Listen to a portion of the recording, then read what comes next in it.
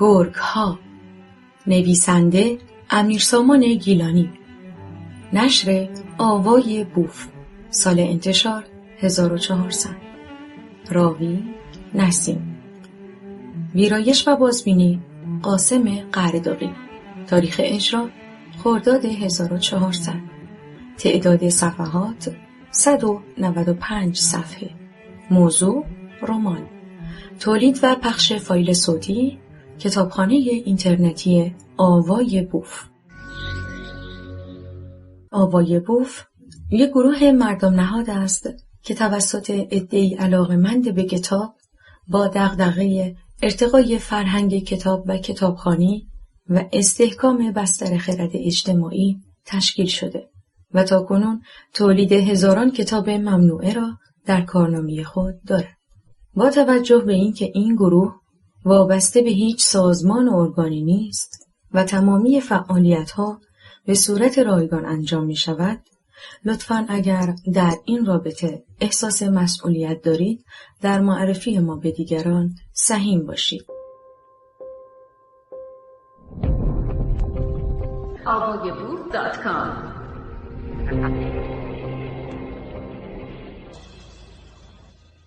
بخش اول. 1. اسفندیار دستش را از پنجره اتوبوس به بیرون دراز کرد و دست مادرش را گرفت و فشار داد. مادر، نگران نباش، زنگ میزنم، نامه میدم. باشه عزیزم. سعی کرد گریه نکند. وقتی جات مشخص شد حتما اطلاع بده. سر و صدای جوانانی که به سربازی اعزام می شدند و گفتگوی آنها با بدرقه کنندگان از یک سو و صدای رعد و برق و باران از سوی دیگر مانع شنیدن واضح حرف ها می شد. اسفندیار داد زد: مادر جان، خیالت راحت باشه. اتوبوس حرکت کرد و دستهای زیادی از هم جدا شدند. حال فقط دستها را تکان می دادند. درست در همین لحظه بغضش ترکید و زار زار گریست. با خود فکر می کرد: آه اسفندیار عزیز، رفتی و مرا با خواهر کوچکت و مردی معتاد تنها گذاشتی. باران سیلاسا می بارید و همه چیز از آدمها، ماشینها، خانهها و زمین و زمان را می شست. وقتی به خانه رسید سر تا پایش خیس و لباسها به تنش چسبیده بود. اشکهایش با باران قاطی شده بود و هیچ کس نمی فهمید که او گریه می کند. کتایون پرسید: مادر، داداش رفت؟ آره دخترم. گوشه اتاق نزدیک بخاری مردی چرت می زد. در کنارش یک زیر سیگاری پر از ته سیگار و یک استکان خالی چای بود. کی اومده؟ نزدیک ظهر. پرسید مادر کجا رفته؟ چی گفتی؟ گفتم با داداش رفته. داداش میره سربازی. خب چی گفت؟ هیچی. نشست، چند تا چای ریختم خورد و مرتب دود کرد. من کمی پنجره رو باز کردم. داشتم خفه می شدم. فریاد زد: در رو چرا باز کردی؟ سرد دختر. من هم در را بستم. زن به اتاق دیگر رفت و لباسهای خیسش را عوض کرد و موهایش را خشک کرد و در همان حال جلوی آینه صورتش را دید. لحظه ای آرام در آینه خیره شد. هنوز از جوانی بهره داشت. 18 سال زندگی مشترک او را شکسته بود، ولی چشمها و ابروی مشکی و کشیده همچون آهویی او را می‌نگریست. چند چین نازک در صورت افتاده بود، اما پوست هنوز صاف و صورت کشیده و جذاب بود. با حسرت جوانی و سالهای عمر از دست رفته بی اختیار اشک ریخت. به اتاق نشیمن برگشت. مرد بیدار شده بود. وقتی او را دید پرسید: این درسته پروین؟ چی؟ درسته اسفندیار رفته سربازی؟ آره؟ خب آره رفته. پس چرا من خبر ندارم زن؟ تو از چی خبر داری؟ تو خبر داری اوضاع زندگی چطوره؟ خبر داری پول و پله‌ای نمونده؟ خبر داری برای ثبت نام مدرسه یکتایون چقدر قرض کردم؟ اون اسفندیار بیچاره دانشگاه غیر دولتی قبول شد. واسه نداشتن پول شهریه رفت سربازی. تو از چی خبر داری مرد؟ تو فقط در فکر بنگ خودتی. باز که شروع کردی پروین. ببین من که هرچه از اداره میگیرم میدم به شما. دیگه چی از جون من میخواین ها؟ آره، هرچی میگیری ما میخوریم. بیچاره، نصف حقوقت میره واسه مواد. مرد با عصبانیت استکان چای را به طرف صورت زن پرت کرد. استکان روی پیشانی پروین شکست. خون از صورتش جاری شد. کتایون با صدای فریاد مادرش به اتاق آمد. مادر چی شده؟ زن آهسته وسط اتاق دراز کشید. کتایون از دیدن خون وحشت کرد. شروع کرد به گریه. یه حوله، یه پارچه تمیز بده کتایون، زود باش. دخترک دست پاچه شد. خلاصه یک پارچه تمیز پیدا کرد و پروین آن را محکم روی پیشانی فشار داد. بعد با پارچه دیگری خون صورت را پاک کرد. کتایون عزیزم، نترس، طوری نیست. مرد بلند شد. لباس پوشید و از خانه بیرون رفت. درمانگاه شلوغ بود. پرستار با عذرخواهی از سایر بیماران فوراً زنی را که پارچه خونی روی صورتش نگه داشته بود به داخل اتاق هدایت کرد و روی میز معاینه خواباند. دکتر نسبتاً مسنی با ریش پروفسوری وارد شد. ها، چه شده خانم؟ دستت را بردار ببینم. اوه، عجب زخم عمیقی. پارچه خونی را دور انداخت و چند گاز استریل را روی زخم گذاشت و فشار داد. با پا صندلی را کنار تخت کشید و به پرستار دستور داد ست بخیه را باز کند و دستکش بدهد. خب، تعریف کن ببینم. چه شده؟ کی تو را زخمی کرده؟ حتما با شوهرت دعوا کردی، نه؟ کتایون با اشاره پرستار از اتاق بیرون رفت. چرا حرف نمیزنی خانم جوان؟ پروین اشک ریخت و چیزی نگفت. پرستار وسایل را آماده کرد. دکتر دستکش پوشید. زخم را شست. اطراف آن را ضد عفونی کرد. یک پارچه استریل که وسط آن سوراخ بود روی زخم انداخت. به اطراف آن ماده بی‌حسی تزریق کرد. در همان حالی که مشغول بخیه کردن بود، کنار تخت نشست. ساعد هر دو دستش روی سینه زن مجروح بود. پروین به زیرکی دریافت که دکتر در حین کار با آنها به پستانش فشار می‌دهد. خود را کمی جمع کرد. خب، نگفتی چه شده؟ پرستار متوجه قضیه بود. به میز نزدیک شد. چه کار داری دکتر؟ کارت رو بکن. حتما با شوهرش اختلاف داشته. نکنه شوهرش معتاده؟ ها؟ پروین با تکان سر تایید کرد و پرستار با تأسف به زندگی لعنت فرستاد. همینه. نگفتم؟ من میدونم این زنهای جوان اسیر این معتادها شدن. آدم دلش میسوزه. واقعاً که. کار بخیه تمام شده بود. دکتر همچنان با ساعد دست به سینه زن فشار می آورد. ببین عزیزم، نگران نباش. خوب دوختم، طوری که معلوم نشه. واقعاً حیف نیست زن زیبایی مثل شما اسیر همچین جانوری بشه؟ خلاصه دستهایش را از روی سینه پروین برداشت. زن نفس راحتی کشید. آنقدر از درد تزریق و بخیه ناراحت نشده بود که از فشار دستها. احساس می‌کرد که نیم ساعتی اسیر جانور تازه‌ای شده است. دقایقی بعد نسخه اش را گرفت و با کتایون آنجا را ترک کرد. قبل از رفتن دکتر گفت: خانم جوان، هر وقت مشکلی داشتی به من زنگ بزن. 2.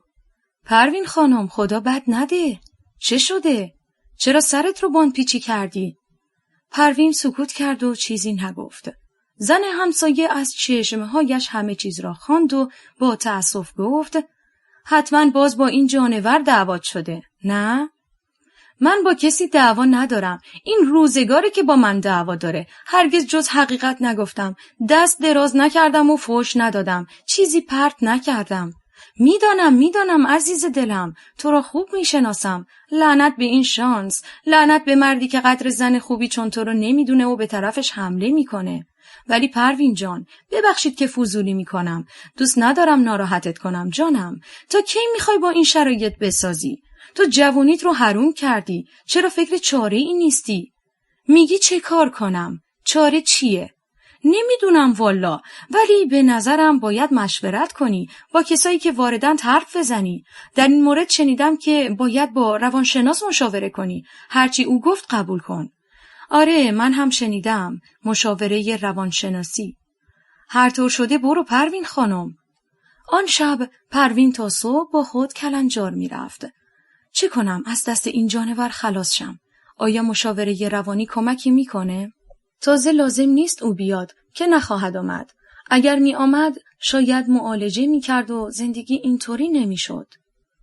خلاصه صبح بعد از پرسجوی زیاد به اداره بهزیستی رفت و برای مشاوره روانشناسی وقت گرفت. از اسفندیار هنوز خبری نداشت. زنگ نزده بود. دلشوره داشت. پروین در چنبر زندگی با مشکلات فراوان، نداری، مریضی، نگرانی فرزندان، آرزوها و حسرت جوانی از دست رفته دست و پا می‌زد. می‌دانست از جوانیش اندکی باقی مانده است. هنوز به زندگی و رهایی از چنگال دیوی که در دامش بود امید داشت. برای پانسمان زخمش به درمانگاه رفت و با پرستار صحبت کرد. نمی‌خواست پزشک را ببیند. از رفتارش خاطره خوبی نداشت. پرستار پانسمانش را عوض کرد. داروهایت را می‌خوری؟ آره، مرتب. 4 روز دیگر واسه برداشتن بخیه بیا. خودم درش میارم. نترس عزیزم. خیلی ممنون. لطف کردی. خدا حافظ. دکتر روانشناس مرد میانسالی به نظر می رسید که تحریش کمی داشت و موهای سرش تا روی گوشهایش را پوشانده بود. پشت میز نشسته بود و با عینک ته استکانی به چشمای پروین نگاه می کرد. مشکل چیه خانم؟ آقای دکتر، من 18 ساله ازدواج کردم. 1 پسر سرباز دارم و 1 دختر دانش آموز. شوهرم کارمنده. معتاده، خسته شدم، کلافه‌ام. شما بگویید راه چاره چیست؟ منو راهنمایی کنید. صبر کنید، آرام باشید. لحظه ای سکوت کرد. سرت چه شده؟ پاره شده، بخیه کردم. کتکت زده؟ آره، عادتشه چیز پرت میکنه. 2 روز پیش استکان را به طرفم پرت کرد. عجب. خب، چند سالته خانم؟ 36 سال. شوهرت را دوست داری؟ پروین لبخند تمسخرآمیزی زد و سکوت کرد. او چی؟ شما را دوست دارد؟ این بار با عصبانیت و تعجب از سؤال روانشناس پاسخ داد. چرا اینهاش؟ به سرش اشاره کرد. خیلی دوستم داره. باشه عصبانی نشوید. شما خانم جوان و زیبایی هستید. حیف اسیر چنین آدمی باشید. ببینم فرمودید معتاده؟ دلیل و مدرکی دارید؟ دلیل؟ چه دلیلی؟ هر شب میره بیرون تا چند ساعت بعد از نیمه شب برمیگرده. چند بار گرفتنش. میخواستن از اداره اخراجش کنند. من واسطه شدم. از رئیس اداره خواهش کردم. گفتم من با 2 بچه چه کار کنم؟ ازش تعهد گرفتند. ولی مگر تمام شد؟ پروین سکوت کرد و سرش را پایین انداخت. روانشناس در حالی که با انگشتانش روی میز ضرب می‌گرفت، دقیقاً توی چهره زن نگاه می‌کرد. چه صورت زیبایی! پروین سرش را بلند کرد. نگاه‌های روانشناس بسیار خیره و سنگین بود. دوباره سرش را پایین آورد و کمی سرخ شد. میگید چه کنم؟ شما باید به دادگاه خانواده برید و درخواست طلاق کنید. باید مدارک لازم هم داشته باشید. مدارکی که ثابت کنه معتاد است. بله، نظر من همینه. حیف اسیر چنین موجودی باشید. البته اگر جدا شدید، هر کمکی از بنده خواستید در خدمت هستم. این جمله‌های آخر به نظرش خیلی آشنا آمد. پروین یادش آمد که دکتر درمانگاه هم گفته بود حیف اسیر جانور بشه و هر کمکی لازم داره در خدمته. ظهر روز بعد نامه‌ای از اسفندیار رسید. پروین خیلی خوشحال شد. بلافاصله نامه را باز کرد. کتایون گفت بده من بخونم. باشه دخترم، و نامه را به دست او داد. گفته بود در یکی از پادگان‌های مرزی است. حالش خوب است و نگران نباشند. 3. کتایون، من امروز صبح میرم دادگاه. ممکنه تا ظهر گرفتار باشم. به دایی زنگ بزن. بگو اگه وقت داره سری به من بزنه. تلفنش جواب نمیده. خدا حافظ مامان. پروین طول کوچه باریک و گلی را تا سر خیابان پیمود. تازه یادش آمد که برای کشیدن بخیه به درمانگاه برود، ولی فعلا از این کار صرف نظر کرد. باشه تا فردا. وقتی رسید سوال کرد آقا برای درخواست طلاق کدام قسمت باید برم؟ انتهای راهرو دست راست، فرم بگیر پر کن. فرم را گرفت. در گوشه ای نشست و به سوالات پاسخ داد. بعد درخواست را برای شماره گذاری برد. خانم صفه، نمیبینی؟ پروین برگشت. یک صف طولانی. همه ورقه در دست برای شماره زدن کنار راه رو بودند. فکر کرد این همه درخواست طلاق دارند؟ چاره ای نبود. باید صبر می کرد. تازه اول راه بود. توی صف زنهای جوانی که چند سال زندگی مشترک داشتند دیده می شدند. پروین با خیلی ها در آن صف صحبت کرد.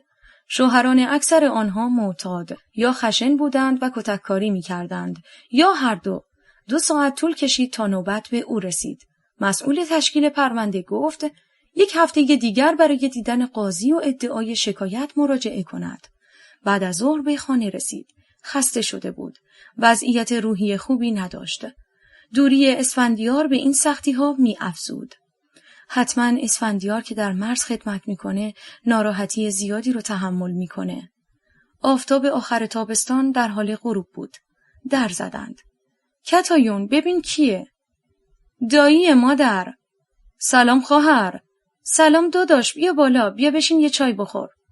کار دارم، میخوام برم. پیغام داده بودی، کاری داشتی؟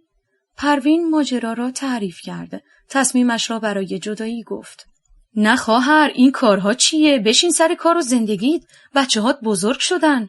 نزدیک 20 ساله تو این زندگی هستی. خوب نیست. پروین روسری را که به پیشانی بسته بود باز کرد. چی میگی داداش؟ من دیگه خسته شدم. نگاه کن. به پیشانی اشاره کرد. چرا باید تا آخر عمر تحمل کنم؟ گیرم چند سال بیشتر زنده نباشم، ولی میخوام راحت باشم، آزاد باشم، بدون دلهره و ترس زندگی کنم. عجب، پس اینطور اقدام هم کردی؟ بله، رفتم دادگاه خانواده، فرم درخواست را پر کردم. هفته دیگر باید برم. باشه خواهر، حالا که تصمیمت رو گرفتی من هفته دیگر همراهتم. ببینم چی میشه.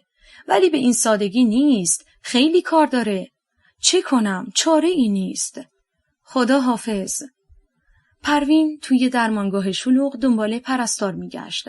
همان که قول داده بود کمکش کنه تا دوباره نزد پزشک نرود. هنوز فشار دستهای دکتر را روی سینه اش احساس میکرد و از این حالت نفرت داشت. او خود میدانست که زیبایی چهره و تناسب تن و اندامش نظر بعضی مردها را جلب میکند و این نشان از باقی مانده جوانی اوست که عده‌ای با نگاه‌های هرزه و با حالتی حریصانه قصد خوردنش را دارند. بدن و اندامها را در زیر چادر پنهان کرده بود، اما صورت او به خصوص چشمهایش چنان می‌درخشید که هر کس یک بار می‌دید فراموش نمی‌کرد. پرستار خیلی زود او را شناخت. سلام خانم. اوه، سلام خانم پرستار. دنبالت می‌گشتم. به من قول داده بودی یادم عزیزم، همراه هم بیا. او را به اتاق کوچکی جنب اتاق معاینه برد. چشمان پروین زیر نور چراغ درخشش زیبایی داشت. پرستار لبخندی زد و گفت میدونی تقصیر دکتر نبود. چشات مثل آهو میمونه. نمیدونم، شاید من هم اگر مرد بودم عاشقت میشدم خانم. اسمت چی بود؟ پروین. سرخ شد. آره پروین خانم. نکنه الان بیاد. نه، مشغول مریض هاست. زود تموم میشه. بعد به سرعت با پنس و قیچی بخیه را برداشت. چیزی نباید بدم؟ قبضی، پولی؟ پروین خانم، مهمان منی. زود بزن به چاک تا این دکتر تو رو ندیده. برای من هم بد میشه. قربونت عزیزم، تو خیلی مهربونی. چطور زحمتت رو جبران کنم؟ فدات شم. برو به سلامت، زود باش. پروین به سرعت درمانگاه را ترک کرد. 4. گروهبان تمام سربازها را به خط کرد و روبروی آنها ایستاد و با دقت آنها را بررسی کرد. تو سرباز، بیا جلو. سربازی از صف خارج شد و به طرف گروهبان رفت و احترام گذاشت و راست ایستاد. بله قربان. گروهبان یک چک محکم به گوش وی نواخت و فریاد زد گوساله بی انضباط، 2 روز بازداشت هستی. سرباز گیج و مات شده بود. اشک در چشمانش جمع شد. چرا قربان؟ گروهبان با دست به شلوارش اشاره کرد. دکمه های شلوارش باز بود. گویا بیچاره بعد از دستشویی متوجه نشده بود. قربان ببخشید، عمدی نبود. گاهی پیش میاد. لطفاً ببخشید. گروهبان رضایت نداد و او با 2 نگهبان به طرف زندان هدایت شد.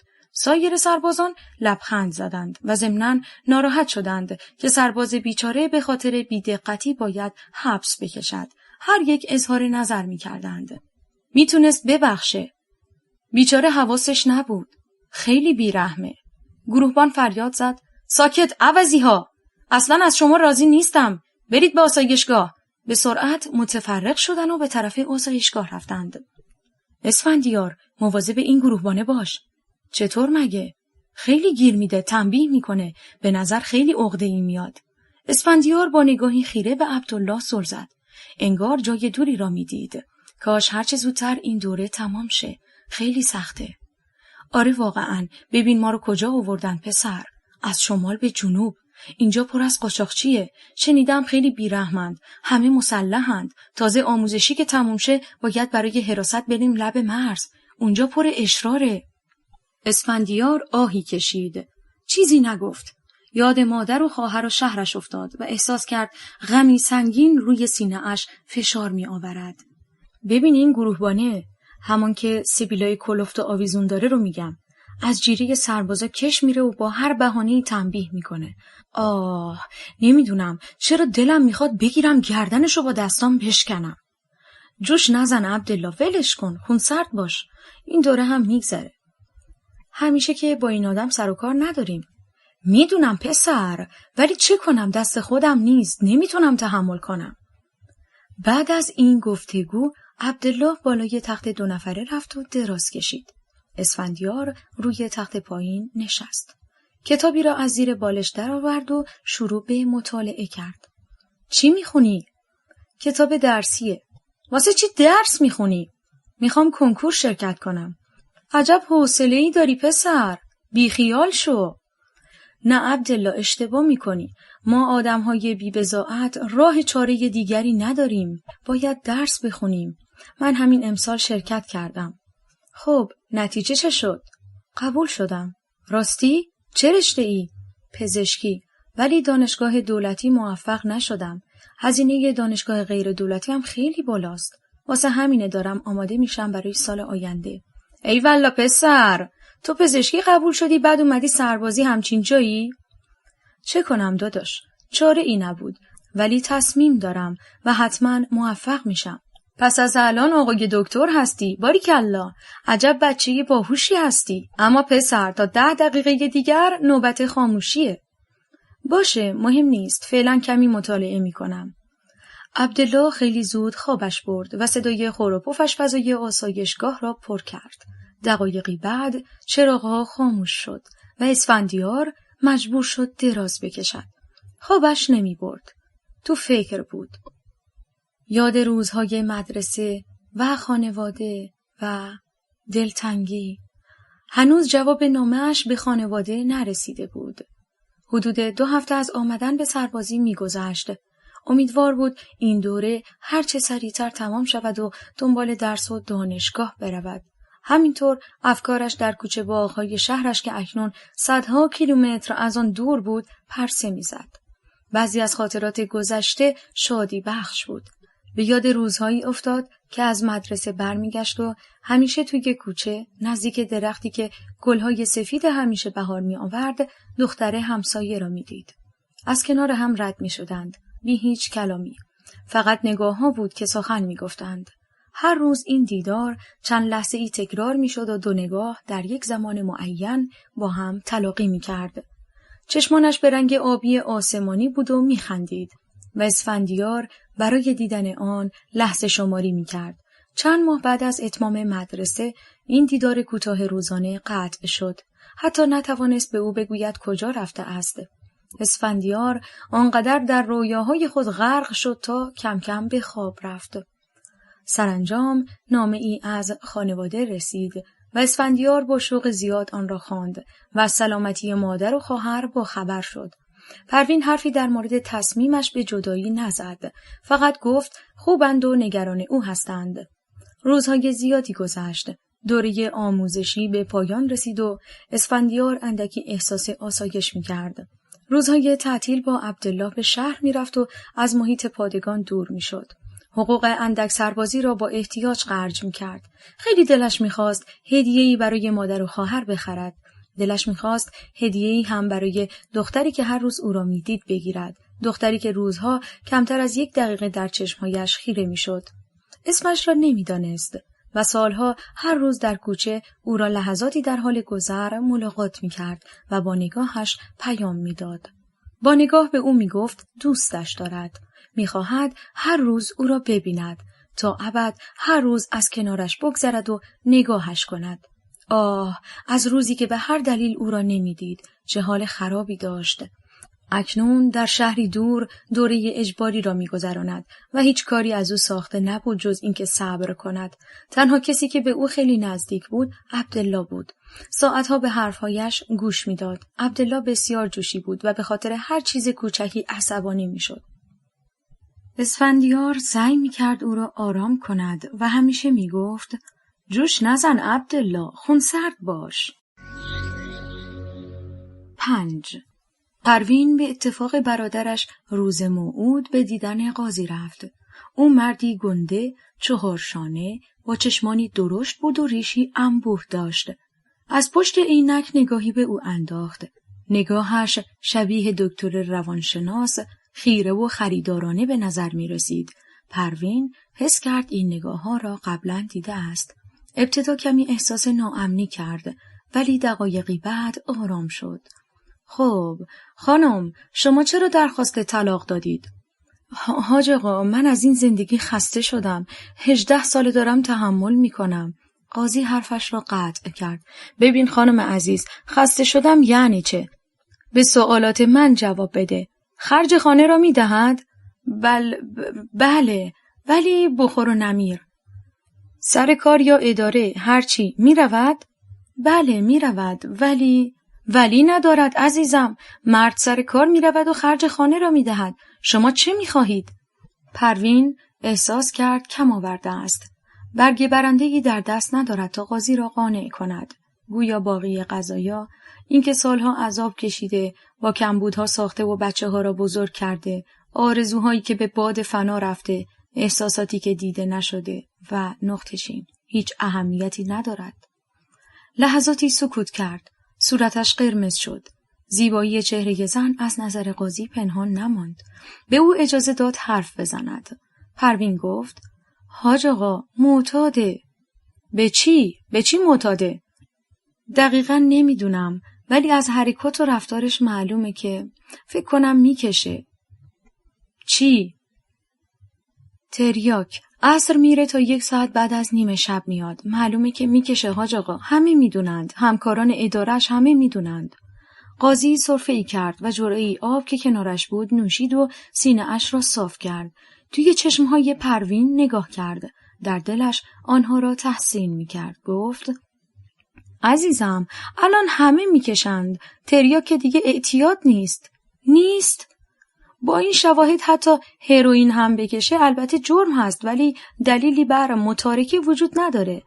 الان فقط شیشه. گرفتی چه گفتم جانم؟ فقط شیشه.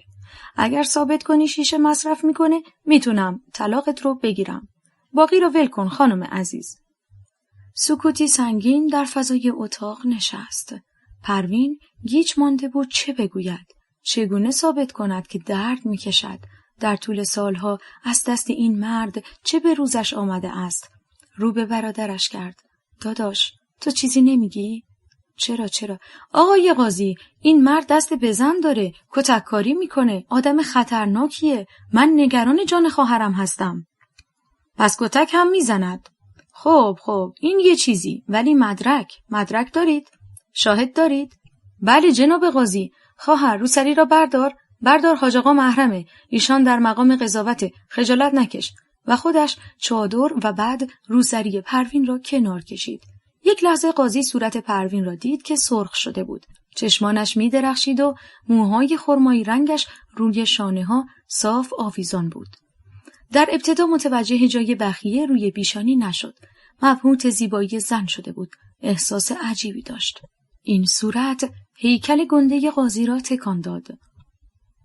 ملاحظه کنید، خط بخیه را می بینید؟ البته دکتر درمانگاه خوب ترمیم کرده بود و اثر کمی به جا مانده بود و هیچ از زیبایی صورت نمی‌کاست. استکان رو تو صورتش پرت کرد، خونریزی کرد و عجب. معلوم نبود از دیدن جای بخیه عجب میگوید یا زیبایی پروین او را به تعجب واداشته. عجب، پس اینطور. بله جناب قاضی، جان خواهرم در خطره. یه فکری بکنید. فرض کنید این زن همشیره شماست. خلاصش کنید حاج آقا. اما قاضی اصلا نمیتوانست فکر کند این زن همشیره او باشد. احساس دیگری داشت. در دل میگفت ای کاش همسرم بود. پروین روسری را گذاشت و حجابش را منظم کرد. صورتش مثل آتش در زیر نگاه‌های قاضی میسوخت. چیزی نمیگفت. برادرش هم ساکت بود. قاضی چشم از او برداشت. سرش را پایین انداخت و آهسته زیر لب گفت لا اله الا الله. عجب. خب خانم، اجازه بدهید در این مورد فکر کنم که چه کار میتوانم بکنم. ضمناً شما باید به پزشکی قانونی برید و در جواب این نامه طول درمان بگیرید. این به نفع شماست عزیزم. دارم به شما کمک میکنم. میفهمید؟ بله حاج آقا میفهمیم. من از طرف خواهرم تشکر میکنم. خدا شما را حفظ کند. بسیار خوب. شما هفته دیگر تشریف بیاورید. جواب پزشک قانونی را بیاورید. لازم نیست حتما همراه داشته باشید. اگر شوهرتان اومد چه بهتر، وگرنه تنها مراجعه کنید. روز بخیر.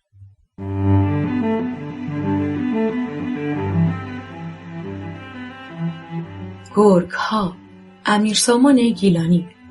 راوی نسیم.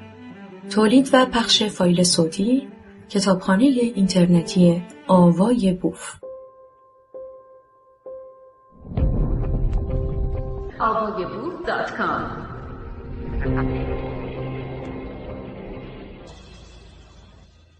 6. زمان دومین دیدار با قاضی ساعت 6 عصر بود. پروین وقتی وارد اداره شد از خلوت بودن آنجا تعجب کرد. نگهبان پرسید با که کار دارد؟ پروین گفت با قاضی قرار ملاقات دارد. او اشاره کرد به طبقه دوم، اتاقی که چراغش روشن بود. هوا تاریک بود. پاییز به انتها نزدیک می شد. روزها کوتاه شده بود. پروین به سمت پله‌ها طبقه اول و سپس طبقه دوم رفت. تمام ساختمان خالی بود. در دلش گفت چرا این ساعت وقت داده؟ چرا تأکید داشت تنها بیاید؟ ترسید. منشی قاضی هم رفته بود. چند ضربه به در زد. بفرمایید. در را باز کرد. قاضی سرش پایین بود. پرونده ای روی میز باز و چراغی بالای سرش روشن بود. سلام کرد. سلام خانم، بفرمایید بنشینید. منتظر بودم. با چادر بلند تمام اندام و تنش را پوشاند. تنها صورتش معلوم بود. قاضی چراغ روی میز را روشن کرد و کمی آن را به طرف او چرخاند. حال تمام صورتش زیر نور می درخشید و قاضی با چشمان درشتش با تحسین و ولع خاصی به آن می نگریست. لحظاتی سکوت سنگین در فضای اتاق حکم فرما شد. پروین از نگاه مستقیم به قاضی واهمه داشت. اما قاضی از دیدن چشمهایش، صورتش و لطافت آن لذت می برد. دلش می خواست ساعتها بدون هیچ حرفی به او نگاه کند. در چهره قاضی نوعی درماندگی بود. حاج آقا بفرمایید. این جواب پزشک قانونیه. قاضی نگاهی به نامه انداخت. 1 ماه طول درمان درخواست شده بود. نامه را کنار گذاشت و دوباره به چهره زن زل زد. تکلیف چیه حاج آقا؟ بله، درست میشه. نگران نباشید. من تصمیم دارم مشکل شما را حل کنم. خدا حفظتان کنه. البته شرط دارد. شرط؟ چه شرطی حاج آقا؟ قاضی جواب نداد. از جایش بلند شد. از پشت میز به طرف او آمد و روی صندلی کنار او نشست. پروین گرمای نفسهای او را حس کرد. قلبش به تپش افتاد. خدای من.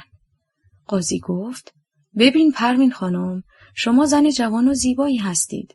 فردا که طلاق گرفتید زنی مثل شما در این جامعه خیلی توی دید هست. خیلی ها پاپی شما میشند. میدونید چی میگم؟ بله حاج آقا میفهمم. مزاحم را میگید، درسته؟ احسنت. درست فهمیدید عزیزم. خب پس باید در فکر چاره باشید. چاره؟ چه چاره ای حاج آقا؟ الان عرض میکنم. باید به فکر عوارض بعد از هر کاری بود و از قبل چاره ای برای آن پیش بینی کرد. اینکه چطور بتوانم کار شما را درست کنم، حکم طلاق شما را بگیرم، مشکل بزرگی است، اما من حل می کنم. ولی فکر کنید از فردای جدایی چه گرگ‌هایی در کمین شما خواهند بود. چه کسی شما را حمایت می کند؟ توجه کنید، بدون سرپرست توی این جامعه تنها. منظورم را متوجه هستید؟ پروین گیج شده بود. چه می خواهد بگوید؟ بله حاج آقا، میدونم همینطوره. بارک الله، احسنت. شما زن فهمیده ای هستید. پس باید الان در فکر چاره باشید. میگید چه کنم؟ من مواظب خودم هستم. شما لطف کنید کار منو درست کنید. خب من هم در فکر کار شما هستم عزیزم. میخوام در ضمن از شما محافظت کنم. منظورتان چیست؟ منظورم روشنه. والله منظورم روشنه. میخوام شما را زیر چتر خودم بگیرم. بله، میخوام از شما محافظت کنم. میخوام حاشیه امن داشته باشی تا هر ناکسی نخواد خدایی ناکرده به شما تعرض کنه. من برای شما چی میخواهید بگید حاجی؟ میخوام صدایش به لرزه افتاد. میخوام بگم به عقد من در بیایید، صیغه من بشید. خون توی صورت پروین دوید. چهره‌اش سرخ و داغ شد. لبهایش شروع به لرزیدن کرد، ولی نمیتوانست باز شود و حرفی بزند. قاضی با دیدن صورت، چشمها و لبهای او بیشتر کلافه شد و اشتیاق عجیبی به او پیدا کرد. از پشت چادر برجستگی‌های بدنش را دنبال می‌کرد. هر لحظه ممکن بود بی اختیار با دستش او را به طرف خود بکشد. اما هنوز جرأت این کار را نداشت. تون نفس میزد و صدای قلبش را که به قفسه سینه اش میکوفت میشنید. دستش را توی انبوه ریش صورت فرو برد و گفت لا اله. پروین سرش را پایین انداخت. نمیدانست چه کند. دلش میخواست بلند شود و فرار کند، ولی قاضی سر راهش نشسته بود. احساس خطر میکرد. او مستقیما نگاهش میکرد و از او درخواست داشت. ببین پروین خانم، یک کلمه بله بگویی به من محرم میشوی. خیال هر دوی ما جمع میشود. حاجی، خجالت آور است. بس کنید. این چه حرفی میزنید؟ من هنوز جدا نشدم. شما میخواهید عقدم کنید؟ من برای کار دیگری اینجا آمدم. درسته پروین خانم، درسته، اما من طاقت نیاوردم. دست خودم نیست. از شما خوشم میاد. چه کنم؟ یک قول بده به من. خلاص، من هم قول میدم مشکلت رو حل کنم. پروین کلافه شده بود. تمام تنش میلرزید. از وحشت جرأت نداشت سرش را بلند کند.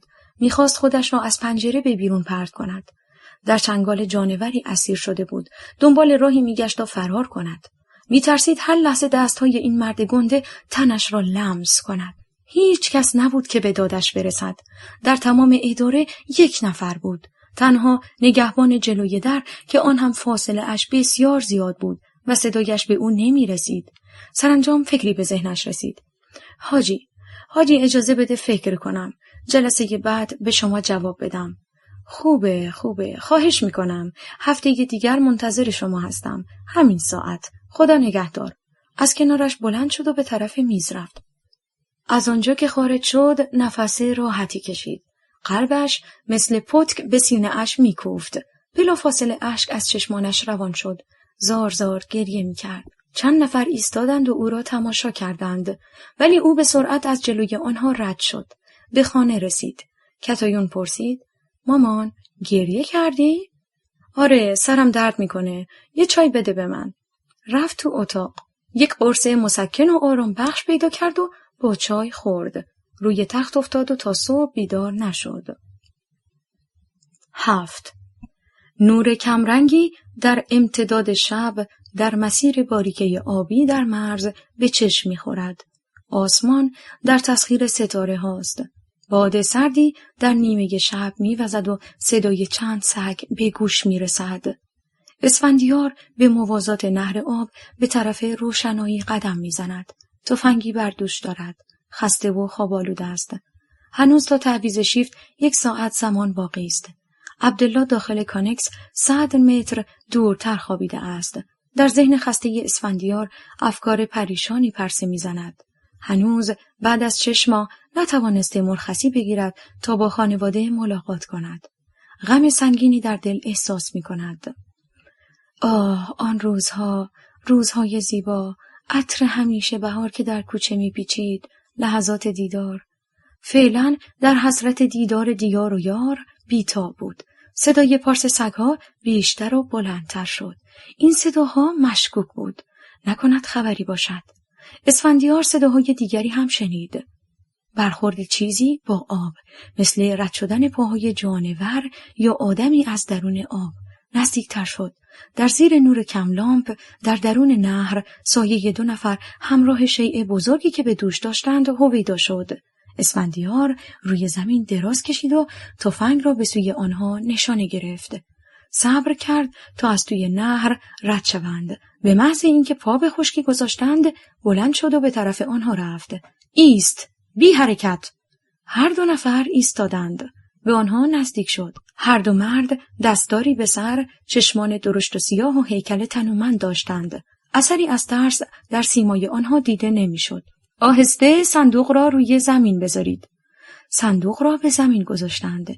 یکی از آنها با لهجه محلی گفت: سرباز، یه چیزی بگیر ولمون کن. صحبت نباشه، دستا روی سر، زود باش. هر 2 دستها را روی سر بردند. اسفندیار به آرامی به پشت سر آنها رفت و کاملا مراقب بود. زانو بزنید، یالا زانو بزنید. آنها امتناع کردند. همان مرد دوباره گفت: سرباز، یه چیزی بگیر، شطور دیدی ندیدی، باشه؟ ساکت شو، زانو بزن. چون اطاعت نکردند، ناچار تیر هوایی شلیک کرد. صدای تیر سکوت شب را شکافت. عبدالله از کانکس بیرون پرید، فریاد زد: اسفندیار، کجایی؟ و به سرعت به آن سو دوید. یکی از 2 مرد زانو زد و دیگری در یک لحظه که اسفندیار به طرف صدای عبدالله برگشت، پا به فرار گذاشت و در دل تاریکی گم شد. ایست! ایست! شلیک تیر فایده ای نداشت.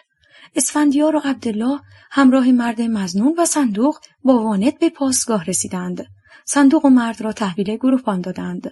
قربان، یکی از آنها فرار کرد. فرار کرد؟ یعنی چی سرباز؟ لیاقت نداشتی؟ اسفندیار سرخ شد. راست ایستاد و چیزی نگفت. گروهبان به طرف مرد مشکوک رفت. توی صندوق چه داری؟ مرد جواب نداد. عبدالله گفت: قربان، مواد و چند قبض اسلحه. گروهبان یک دور کامل اطراف مرد قاچاقچی چرخید و خوب نگاهش کرد. پس از آن در حالی که با دست سبیل بلندش را تاب میداد فریاد زد و چند سرباز را صدا کرد: فوراً صندوق را به اتاق من ببرید. به این مرد دستبند بزنید. مرد بدون کمترین ترسی دستهایش را جلو آورد. دستبند زدند و بردند. کارتان بد نبود. هرچند گذاشتید 1 نفر فرار کند. میخواستم به شما مرخصی بدم، ولی فعلا به سر پست خود برگردید. آفتاب به شدت کانکس آهنی را داغ کرده بود. اسفندیار از گرمای شدید عرق کرده از خواب بیدار شد. خسته بود. دقایقی همانطور روی تخت دراز کشید. یک باره یاد حادثه شب قبل افتاد. بلند شد. آبی به سر و صورت زد. سماور را روشن کرد.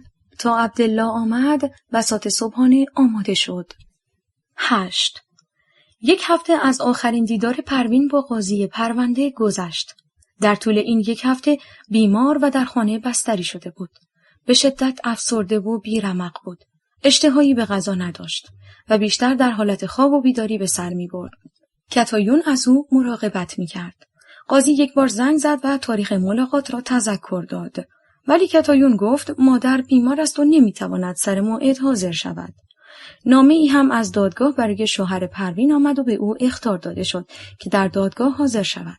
در غیر این صورت غیاباً نسبت به حکم جدایی اقدام خواهد شد. نامه را کتایون به پدرش داد. او بعد از خواندن آن را پاره کرد و دور ریخت. در همین مدت اسفندیار زنگ زد و با مادر و کتایون صحبت کرد و گفت که به زودی آنها را خواهد دید. مادر جان، چرا صدات گرفته؟ مریض شدی؟ چیزی نیست پسرم، خوب میشم. خوشحالم میبینمت. مادر، مراقب خودت باش. باشه عزیزم. پروین پریشان و به شدت غمگین و بی انرژی بود. دل و دماغ هیچ کاری را نداشت. از اتفاقی که برایش افتاده بود با هیچ کس نمیتوانست یا نمیخواست صحبت کند. نمیدانست چه کند. از یک طرف تقریبا در آستانه جدایی بود و از طرفی جانور دیگری انتظار او را میکشید. در دل گفت خدایا چرا خلاص نمیشوم؟ هر طرف میروم گرگی در کمین است. من چه گناهی کردم؟ چرا به دام این هیولا افتادم؟ اسفندیار به مرخصی آمد و بعد از چند ماه توانست خانواده را ببیند. وقتی وارد اتاق شد مادر را در آغوش کشید. آه پسرم، چقدر خوشحالم کردی. مادر جان، میدانی من چقدر منتظر این لحظه بودم؟ میدانی چقدر دلم برای شما تنگ شده بود؟ خدا را شکر که سالم هستی. این دوره هم تمام میشه عزیزم. امیدوارم، ولی خیلی سخته مادر، خیلی. اسفندیار، چقدر لاغر شدی. خب آنجا از نظر تغذیه وضع خوب نیست. پروین مشکل خود را به کلی فراموش کرد. در فکر پذیرایی از پسرش بود. سعی کرد غذای مناسبی برایش تهیه کند. اسفندیار خسته بود، خسته از راهی طولانی. پس خیلی زود برای استراحت به گوشه‌ای پناه برد و به خواب رفت. 2 روز از آمدن اسفندیار گذشت. کمی جان گرفت و سر حال آمد. روز سوم به یاد خاطرات گذشته بی‌طاقت شد. بعد از صفا دادن سر و صورت از خانه بیرون زد. همیشه ظهرها در مسیر بازگشت از مدرسه در سر پیچی از کوچه نزدیک درخت همیشه بهار او را می‌دید. اکنون چند ماهی از آخرین دیدار گذشته بود. آیا او را می‌شناسد؟ به خصوص که موهای سر تراشیده و لاغر شده و چشمهای گود رفته و چهره تکیده او کار را سخت می‌کرد. در همان مسیر رویایی حرکت کرد. درست در همان زمان همیشگی به محل دیدار رسید. خبری نبود. قلبش به شماره افتاد. همانجا زیر درخت ایستاد و منتظر ماند. خدای من، ممکنه دیگه از این راه نیاد؟ راهش را عوض کرده باشه؟ حتما از این که ماها بی خبر به وعدگاه نیامدم از من رنجیده. اشک در چشمان اسفندیار جمع شد. نتوانست خودش را کنترل کند. چند قطره روی زمین زیر درخت چکید. چشمهایش را بست و به فکر فرو رفت. چه کند؟ محبوب او نیامد و با تمام اشتیاقی که داشت ناامید به درخت به تنها شاهد دیدارهای گذشته تکیه داد. لحظاتی در این حالت ماند. چشم را بست و فکر کرد. چگونه پیدایش کنم؟ حتی نامش را هم نمیدانم. در حقیقت آن دیدارهای بی کلام و کوتاه فقط در نگاه خلاصه میشد، نه هیچ چیز دیگر. نزدیک به 1 دقیقه گذشت. انگار در خوابی عمیق فرو رفته بود. باد سردی میوزید و شاخ و برگ درخت را تکان میداد. در میان صداهای باد و تکان برگها انگار صدایی شنید. فکر کرد خیالاتی شده است. ولی باز شنید سلام. چشمهایش را باز کرد. موجودی نازنین که دنبالش بود روبرویش ایستاده و با چشمانی دریایی و لبخند همیشگی به او نگاه می‌کرد. سلام، گم شده بودی؟ اسفندیار قادر به حرف زدن نبود. قلبش به تپش افتاده بود و بی اختیار اشک می‌ریخت. چند لحظه بعد خود را کنترل کرد. نمیدونی چقدر دلم برای لحظه‌های دیدار تنگ شده. من هم. سربازی رفتی؟ آره، چند روز دیگر دوباره برمیگردم. باورم نمیشه دوباره میبینمت. اسمت را به من نمیگی؟ اسفندیار. دستت را به من بده. دستش را روی سینه خود گذاشت. ببین چطور میزنه؟ اگر تو را نمیدیدم در غربت دیوانه میشدم. اسم تو چیه؟ منیژه. منیژه، راضی بودم تا آخر دنیا فقط روزی 1 لحظه ببینمت. چند آبر از کنار آنها گذشتند و کنجکاوانه نگاه کردند. خب، من دیگه باید برم. فکر کنم برای امروز کافیه. فردا دوباره میبینمت، نه؟ اسفندیار سرش را به حالت تایید تکان داد. دستش را رها کرد. چند روزی به این ترتیب گذشت و 2 دلداده دقایقی یکدیگر را ملاقات کردند. آخرین روز هر دو بیتاب بودند. فردا باید برگردم به محل خدمت. شاید چند ماهی نبینمت. خیلی سخته. چه کار میشه کرد؟ هیچ. خدا حافظ عزیزم. 9. یک هفته بعد اسفندیار و عبدالله در روز تعطیل در شهر مرزی در کافه نشسته بودند. چای می‌خوردند و گپ می‌زدند. عبدالله پرسید: خب خوش گذشت؟ چی بگم جانم، خیلی زود گذشت. باور کن با حالت بدی شهر را ترک کردم. دلم نمیخواست از خانواده جدا شم، ولی چاره ای نبود. من هم همینطور پسر. چند روزی که کنار خانواده بودم چقدر خوش گذشت. ولی نگران نباش، این روزها میگذرد، تمام میشود، برمیگردیم به آنجایی که بودیم. راستی عبدالله، جریان اون یارو چی شد؟ کدوم یارو؟ همون دیگه، قاچاقچیه. اونی که گرفتیم تحویل پاسگاه دادیم. اوه پسر، در جریان نیستی؟ نه، چطور مگه؟ جریان چیه؟ ولش کردن رفت. چی؟ ولش کردن رفت؟ یعنی چه؟ یارو یه صندوق جنس مواد مخدر و اسلحه داشت. ولش کردن رفت؟ همدستش چی؟ اونو گرفتن؟ ای بابا، بی خیال پسر. گروهبان چند روز بعد آزادش کرد. جنسش رو هم داد رفت. فکر میکنی کجایی؟ ها؟ اسفندیار گیج شده بود. نمیفهمید قضیه چیه. چطور ممکنه؟ عبدالله گفت: من هم نمیدانستم. چند روز قبل از آدم مطمئن شنیدم. سربازی که گماشته سرگروهبان است.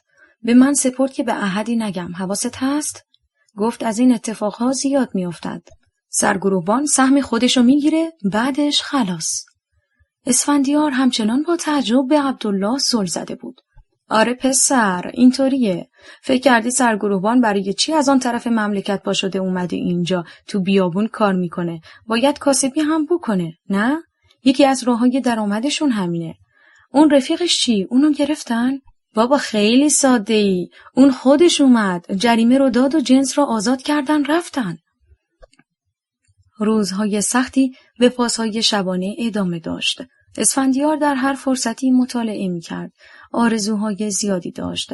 درس، امتحان ورودی دانشگاه، دیدار خانواده و منیژه، اینها مرتب از ذهنش می‌گذشت. چه لحظه‌هایی به یادش می‌آمد وقتی که دست منیژه را گرفته روی سینه می‌فشرد. خدای من، باز تکرار میشه؟ کی؟ سر و صدای داخل پادگان، آسایشگاه، وضعیت بد بهداشت، غذا و روابط اجتماعی اینجا همه چیز آزارش میداد. اما امید به اتمام این وضعیت و موفقیت پیش رو قلبش را روشن میکرد. میدانست که سرانجام همه ناملایمات به پایان میرسد. زمان میگذشت و پروین در وضعیت تردیدآمیزی دست و پا میزد. نمیدانست چه کند. چند بار قاضی زنگ زد و با او صحبت کرد و گفت پرونده آماده اتمام است و تنها بستگی به او دارد.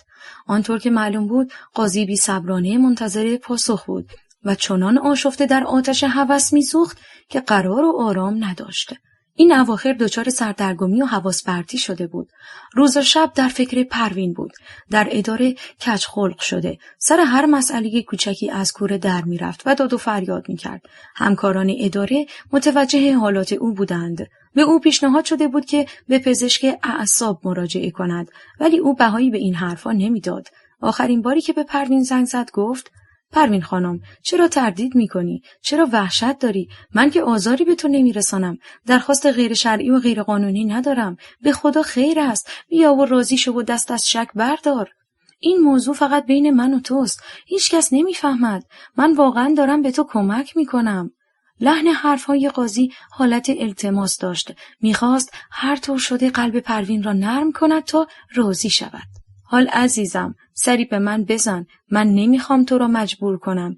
نه پروین خانم، تمام حواسم روی همین پرونده است تا هر طور شده راهی پیدا کنم که شما به نتیجه برسی. حال اگر یک بار دیگه تشریف بیاوری بیشتر توضیح میدهم. اگر هم فعلا تصمیمی نگرفتی اشکالی نداره. شما بیا. سرانجام پروین راضی شد که به دیدار قاضی برود و بگوید که هنوز تصمیم نگرفته است. حرفای آن مرد او را آرام کرده بود. فکر کرد شاید قضیه این پرونده با موفقیت به اتمام رسد. غروب آخر پاییز بود. باد سردی می‌وزید. هوا سیاه و ابری بود. حتی یک ستاره در آسمان دیده نمی‌شد. پروین دلشوره داشت. وقتی به اداره رسید به نگهبان گفت که نوبت دارد و به طرف طبقه دوم ساختمان رفت.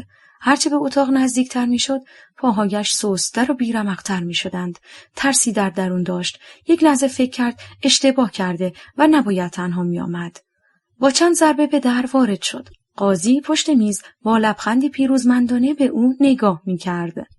نگاهش شبیه نگاه شکارچی بود که منتظر شکار بی حرکت می‌پایید.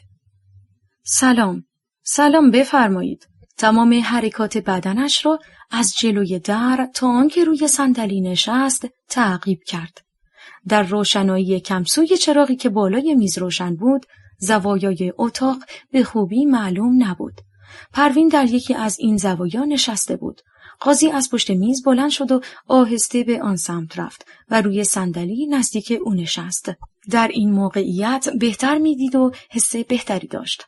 پروین جان، خلاصه اومدی؟ پروین از کلمه جان یکی خورد. قبلا او را خانم خطاب می‌کرد. خیلی صمیمی و نزدیک شده بود. پاسخی نداد. عزیزم، نمیدونی چقدر دلم برات تنگ شده بود. راستش دیگه داشتم ناامید میشدم. میخواستم این پرونده رو کنار بگذارم و فراموش کنم. جواب من چه شد؟ چرا یک کلمه به من نمیگی؟ طاقت ندارم. کمی به او نزدیک تر شد.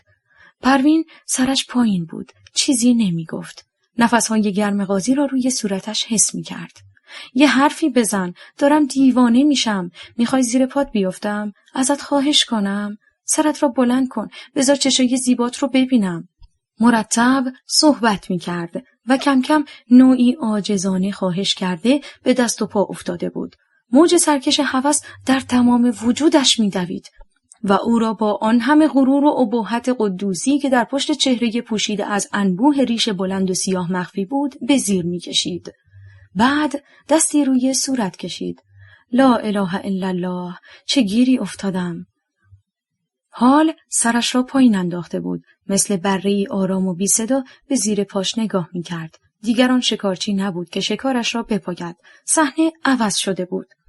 خود حالت شکاری را داشت که جمع شده بود و یک شکارچی بالای سرش او را نگاه می کرد. لحظه ای پروین بسیار متأثر شد. پاشو حاجی، خوب نیست. شما اینطور حرف نزنید. من هنوز نمیتوانم تصمیم بگیرم. من هنوز زن دیگری هستم. چطور میتوانم به شما قول بدهم؟ این قضیه را فعلا تمام کنید. لطفاً برگردید سر جایتان. خوبیت ندارد. اگر کسی شما را اینطوری ببینه. قاضی با دست عرق صورت و پیشانی را پاک کرد. سرش را بلند کرد. صورت زن را دید. قرمز شده بود. چشمهای آهو را دید. گونه‌های برجسته و لب‌های گوشتالو و قرمز. صورت صاف و بی‌نقص. همه این ترکیب به علاوه اندامی که در چادر پیچیده بود او را به لرزه درآورد. دوباره موج خواهشی تند در جانش دوید. پروین بلند شد. تصمیم داشت برود. مرد فکر کرد دیگر چنین فرصتی به دست نمی آید. این آخرین مهلت است. بلند شد. با دو دست او را به طرف خود کشید و دور دست و کمرش حلقه زد و به خود چسباند. زن داد زد. این چه کاریه می کنی؟ خجالت بکش. ولم کن. گوش مرد بدهکار نبود. به سرعت از صورت و دهانش بوسه می رو بود و بیشتر خود را به او نزدیک کرد. میدانست فریاد او به جایی نمیرسد. زن تلاش کرد. یکی از دستهایش را بیرون کشید و صورتش را با کف دست از خود دور کرد. سپس با پا و دست به او ضربه زد و از خود راند. مرد کمی عقب کشید و نفس تازه کرد. خواست دوباره حمله کند، ولی زن با تمام قوا او را به عقب راند و به طرف در اتاق رفت. میخواست هرچه زودتر از چنگال آن جانور رها شود. دیگر هیچ چیز نمیخواست، فقط رهایی از آن اتاق نیمه تاریک و شوم که ماه‌ها زندگیش را به کابوس دردناکی تبدیل کرده بود. به سرعت به طرف در رفت. مرد چادرش را کشید و او به زمین افتاد. یک لحظه احساس کرد سرش گیج میرود. همانجا جلوی در به صورت افتاده حرکتی نمی‌کرد. قاضی تکان نخورد. ترسید شاید آسیب جدی دیده باشد، اما پس از آنکه زن شروع به گریه کرد فهمید بیهوش است. به طرفش رفت و کنارش دراز کشید. با دستش سر و صورتش را نوازش کرد. بعد او را بوسید و او را به خود نزدیک کرد. با دست شانه‌ها، صورت و سینه‌اش را لمس کرد. زن بی طاقت و بی حال افتاده بود و نای حرکت نداشت و مرد از این حالت او بیشتر سود می برد. خلاصه پروین خود را جمع کرد. با هرچه نیرو که داشت یک باره با کف پایش به شکم او زد و به طرف صندلی پرت کرد. بلند شد و در حالی که چادرش را در دستش پیچیده بود از اتاق بیرون پرید. در میان انبوه درختان راه می رفت. هوا رفته رفته تاریک تر می شد.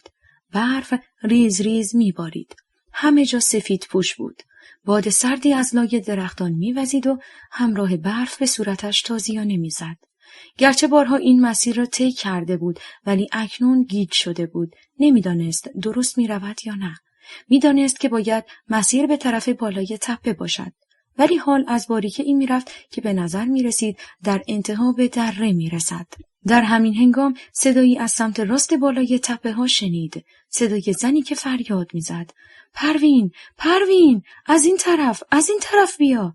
این صدای خواهرش بود که او را راهنمایی می‌کرد که به طرف بالا برود. سعی کرد جواب او را بدهد، ولی احساس می‌کرد هیچ صدایی از حلقش در نمی‌آید. خسته شده بود. سرما و باد و برف مانع گام او می‌شد.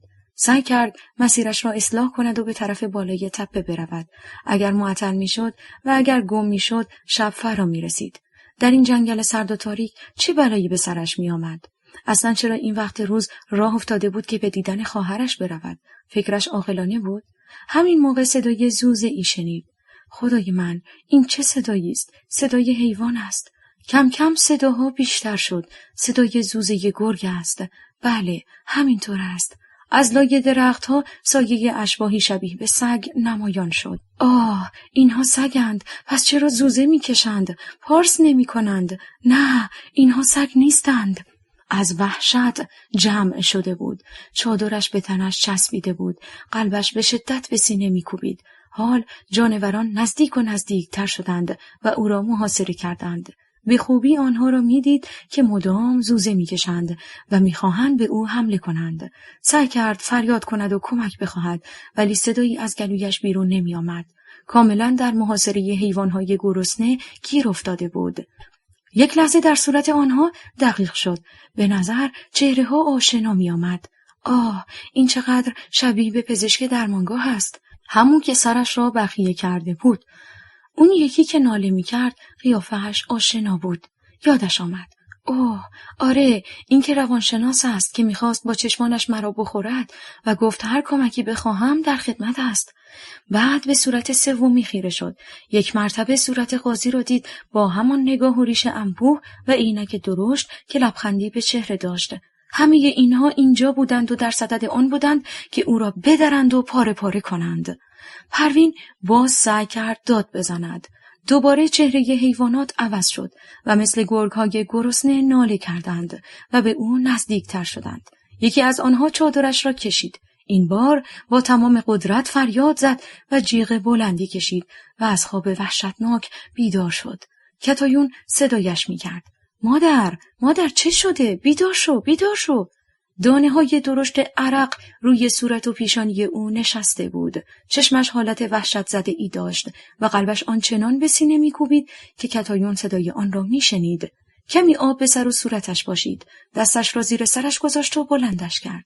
آه، مادر جون، چه شده؟ خواب دیدی؟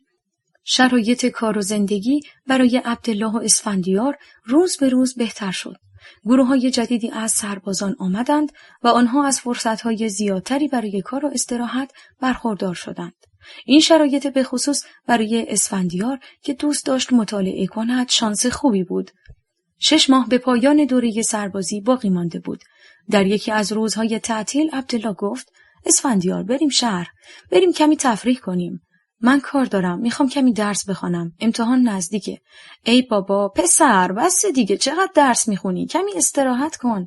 نه رفیق، خودت برو، من نمیام. مشغول مطالعه بود که سربازی فریاد زد: اسفندیار، نامه داری؟ با خوشحالی بلند شد و برای گرفتن نامه رفت. با کمال تعجب دید نامه از منیژه است. یک باره سراپا آتش شد. فوراً نامه را باز کرد. منیژه نوشته بود که از دوری او دلتنگ است. هر روز از کنار درخت دیدار می‌گذرد و انتظار می‌کشد. اسفندیار چشمها را بست و نامه را روی سینه گذاشت. انگار دستهای او روی قلبش است. همان لحظه زیبای دیدار تداعی شد. همانطور به عالم رویا رفت و خوابید. وقتی بیدار شد جواب نامه را نوشت و گفت که هرگز فراموشش نمی کند و در آرزوی دیدار است. 11. پروین در بستر بیماری افتاد و به شدت افسرده و ناتوان شد. فروغی در چشمان آهوی او دیده نمی شد. ساعتها مات به سقف اتاق خیره بود. از خوردن هم خودداری میکرد. با زحمت کمی آب و چای به او میدادند. کتایون همراه دایی خود او را نزد پزشک برد. روانپزشک بسیار سعی کرد علت بیماری او را کشف کند، اما متاسفانه بیمار همکاری نمیکرد و حرف نمیزد و همانطور مات به پزشک زل زد و خاموش ماند. در نهایت پزشک چند جور قرص داد و به همراهانش سفارش کرد که حتما مطابق دستور به او بدهند و 2 هفته بعد او را ببیند. تمام ایام عید را کتایون از مادر پرستاری کرد و داروها را به او داد. در این ایام اسفندیار هم به مرخصی آمد و از دیدن حال مادر تعجب کرد و بسیار ناراحت شد. باور نمی کرد در طول چند ماه گذشته تا کنون پروین اینقدر ضعیف و لاغر شده باشد که قدرت هیچ کار نداشته باشد. بر بالین او می نشست و سر را بر دامن مادر می گذاشت، آهسته اشک می ریخت و پروین با تمام ناتوانی با انگشتان بلند دستها سر اسفندیار را نوازش می کرد و لای موهای خرمایی و زیبایش چنگ می انداخت و بعد نوبت پسر بود که سر مادر را بغل کند و با دست اشکهایش را پاک کند و صورتش را ببوسد و موهایش را نوازش کند. این کار هر روز ساعتها تکرار می شد. اسفندیار سعی می کرد هر طور هست با قاشق مقداری مایعات به او بخوراند. با این وجود تأثیر زیادی در بهبودی او نداشت. 2 هفته بعد او را به نزد پزشک بردند. درمانها بی تأثیر بود. پروین به شدت وزن کم کرده و همچنان افسرده و بی اشتها بود و در طول 1 ماه گذشته کلمه‌ای سخن نگفته بود. اسفندیار پرسید: آقای دکتر، چه کار باید کرد؟ مادر از دست می رود. پزشک با مهربانی او را آرام کرد و توضیح داد: نگران نباش جوان، راه‌های درمان دیگری هم هست. در مورد مادر چون درمان دارویی پاسخ نداده است، ناچار باید از روش شوک درمانی بهره بگیریم و بعد در این باره توضیح کافی داد. بعد از اولین جلسه درمان با شوک الکتریکی پروین را چند ساعت در بخش سرپایی بستری کردند و سرم وصل شد و مقداری مایع دریافت کرد. کم کم به هوش آمد. علایم حیاتی او را کنترل کردند. سپس با دستوراتی مرخص شد. در منزل مراقبت از او و دستورات دارویی ادامه یافت. رفته رفته وضعیت روانی او بهبود یافت و با همراهان همکاری کرد. غذا خورد و استحمام کرد. اسفندیار تشویش داشت چون چند روز از مرخصی گذشته بود و باید به پادکان باز می‌گشت. مادر جان، خدا را شکر بهتر شده ای. مطمئنم کاملا رو به راه خواهی شد. سفارش لازم را به دایی و کتایون کردم. اگر اجازه بدهی باید برگردم. چند روز هم تأخیر دارم. برگردی؟ به کجا برگردی پسرم؟ به پادگان مادر، من سربازم، مگه نمیدونی؟ با تعجب به اسفندیار نگاه میکرد. نه، من نمیدونم. کی سربازی رفتی؟ اوه مادر، بیش از 1 ساله، به زودی تمام میشه. خیلی چیزها را به یاد نمی آورد. کتایون به اسفندیار گفت: فراموشی از عوارض شوک است. مهم نیست. دکتر برایم توضیح داده. سرانجام اسفندیار با چند روز غیبت به محل خدمت وظیفه خود برگشت. هرچند مدارک کافی برای غیبت ارائه داد ولی مشمول جریمه غیبت از خدمت شد. در طول راه برگشت بسیار اندوهگین بود. در حالی که از پنجره اتوبوس بیابان را نگاه می‌کرد، افکارش پریشان اینجا و آنجا پرسه می‌زد. 10 روز گذشته حتی 1 روز فرصت نکرد به دیدن منیژه برود. مشکل مادر تمام وقتش را گرفته بود. خود را سرزنش می‌کرد. اگر بفهمد که آمدم و به دیدنش نرفتم، غمی به قلبش چنگ می‌زد و او را آزار می‌داد. خود را نمی‌بخشید. دلش می‌خواست هرچه زودتر بی‌وفایی را جبران کند، ولی کی؟ تا مرخصی بعدی.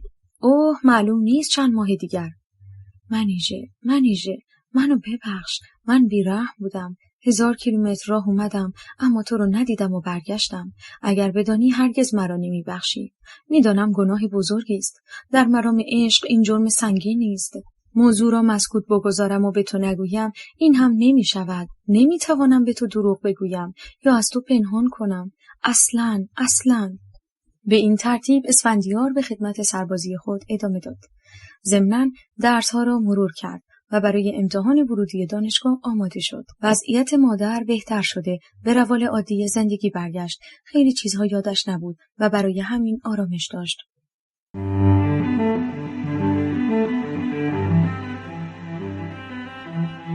گرگ ها، امیرسامان گیلانی. راوی نسیم.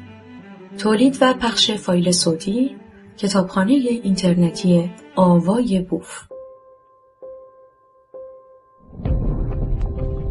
avayaboof.com.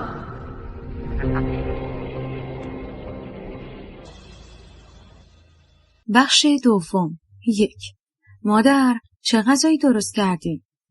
پروین یک لحظه چشمش را بست و چیزی نگفت. مادر، ناراحت شدی؟ نه کتایون، ناراحت نشدم. یاد اسفندیار افتادم که این غذای محلی رو دوست داشت. دلم برایش تنگ شده. اوه، فهمیدم. درسته، جایش خالیه، ولی مادر، او الان دانشجوست و در دانشگاه غذا میخورد. نوشته بود که غذای آنجا بد نیست.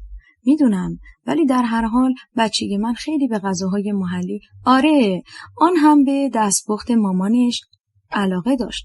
مادر، حالا دیگه داداش توی پادگان نیست. سخت نمیگذره. غذا و محیطش عوض شده و چند وقت دیگه آقای دکتر میشه. مگه نه؟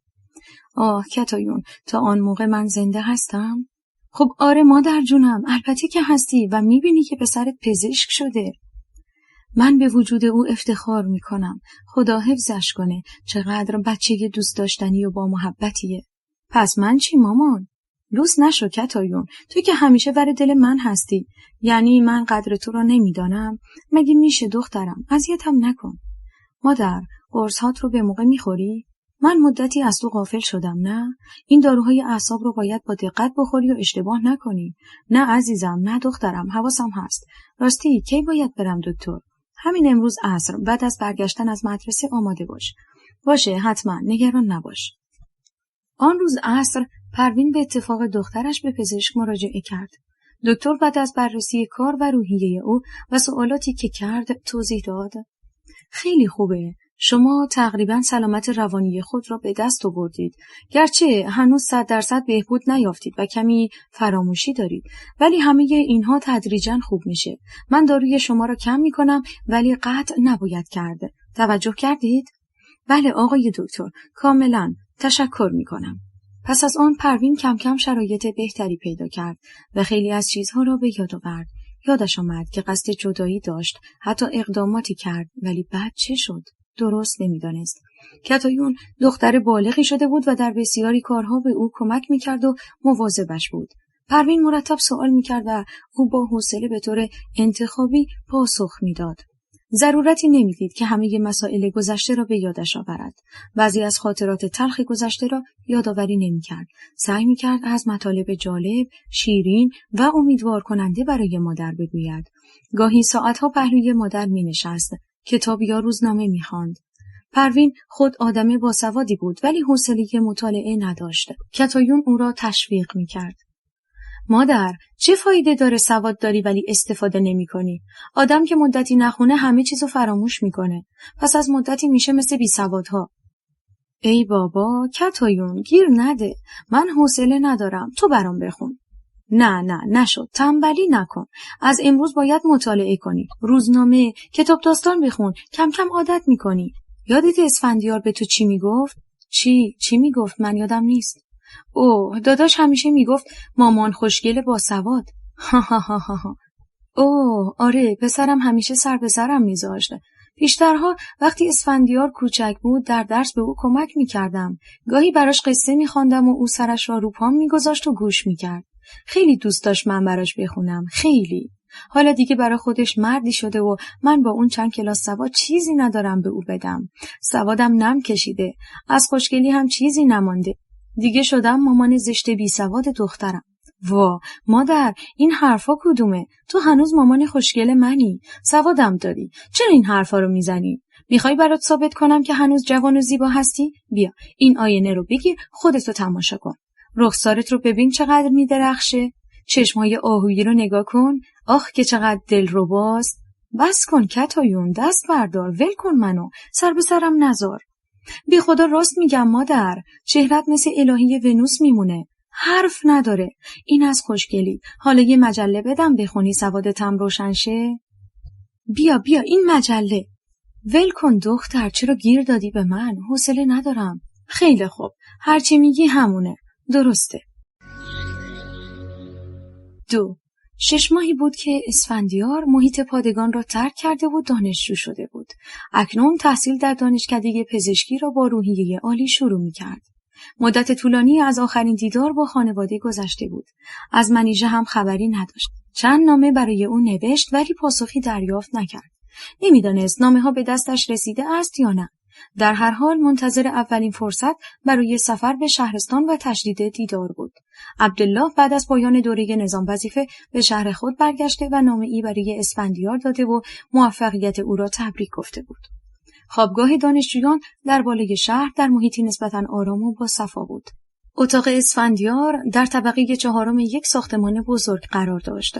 2 تخت 2 طبقه در 2 طرف اتاق بود که 4 دانشجو از رشته‌های مختلف روی آنها می‌خوابیدند. یک میز کوچک در وسط اتاق بین تخت‌ها قرار داشت. اسفندیار در طبقه 2 تخت نزدیک پنجره مشرف به محیط باز خیابان کوی دانشگاه دراز می‌کشید، مطالعه می‌کرد یا به منظره بیرون خوابگاه چشم می‌دوخت. یک سوپرمارکت کوچک در خیابان اصلی کوی بود که برای تهیه و خرید وسایل ضروری و گاهی غذای حاضری دانشجویی استفاده می‌شد. معمولاً ناهار و شام در رستوران کوی دانشگاه صرف می‌شد. در طول دوره سربازی مقدار کمی پول اندوخته بود که کفاف هزینه دانشجویی را نمیداد. اسفندیار در فکر یک کار در کنار تحصیل بود.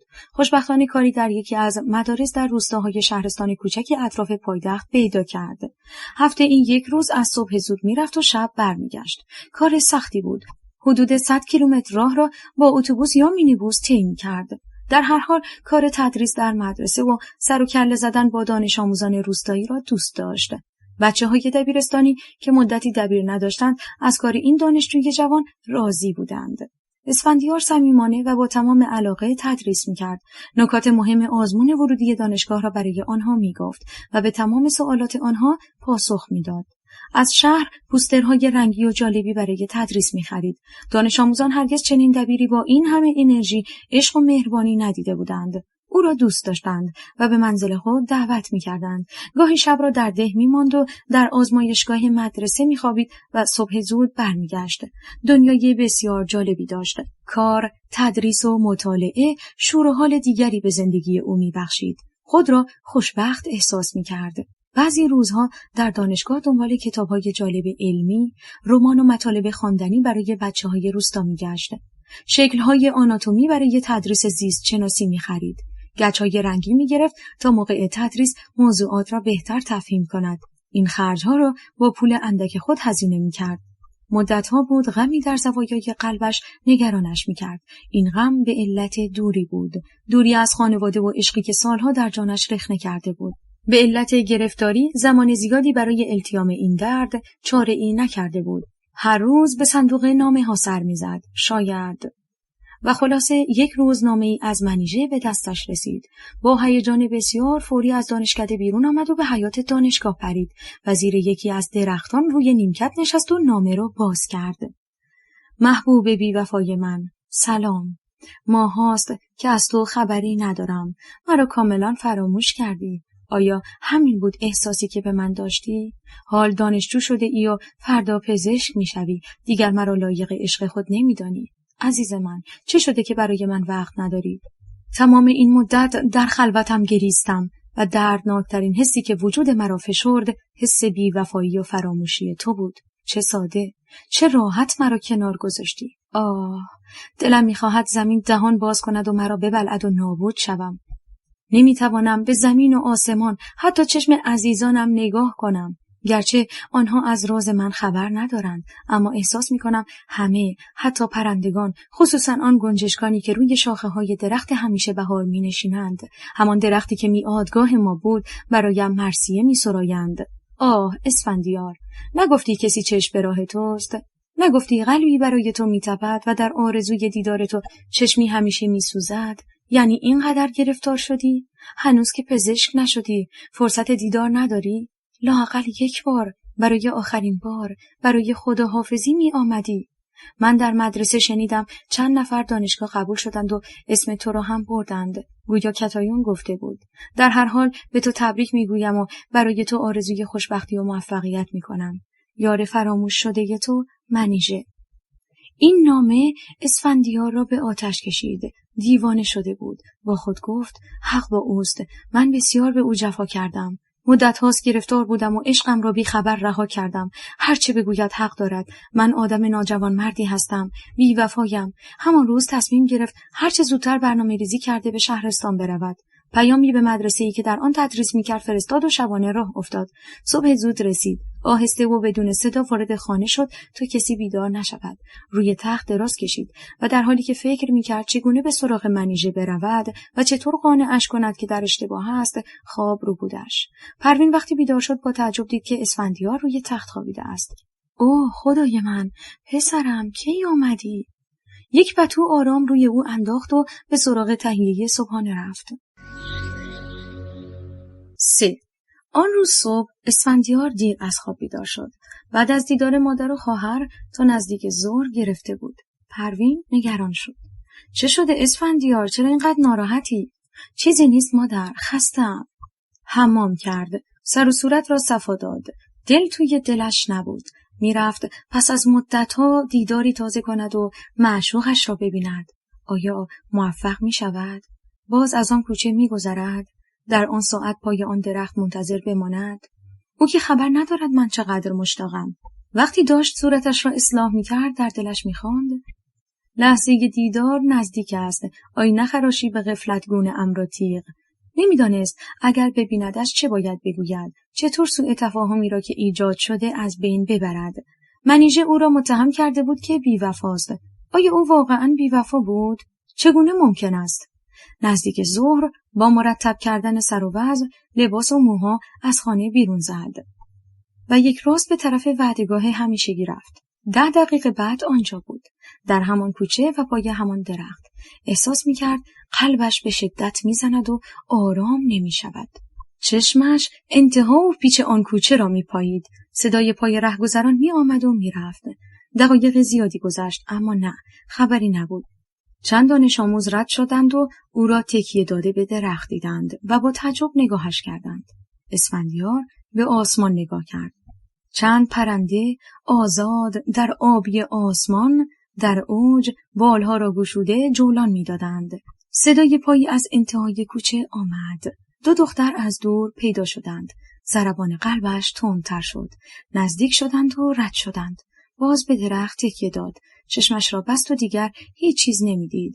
در دل آرزو کرد موفق شود او را ببیند. صدای گنجشکان لای شاخه‌های درخت او را مست کرده بود. بی اختیار اشک در چشمانش جمع شد. کسانی که از نزدیک او رد شدند چه می‌دانستند که این جوان چرا به درخت تکیه داده و اشک می‌ریزد؟ چه می‌دانستند چقدر دلتنگ است؟ در همان حال که چشمها را بسته بود فکرش جاهای دیگری سیر می‌کرد. دانشکده، هیاهوی بچه‌ها در مدرسه‌ای که تدریس می‌کرد و شلوغی خیابان‌های پایتخت و دیگر صدای گنجشک‌ها را نمی‌شنید. دقایق زیادی در همان حال بود. نفهمید چقدر زمان گذشته. گویا به خواب رفته بود. احساس کرد کسی صدایش می‌کند. سلام اسفندیار. با خود گفت دچار توهم شده است. می‌ترسید چشمش را باز کند و بعد با کوچه خالی روبرو شود و باز انتظار و انتظار تا کی، اما نه، مثل اینکه کسی کلمه‌ای گفت. سلام. آهسته چشم‌های اشک‌آلودش را باز کرد. دیدش تار بود. سایه‌ای در جلوش بود. آن سایه باز گفت سلام اسفندیار. آه خدای من، این کیست؟ منیژه تویی؟ تو منو صدا کردی؟ تو به من سلام گفتی؟ آیا حقیقت؟ بله خودم هستم، اشتباه نمی کنی، منم منیژه. تو منتظر من بودی؟ پس انتظار داشتی منتظر که باشم عزیزم؟ من به خاطر تو آمدم بگویم که بی‌وفا نیستم. با من اینطور حرف نزن. منیژه جلوتر آمد و با دست اشک‌های اسفندیار را پاک کرد. اسفندیار هر 2 دستش را گرفت و روی سینه خود گذاشت. ببین چطور می‌تپد؟ آرام باش عزیزم. فکر کردی فراموشت کردم؟ نه منیژه، اشتباه کردی. آنقدر گرفتار درس، دانشکده، بیماری مادر و کار شدم که ولی لحظه‌ای از خیالم بیرون نرفتی. مرا ببخش که نتوانستم زودتر بیایم. دوستت دارم عزیزم. تو باور نداری؟ چشم‌های منیژه هم پر اشک شد. او هم دچار احساسات غریبی گردید. دستهای معشوق را می‌فشرد و با این کار به او دلداری و اطمینان می‌داد و شاید از نظر قبلی خود برمیگشت. منیژه، با نامه‌ای که دادی منو پریشان کردی، منو شکستی. چگونه باور داری که تو را فراموش کردم؟ نه عزیزم، اینطور نیست. دقایقی پر احساس و عاشقانه سپری و قرار ملاقات روز بعد گذاشته شد. منیژه گفت فردا زودتر بیا در منزل همدیگر را ببینیم، چون فردا در خانه تنها هستم و پدر و مادر مسافرند. به این ترتیب روز بعد اسفندیار با فرصت کافی منیژه را در خانه او ملاقات کرد و ساعتی در کنار هم بودند. دستهای هم را گرفتند و سرانجام یکدیگر را بوسیدند و خداحافظی کردند. 4. نیمه شب بود که از صدای کوبیدن درب منزل کتایون از خواب بیدار شد و مادرش را صدا کرد. کیه؟ باز کنید. لطفاً باز کنید. پروین با چشمان خواب‌آلود و با گیجی سوال کرد. کتایون، چه کسی این وقت شب با ما کار دارد؟ نمیدانم مادر، شاید کار واجبی دارد که اینطور به در میکوبد. کتایون به سرعت حیاط خانه را طی کرد و پشت در رسید. کیه؟ چه کار دارید؟ دختر خانم، من از دوستای پدر هستم. چرا تلفن نزدید؟ شماره را نداشتم، فقط آدرس خانه را بلد بودم. چه شده؟ برای پدر اتفاقی افتاده؟ در همان حال درب را باز کرد. مرد میان سالی در روشنایی تیر برق کوچه پشت در بود و از آب باران سیلاسا خیس شده بود. بله، پدرتان حالش خراب شده، در بیمارستان است. لطفاً عجله کنید، حالش خوب نیست. پروین تلو تلو می‌خورد. این حالت مقداری به خاطر داروهای اعصاب بود. گیج و خواب‌آلود با کتایون در سالن شلوغ بیمارستان سرگردان بود و سوال می‌کرد. با راهنمایی پرستاری به طرف بخش CCU رفتند. پدر کتایون روی یکی از تخت‌ها افتاده بود و تکان نمی‌خورد. بالای سرش رفتند. چشمهایش بسته بود. دستگاه مانیتور قلب بالای سرش روشن بود و با ماشین تنفس سینه اش بالا و پایین می‌رفت. پرستار خواهش کرد هر چه زودتر CCU را ترک کنند و از پشت شیشه راهرو بیمار خود را ببینند. ضمناً توضیح داد که حال بیمار خوب نیست، دچار سکته قلبی شده است. مادر و دختر از واحد مراقبت ویژه قلب خارج شدند و در راهرو روی نیمکتی نشستند. چند نفر از دوستان پدر کتایون توضیح دادند که در محفل آن شب کمی افراط کرده بود و یکبار دچار درد قفسه سینه و بیحالی شد که سریعاً به بیمارستان آورده شد. نزدیک سحر پروین روی نیمکت خوابش برد و کتایون از پشت شیشه دید که یک پزشک جوان با روپوش سفید و 2 پرستار بالای تخت پدرش مشغول فعالیتند. پزشک با کف دستها روی سینه بیمار فشار می آورد و ماساژ قلبی می داد. بعد پرستاری دستگاهی را به طرف تخت هدایت کرد. کتایون احساس کرد که قلبش به شماره افتاده است. با خود فکر کرد چه اتفاقی افتاده؟ چه کار می کنند؟ گویا ماساژ قلبی و داروهایی که تجویز کردند اثری نداشت. بعد با آن دستگاه تلاش کردند که قلب او را به کار اندازند. کتایون به خوبی می‌دید که مانیتور یک خط سبز یک نواخت را نشان می‌دهد. با تحریک دستگاه بدن بیمار تکان‌های شدیدی خورد. چند بار این عمل تکرار شد ولی سرانجام گویی ناامید شدند. پزشک دستکش را درآورد و دستگاه را خاموش کردند. پرستاران سرم و سیم‌هایی را که به سینه پدرش وصل بودند جدا کردند و ملحفه سفیدی روی او کشیدند. کتایون ناگهان فریاد زد و بغل مادرش روی نیمکت افتاد. پروین از خواب پرید. چه شده کتایون؟ چرا داد زدی؟ چه خبره؟ کتایون زار زار گریه می‌کرد و جواب نمی‌داد. پروین کنجکاوانه به طرف شیشه رفت و به داخل CCU نگاه کرد. دید روی شوهرش ملحفه سفید کشیده اند. بی اختیار اشک ریخت. شاید اولین بار دلش برای او سوخت. باور نمی‌کرد به همین زودی رفته باشد. با خود گفت بیچاره، چه به روز خدا آوردی؟ چقدر کشیدی؟ مرتب سیگار و خودت را نابود کردی. همه چیز را از دست دادی. چه به روزگار ما آوردی؟ صبح زود پروین و کتایون گریان و نالان به طرف خانه برگشتند.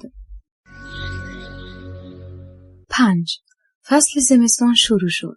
هوا سرد و ارتفاعات اطراف پایتخت پوشیده از سفیدی برف بود. اسفندیار همچنان در کار و درس کوشا بود. توان زیادی برای مطالعه داشت. هیچ وقتی را تلف نمی‌کرد. از هر فرصتی برای مطالعه استفاده می‌کرد. کم کم دامنه مطالعات او از پزشکی به حوزه اجتماعی، ادبی و سیاسی کشیده شد.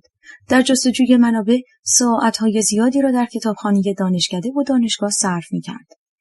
در دریایی از علایق و عوالم گوناگون غرق شده بود. از طرف دیگر در رویای عاشقانه خود پرواز می‌کرد و خود را پای درخت میعاد عشق می‌دید که دست معشوق را با دستانش گرفته می‌فشارد. مدتی بعد با هنر موسیقی توسط دوستانی آشنا شد و شب‌هایی برای شنیدن موسیقی آهنگسازان مشهور جهان تا دیر وقت با محفل دوستان بود. گاهی میگفت: آه خدای من، چگونه است که این همه دانش، حکمت، هنر و عشق مرا هر زمان به سویی می‌کشد. آیا عمری برای آشنا شدن به همه این عرصه‌ها باقی می‌ماند؟ در یکی از روزهای سرد که با اتوبوس به شهرستان محل کارش میرفت، به علت تصادف ساعاتی معطل ماند و دیر به مدرسه رسید و مدیر مدرسه به این بهانه از ادامه همکاری او عذرخواهی کرد. اسفندیار می‌دانست که اخراج او علت دیگری دارد. صمیمیت او با دانش آموزان و شیوه آموزش و حرف‌هایی که در کلاس می‌زد برای مدیر مدرسه از خیلی قبل مشکل آفرین شده بود. تذکراتی از سوی امنیتی‌ها به او داده بودند که این دانشجو نباید ادامه دهد. به همین سبب با او تسویه حساب شد. همزمان با شروع امتحانات، ترم موج عظیمی از اعتصابات دانشجویی در دانشگاه‌های بیشتر شهرها آغاز گردید. دانشجویان دانشکده‌های مختلف در حیاط دانشگاه جمع شده و شعارهای تندی علیه حکومت سر می‌دادند. کم کم این اعتراضات دامنه گسترده‌ای پیدا کرد و به سطح خیابان‌ها کشیده شد. گارد ضد شورش با تجهیزات کامل، سپر و کلاه و باتون با هیکل‌های تنومند و قوی ابتدا در سطح خیابان‌های شهر با این شورش‌ها برخورد کردند و آنها را به داخل دانشگاه راندند. دانشگاه را محاصره کردند. هر روز این ماجرا ادامه داشت. تا مدت‌ها گارد در خارج از دانشگاه بود. دانشجویان در خیابان‌های داخل دانشگاه با مشت‌های گره کرده و شعارهای آتشین به آنها که پشت میله‌های اطراف دانشگاه بودند با القاب مزدور و غیره و گاهی با پرتاب سنگ حمله می‌کردند. سرانجام یک روز به دنبال گسترش ناآرامی‌ها و اعتصابات درهای دانشگاه به روی نیروهای ضد شورش باز شد و گاردی‌ها به داخل دانشگاه ریختند و به ضرب و شتم دانشجویان پرداختند. تعدادی را گرفتند و داخل ماشین کردند و بردند. دانشجوها عقب نشینی کردند و به داخل دانشکده‌ها آمدند و از آنجا به دادن شعار و بد و بیراه به گاردهایی که در حیاط دانشگاه بودند ادامه دادند. تعدادی از دانشجویان با خشم شیشه‌های بزرگ دانشکده را شکستند.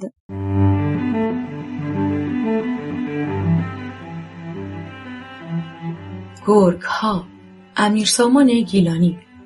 راوی نسیم. تولید و پخش فایل صوتی کتابخانه اینترنتی آوای بوف. avayaboof.com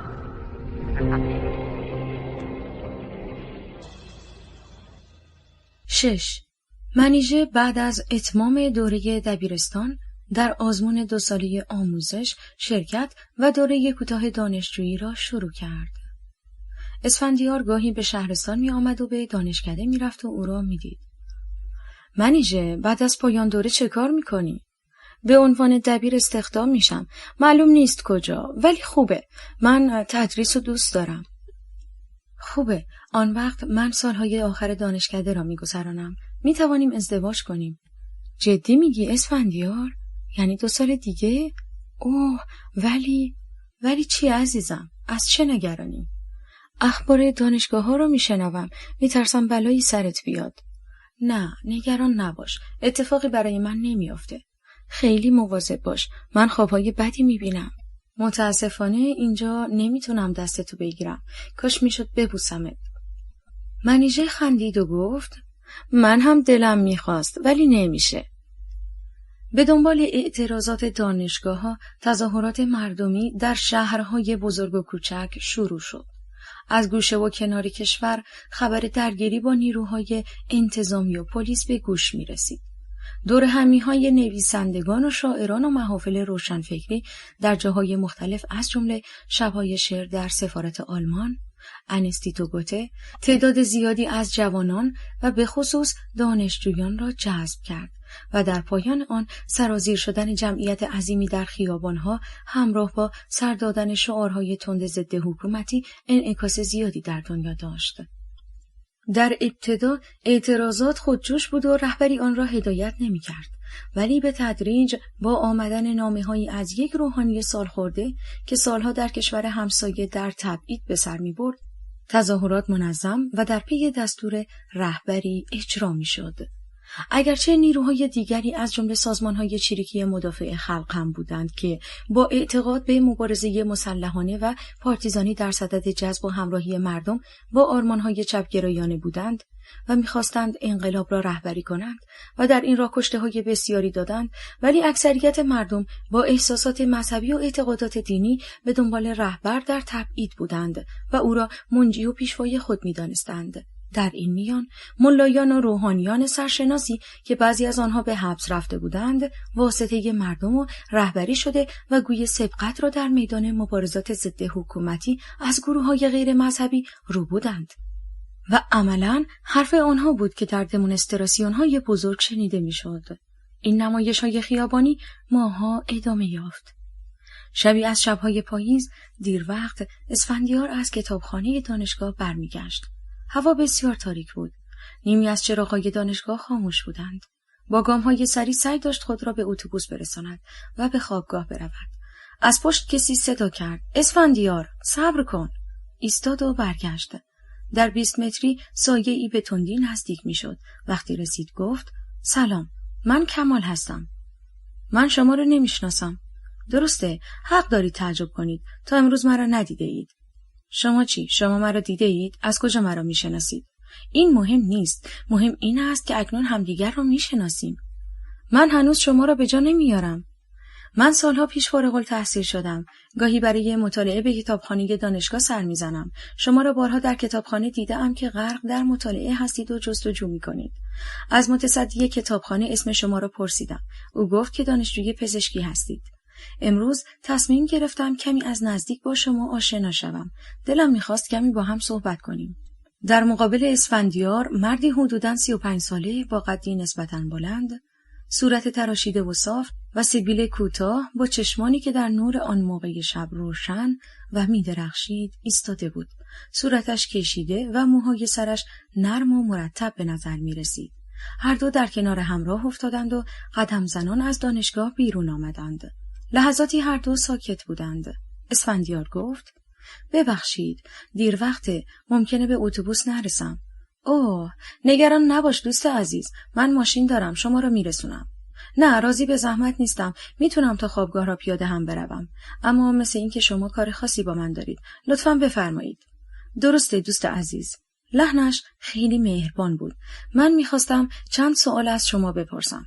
ممکنه ناراحت شوید یا حتی تصور کنید این حرفا چه ربطی به من دارد، ولی بپرسید، خواهش میکنم.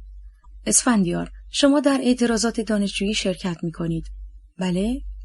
بله، چطور مگه؟ اشکالی داره؟ ببخشید، این موضوع به شما؟ نه، به من هیچ ارتباطی نداره. مطمئن باش من مأمور امنیتی نیستم. شما آزادید هر کاری رو که صلاح میدانید انجام دهید. من فقط به عنوان یک دوست با شما حرف میزنم. به من بگو دوست عزیز، به چه چیز اعتراض دارید؟ علت چیست؟ یک لحظه اسفندیار ایستاد و نگاهی به این غریبه که تازه 10 دقیقه از پیدا شده انداخت. در عین حال در ذهنش تلاش میکرد جواب درست و قاطعی به او بدهد. ظاهراً سؤال پیش پا افتاده ای بود. شاید آنقدر واضح بود که نمیدانست چه بگوید. کمال گفت: شاید سؤال من آنقدر مسخره است که شما را به تعجب واداشته. من لبخندی را بر لب‌های شما میبینم، اما هیچ وقت از خود پرسیده اید که چه میخواهید یا نمیخواهید؟ اسفندیار به فکر فرو رفت. تا آن زمان به این صراحت کسی چنین سؤالی مطرح نکرده بود یا خود از خود نپرسیده بود. در این موقع به کنار یک ماشین سواری قدیمی رسیدند. کمال گفت: بفرمایید سوار شید، من میرسونمتون. هر دو سوار شدند. از دانشگاه تا کوی دانشجویان راه طولانی نبود. توی راه کمال گفت: میخواهم سوالم را طور دیگری مطرح کنم. ببین، شما بعد از قبولی در امتحان ورودی بدون پرداخت مبلغی در دانشکده پزشکی ثبت نام کردی، درسته؟ اسفندیار با تکان سر تایید کرد. کمال ادامه داد: بسیار خوب. مشکل مسکن هم با دادن خوابگاه بدون دریافت ریالی از شما حل شد.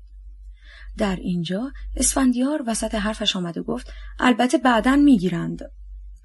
بله، بعد از فارغ التحصیلی 7 سال دیگه، بعد از آن که سر کار رفتی، آن هم به طور قسطی. در حال حاضر که کسی چیزی از شما نمیخواد. میخواد؟ اما راجع به هزینه زمان تحصیل مثل کتاب و خوراک و غیره شما ماهی 300 تومان کمک دانشجویی میگیرید، درسته؟ نهار و شام را در کوی دانشگاه با بهای ناظر صرف میکنید. تازه با همین کمک هزینه سینما و تئاتر هم میروی. در این موقع به خوابگاه رسیدند. اسفندیار گفت: آقای کمال، دیر وقته، من فردا صبح هم امتحان دارم. اگر موافق باشید بقیه بحثمان برای وقت دیگر بماند. البته من حتما به سؤال شما پاسخ خواهم داد. از اینکه مرا رساندید متشکرم. کمال گفت: حتما، خواهش میکنم. اگر مایل هستید قرار ما در تریوی دانشکده هنر فردا عصر باشد. اسفندیار قبول کرد. دست دادند و خداحافظی کردند. 7. آنچه ماهانه از حقوق بازنشستگی می گرفتند کفاف نمی داد. پروین در فکر کاری بود تا بتواند مخارج زندگی را تأمین کند. کتایون بزرگ شده بود. دختر جوانی که آرزوهای زیادی داشت. دلش می خواست لباسهای زیبایی بپوشد و با دوستان همکلاسی رفت و آمد کند. کتابهای آموزشی و کنکور و غیره همه نیاز به هزینه داشت. پروین به چند بنگاه و فروشگاه برای شغل سر زد و به چند نفر سفارش داد. مدتی گذشت تا یک روز زن همسایه او را در کوچه دید. بعد از سلام و احوالپرسی گفت: پروین خانم، دنبال کار میگشتی؟ من به شوهرم سفارش کردم. یه آدرس داد که مراجعه کنی. تکه کاغذی به دست پروین داد. کجا هست مهین خانم؟ توی یه تالاره. شما از مهمانان پذیرایی میکنی؟ به عنوان خدمات؟ بله، ولی لباس فرم داری. خیلی شیک و تمیزه. کارگر و خدمات زیاد داره. حتما حقوق خوبی هم میدن. شما برو ببین. 2 سرویس اتوبوس سوار شد تا به خارج شهر رسید. طبق آدرسی که داشت آنجا را پیدا کرد. تالار در وسط باغ بزرگی با درختان سپیدار بلند قرار داشت. سراسر از سنگ سفید مرمر ساخته شده بود. به راهنمایی نگهبان به سمت دفتر رفت. با چند ضربه به در وارد شد. وسط اتاق نسبتاً بزرگ و زیبا میز شیک سبز رنگی بود و پشت میز مردی گنده با کت و شلوار و کراوات، صورت صاف و سیبیل‌های پرپشت نشسته بود و با تلفن صحبت می‌کرد. پروین سلام گفت. مرد با دست اشاره کرد که بنشیند. نشست. مرد ضمن مکالمه با تلفن با چشم‌هایش به دقت در چهره زن تازه وارد دقیق شده بود، طوری که پروین فشار نگاه‌های سنگینش را احساس می‌کرد. مرد به مکالمه پایان داد و با لبخندی و با لحن آرام و مهربان پرسید: چه فرمایشی دارید خانم؟ در خدمت هستم. من برای کار اومدم. اوه، بله، خانم پروین هستم. یکی سفارش شما را کرده بود. خانم محترم، اینجا یه تالار بزرگیه که خیلی از جشن‌ها، عروسی و مهمانی‌ها اینجا برگزار میشه. مقرراتی داره. ظاهراً شما خانم فهمیده و مؤدبی هستید. من شنیدم که با سواد هم هستید. اولاً باید چادر را بردارید. ما به شما لباس فرم مخصوص و زیبا خواهیم داد. کار شما پذیرایی از مهمان هاست. مرد در حال صحبت از جایش بلند شد و کمی به زن نزدیک شد و به صورت و چشمهایش دقت کرد.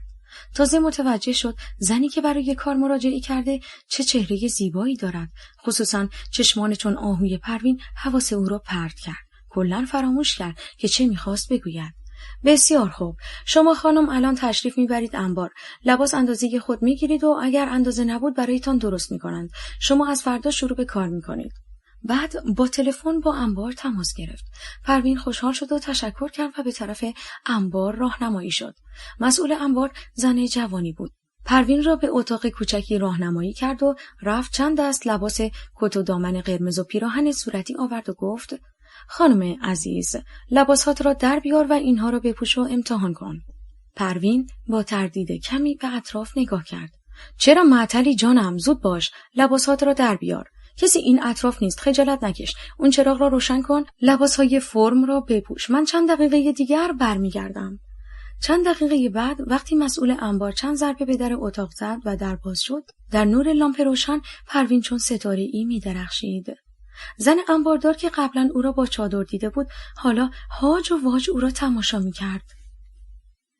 آه، چقدر زیبا، چه اندامی، چه صورتی، چه به شما میاد این لباس خانم، درست اندازه تنته، مثل الهی ونوس میمونی.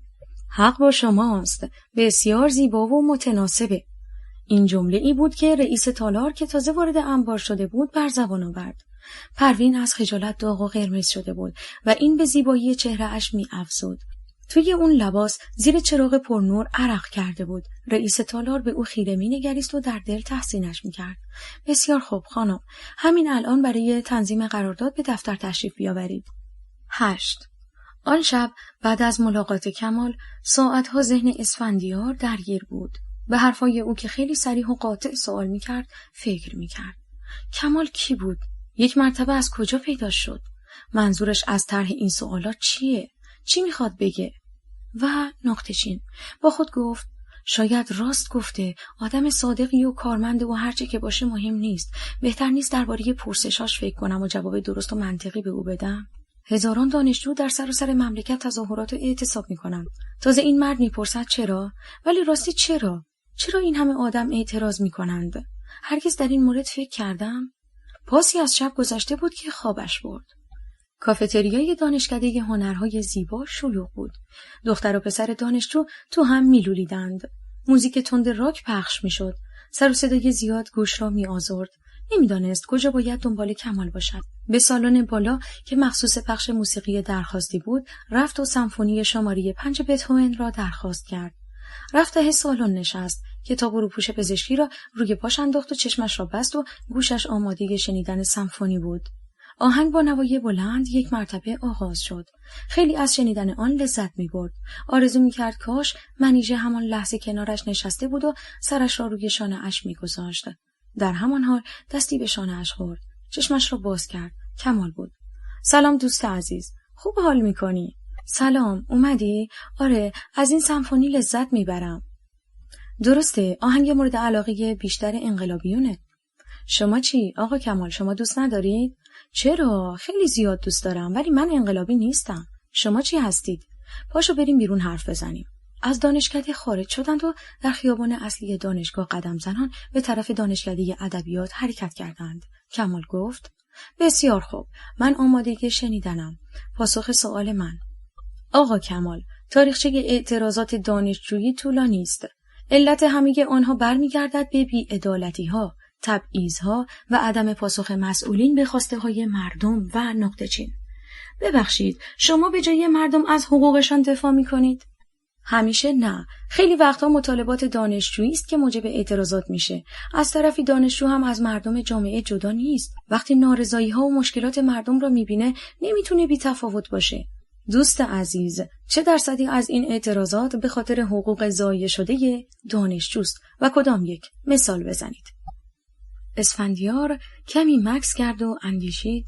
شاید پاره‌ای مسائل بهداشتی در کوی دانشگاه و دانشکده، ولی نکات خیلی مهم و برجسته‌ای در رابطه با دانشجو به نظرش نمی رسید. تقریباً درصد کمی. منظور شما چیست؟ پس در حقیقت شما از حقوق دیگران دفاع می کنید. به جای آنها مبارزه می کنید. به جای کارگران، به جای سایر اقشار جامعه مبارزه می کنید. آیا بهتر نیست هر صنف یا طبقه‌ای خود در راه حقوق از دست رفته تلاش کند؟ پس وظیفه روشنفکر چیست؟ خب، مسئله همینجاست. آیا وظیفه توی دانشجوی روشنفکر این است که برای دستمزد کم و مشکلات معیشتی معلمان، کشاورزان، کارگران و غیره به خیابان بیایی؟ چرا خود این جماعت به میدان نمی آیند؟ چه کسی گفته دانشجو ناجی ملت هست؟ شما درس بخوان، به مردم خدمت کن. پس روشنفکر وظیفه‌ای ندارد؟ من این حرفو نگفتم. مسلم است که وظایفی اجتماعی بر عهده آنهاست، ولی از چه طریق و چگونه؟ با چه روشی؟ ادامه دهید لطفاً. کمال ادامه داد. باید به اقشار مختلف جامعه یاد داد که اتحادیه و سندیکا و صنف خود را داشته باشند و با انتخاب نمایندگان واقعی خود را رسما معرفی کنند که خواسته آنها را با حاکمیت مطرح کنند. در صورتی که به خواسته های آنها توجه نشد، آن وقت اتحادیه تصمیم میگیرد قدم بعدی چه باشد؟ کمکاری یا اعتصاب؟ در حال حاضر عده‌ای از روشنفکران ما دست به اسلحه بردند و در این راه کشته شدند. شما شیوه آنها را چگونه ارزیابی می‌کنید؟ در این باره باید مفصل بحث شود. شاید اکنون مجال آن نباشد، ولی از شما میپرسم چقدر مؤثر بوده و اصولاً راه‌های مبارزه غیر خشونت‌آمیز امتحان شده؟ و چرا الان رهبری مبارزه به دست مذهبی‌ها افتاده؟ در اروپا سالها مبارزه شد تا دست کلیسا را از اداره امور کشورها قطع کردند. اینجا برعکس شده. ملاحظه می‌کنید؟ کدوم تحول است؟ اون یا این؟ منظورم تحول مثبت است. اسفندیار به فکر فرو رفت و ساکت بود. کمال هم دیگر حرفی نزد. تقریباً 2 بار حیاط دانشگاه را قدم زده بودند. هوا تاریک شده بود. کمال گفت: فکر میکنم برای امروز کافی است. من از مصاحبت شما خوشنودم. روزهای بعد بیشتر صحبت میکنیم. من معمولاً عصرها بعد از اداره در کتابخانه دانشگاه هستم. هر وقت حالشو داشتی سری به من بزن. اسفندیار تشکر کرد و جدا شدند، در حالی که 10 سوال در مغزش بود و میخواست از کمال بپرسد. 9. پروین سرآمد مهمانداران در تالار شده بود. زیبایی و خوشتیپیش یک طرف و سلیقه رفتار مؤدبانه با لبخند دلنشین و زیبایش دل میرو بود. تمام خدمات و مهمانداران و پرسنل دوستش داشتند. مهربان بود و به همه کمک میکرد و در دل همه جا داشت. رئیس تالار همیشه او را با تحسین و احترام نگاه میکرد.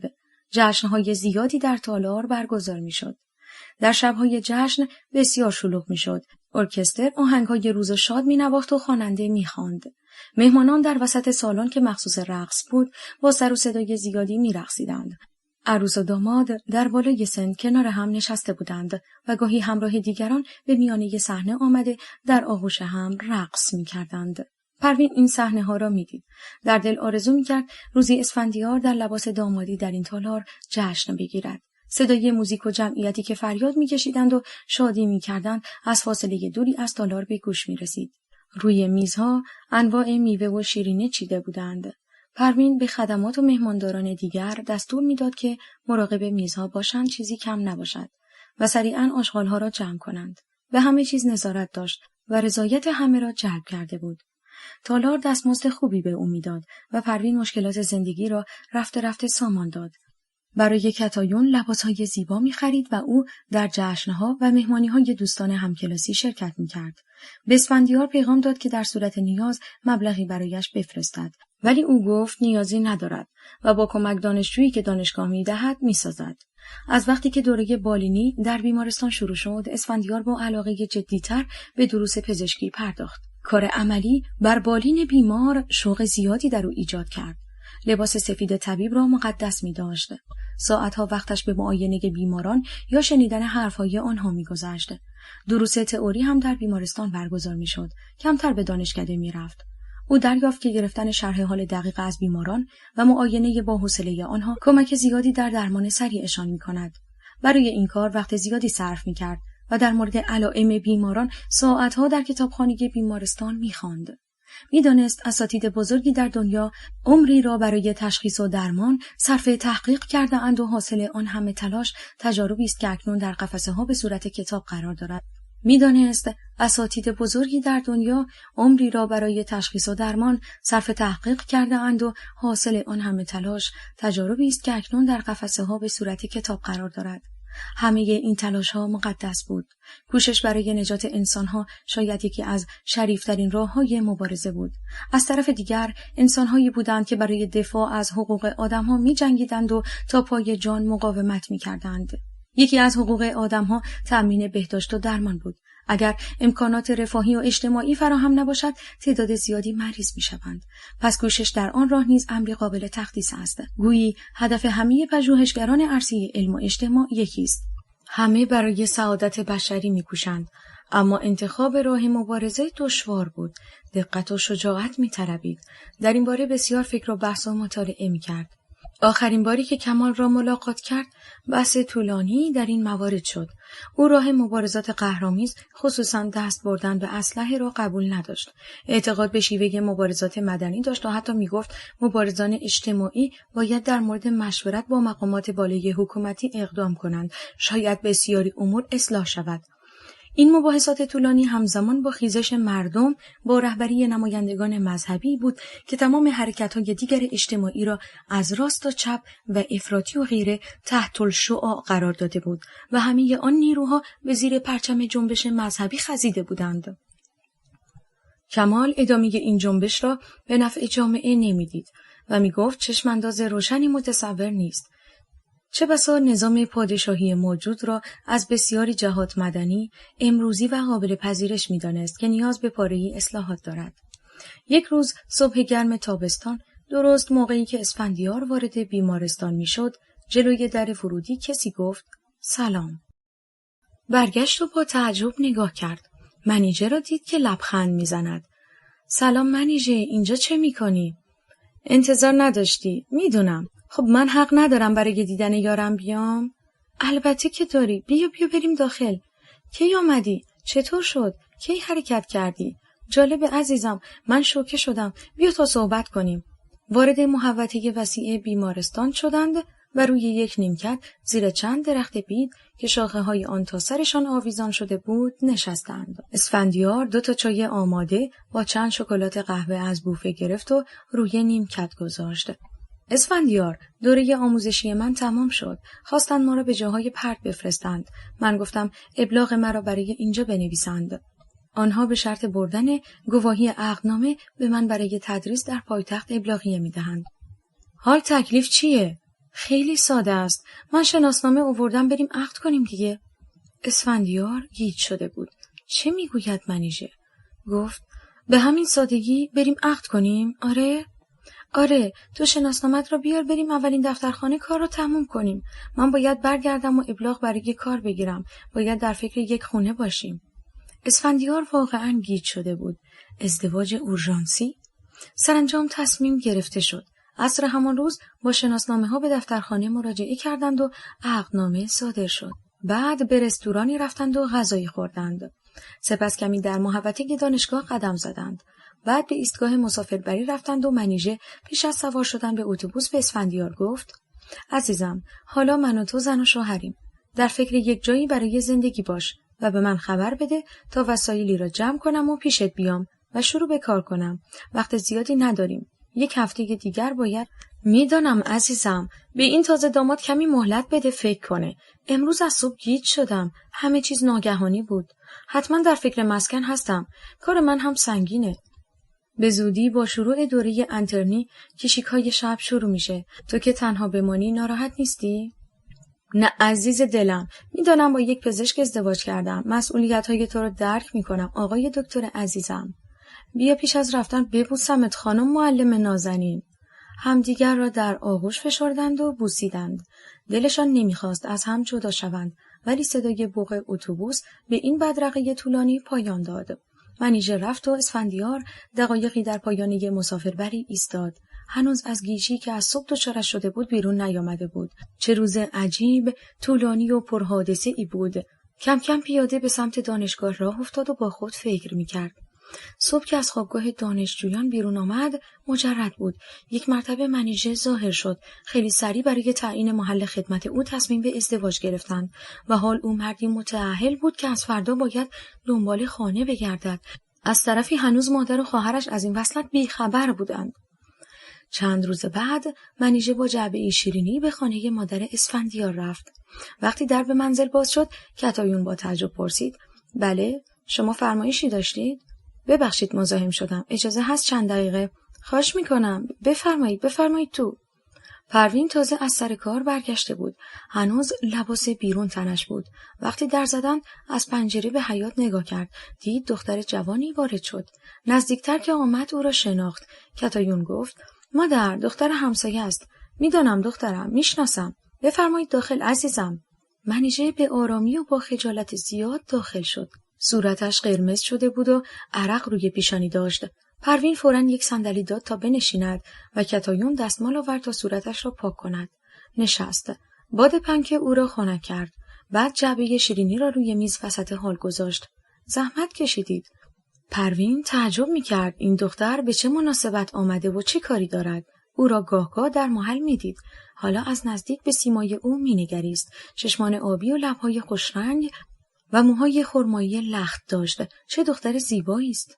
خواهش میکنم، راستش چطور عرض کنم؟ من خجالت میکشم. حرف بزن دختر جان، چرا خجالت میکشی؟ راستش پروین خانم، من و اسفندیار با هم ازدواج کردیم. چی میگی دختر؟ کجا؟ کی؟ چرا ما خبر نداریم؟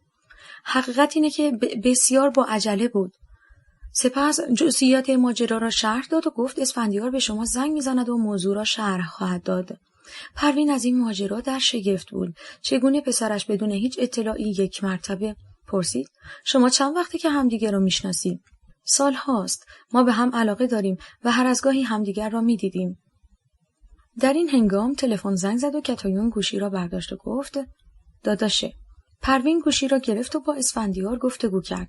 اسفندیار تمام داستان خود با منیژه را شرح داد و در انتها گفت که بعداً جشنی خواهند گرفت، ولی در حال حاضر هر دو گرفتارند، فقط عقد کردند. پس از آن پروین گفت الان عروس خوشگلم اینجاست، تبریک میگم پسرم. در روزهای بعد منیژه در فکر فراهم آوردن مختصر وسایل زندگی به کمک خانواده خود و اسفندیار شد.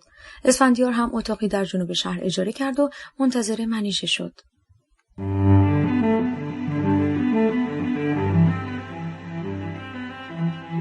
گرگ ها، امیرسامان گیلانی. راوی نسیم. تولید و پخش فایل صوتی کتابخانه اینترنتی آوای بوف. avayaboof.com.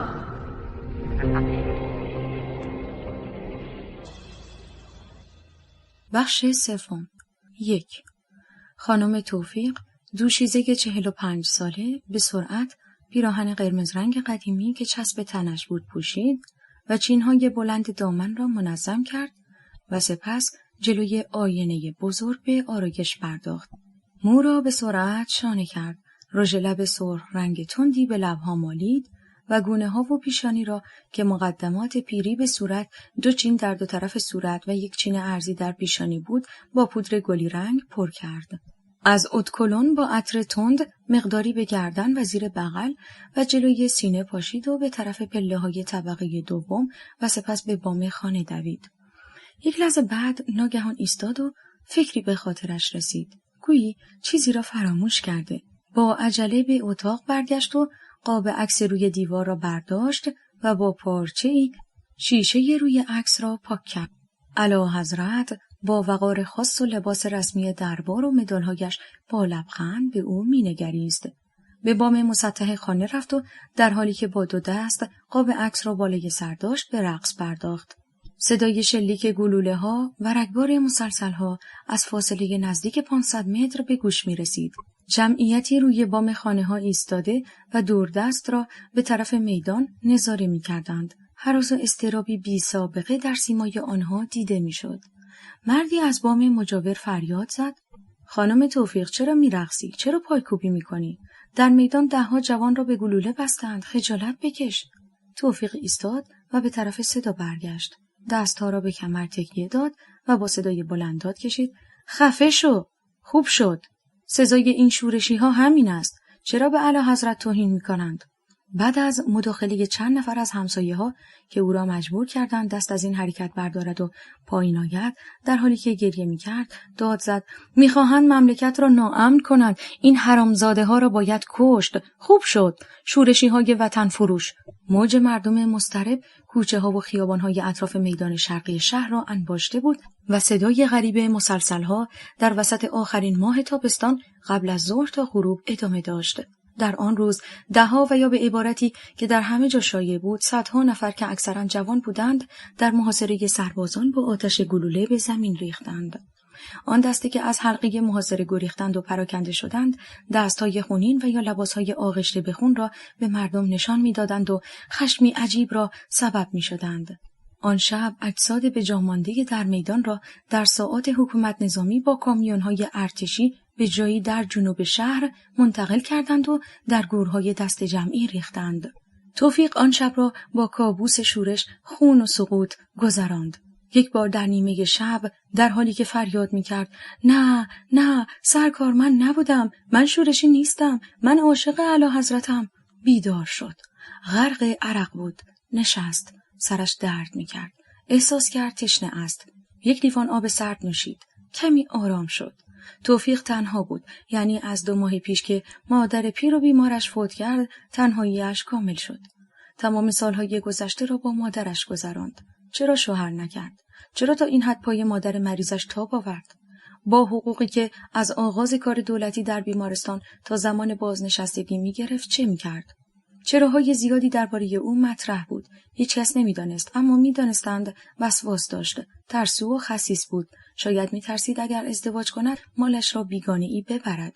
آنچه از سالیان گذشته عمر در وجودش باقی مانده بود نشان میداد که جذابیتی داشته و میتوانسته نظر خیلی ها را جلب کند. گرچه صورتش شکسته و چشمانش بیمار به نظر می رسید، اما گردن، سینه ها و اندام ها حاکی از تناسبی زنانه و تحریک کننده بود.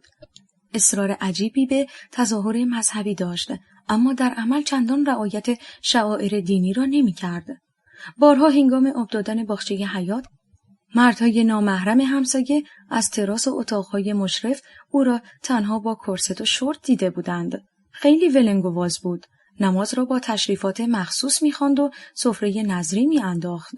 توفیق خبر تغییراتی در اوضاع مملکت و سر و صداها را در گوشه و کنار می‌شنید و کم کم دلواپس حوادثی بود که از امکان دگرگونی‌های خبر می‌داد. او نگران بود و عاملین حوادث را لعنت می‌کرد. با آمدن زن و شوهر جوانی برای اجاره طبقه دوم، توفیق خوشحال بود که کمی از تنهایی رها می‌شود. ببخشید خانم جوان، شغل شما چیست؟ من معلم هستم و در یکی از مدارس جنوب شهر تدریس می‌کنم. شوهرم دانشجوی سال آخر پزشکی است. ها، انترن است؟ صحیح. بچه ندارید؟ خیر، ما تازه ازدواج کردیم. هنوز خیلی گرفتاریم. بسیار خوب. طبقه دوم در اختیار شماست. ولی بد نیست یک کوچولو درست کنید. من هم تنهامو به شما کمک می‌کنم. ها؟ منیژه و اسفندیار چند روز بعد از خانه قبلی در جنوب شهر به این نقطه که نزدیک پادگان بزرگی در شرق شهر بود نقل مکان کردند. 2. پاییز آمد، اما هوا رنگ و بوی بهاری داشت. گویی طبیعت در سیر خود توقف کرده بود، زیرا هنوز هوا گرم بود. با آنکه 2 ماه از تابستان گذشت از سرما خبری نبود. تظاهرات خیابانی هر روز ادامه داشت. شبها در کوچه‌های تاریک صدها تن با فریاد علیه حکومت نظامی شعار می‌دادند و هر روز یک عده در درگیری کشته می‌شدند. خانم توفیق یک بار وقتی در حیاط به اسفندیار برخورد از او پرسید: به نظر شما چه خواهد شد؟ درست نمی‌دانم، احتمالاً رژیم سقوط خواهد کرد. مگر ممکنه؟ بله، امکان دارد. فردای آن روز اسفندیار را که قصد رفتن به بیمارستان داشت صدا کرد. خواهش می‌کنم بفرمایید داخل.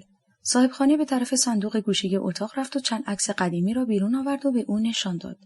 نگاه کنید، این عکس خانواده سلطنت است. این یکی را ببینید، اعلیحضرت و همسرشان. اینها را می‌خواهید چه کنید؟ نمی‌دانم، می‌گویید چه کنم؟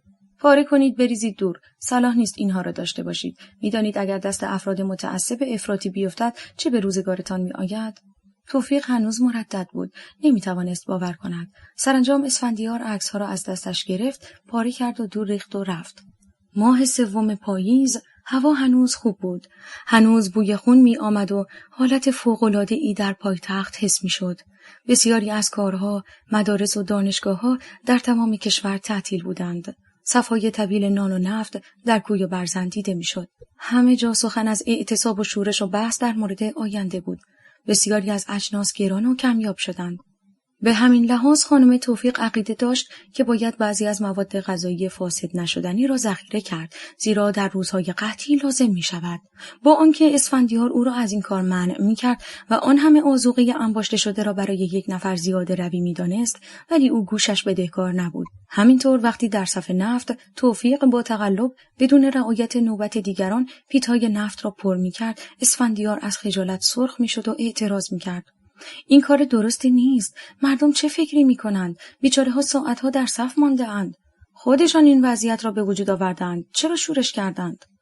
نمی‌توانست به این پیر دختر حالی کند که این وضعیت اجتماعی ناگزیر است و اگر انسان نخواهد در این تحول نقش داشته باشد، دست کم با خلاف آن باعث خشم مردم نشود.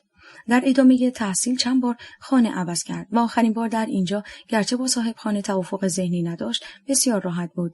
منیژه از صبح زود برای تدریس به مدرسه می رفت. عصر در خانه به امور آشپزی و کار منزل می پرداخت. اسفندیار هم از اول صبح بیمارستان بود. عصر تا نیمه شب روی تراس طبقه دوم می نشست و مطالعه می کرد. بعضی از شبها در بیمارستان کشیک می ماند. به زودی دمونستراسیون های کوچک و پراکنده به جنبش سراسری در کشور تبدیل شد. در انتهای پاییز هوا رو به سردی رفت. ولی از برف و باران خبری نبود.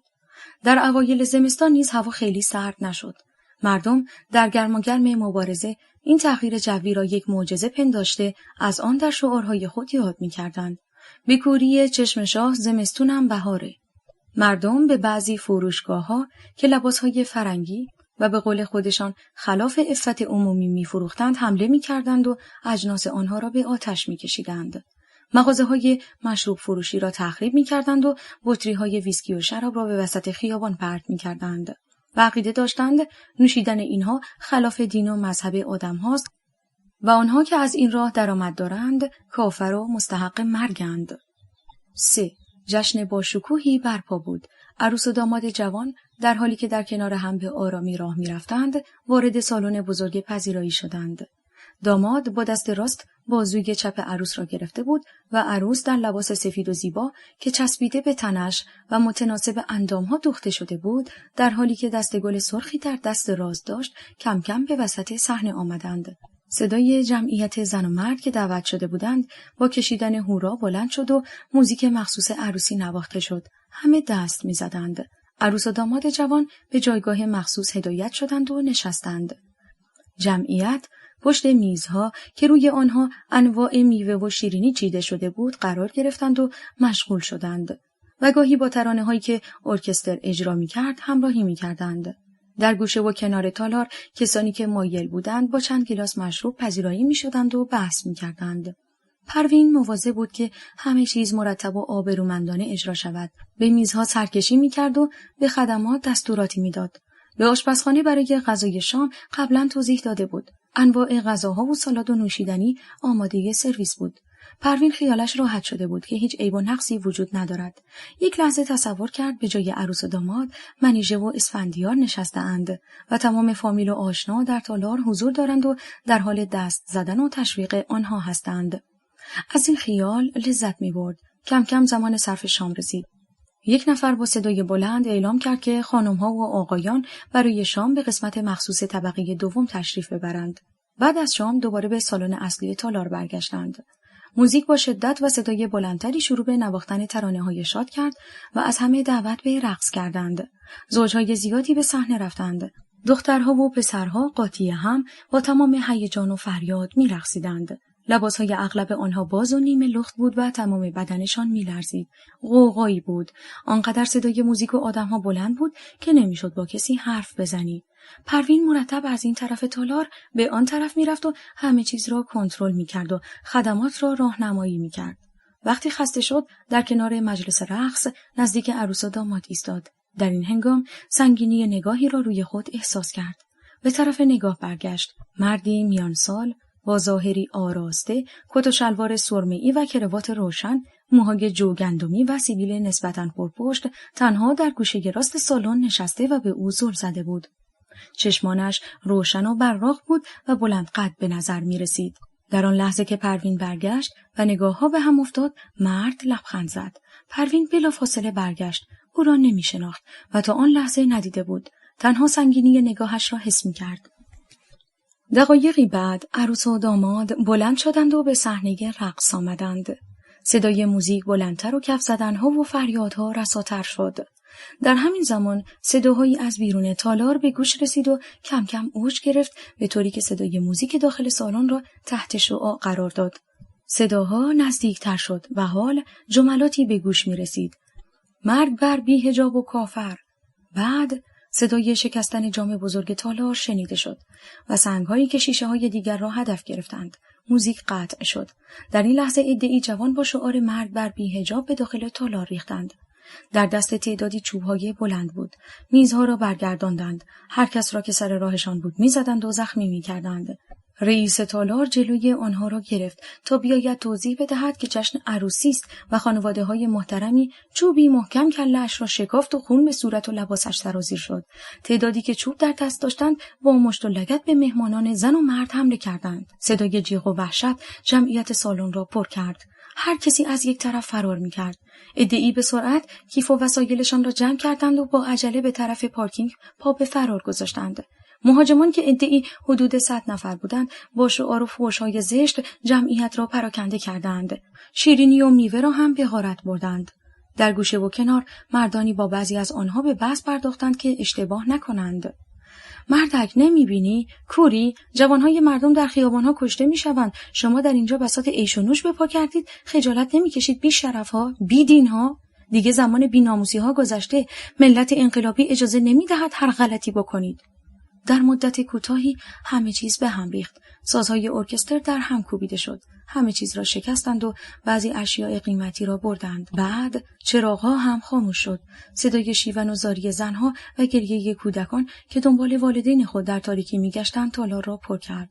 پروین سراسیمه به طرف رختکن می‌رفت که در تاریکی متوجه تعدادی از مهاجمان شد. برگشت و به طرف بیرون ساختمان فرار کرد و روی پله‌ها افتاد. درد شدیدی روی ساق پای راست احساس کرد.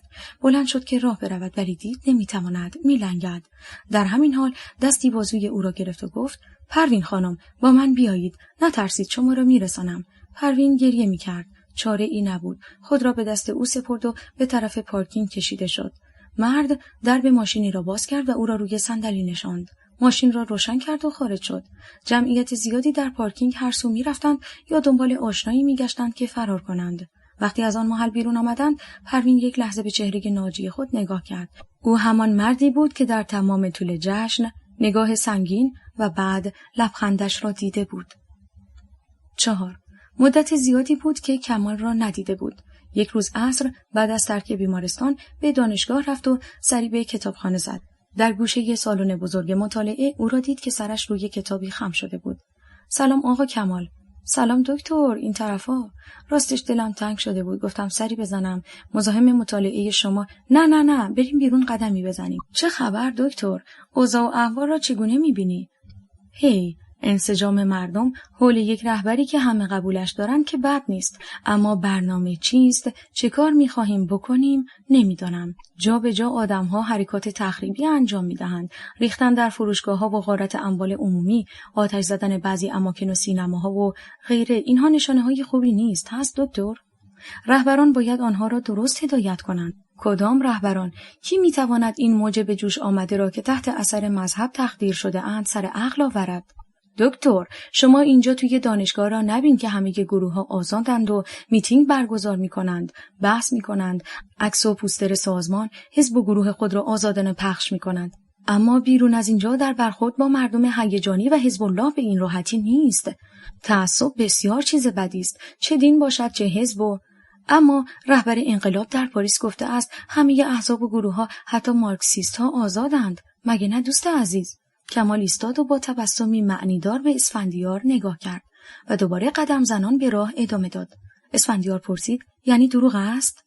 نه، این حرف زده شده. باید در عمل دید چه اتفاقی رخ می‌دهد. ببین دکتر عزیز، در دین موضوعی هست به نام تقیه. برو در این مورد تحقیق کن. مثل دروغ مصلحت‌آمیز است. همانطوری که قدم می‌زدند به انتهای خیابان دانشگاه رسیدند. دسته‌ای از دانشجویان مذهبی اجتماع بزرگی تشکیل داده بودند. یکی در جایگاه بلندی ایستاده بود و سخن می‌گفت. بسیار با حرارت و هیجان حرف می‌زد.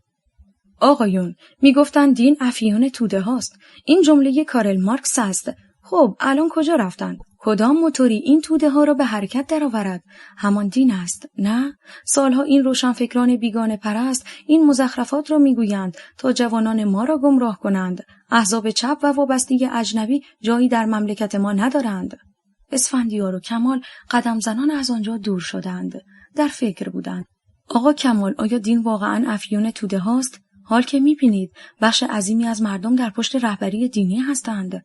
کمال ایستاد. بعد آرام و شمرده شروع کرد به صحبت. ببینید دکتر عزیز، اولا هنوز انقلاب به پیروزی نرسیده. این جماعت مذهبی خصومت خود را با دیگر اندیشان غیر مذهبی شروع کردند. پس آن آزادی که رهبر دینی گفتند و احترام به عقاید مبارزان دیگر چه شد؟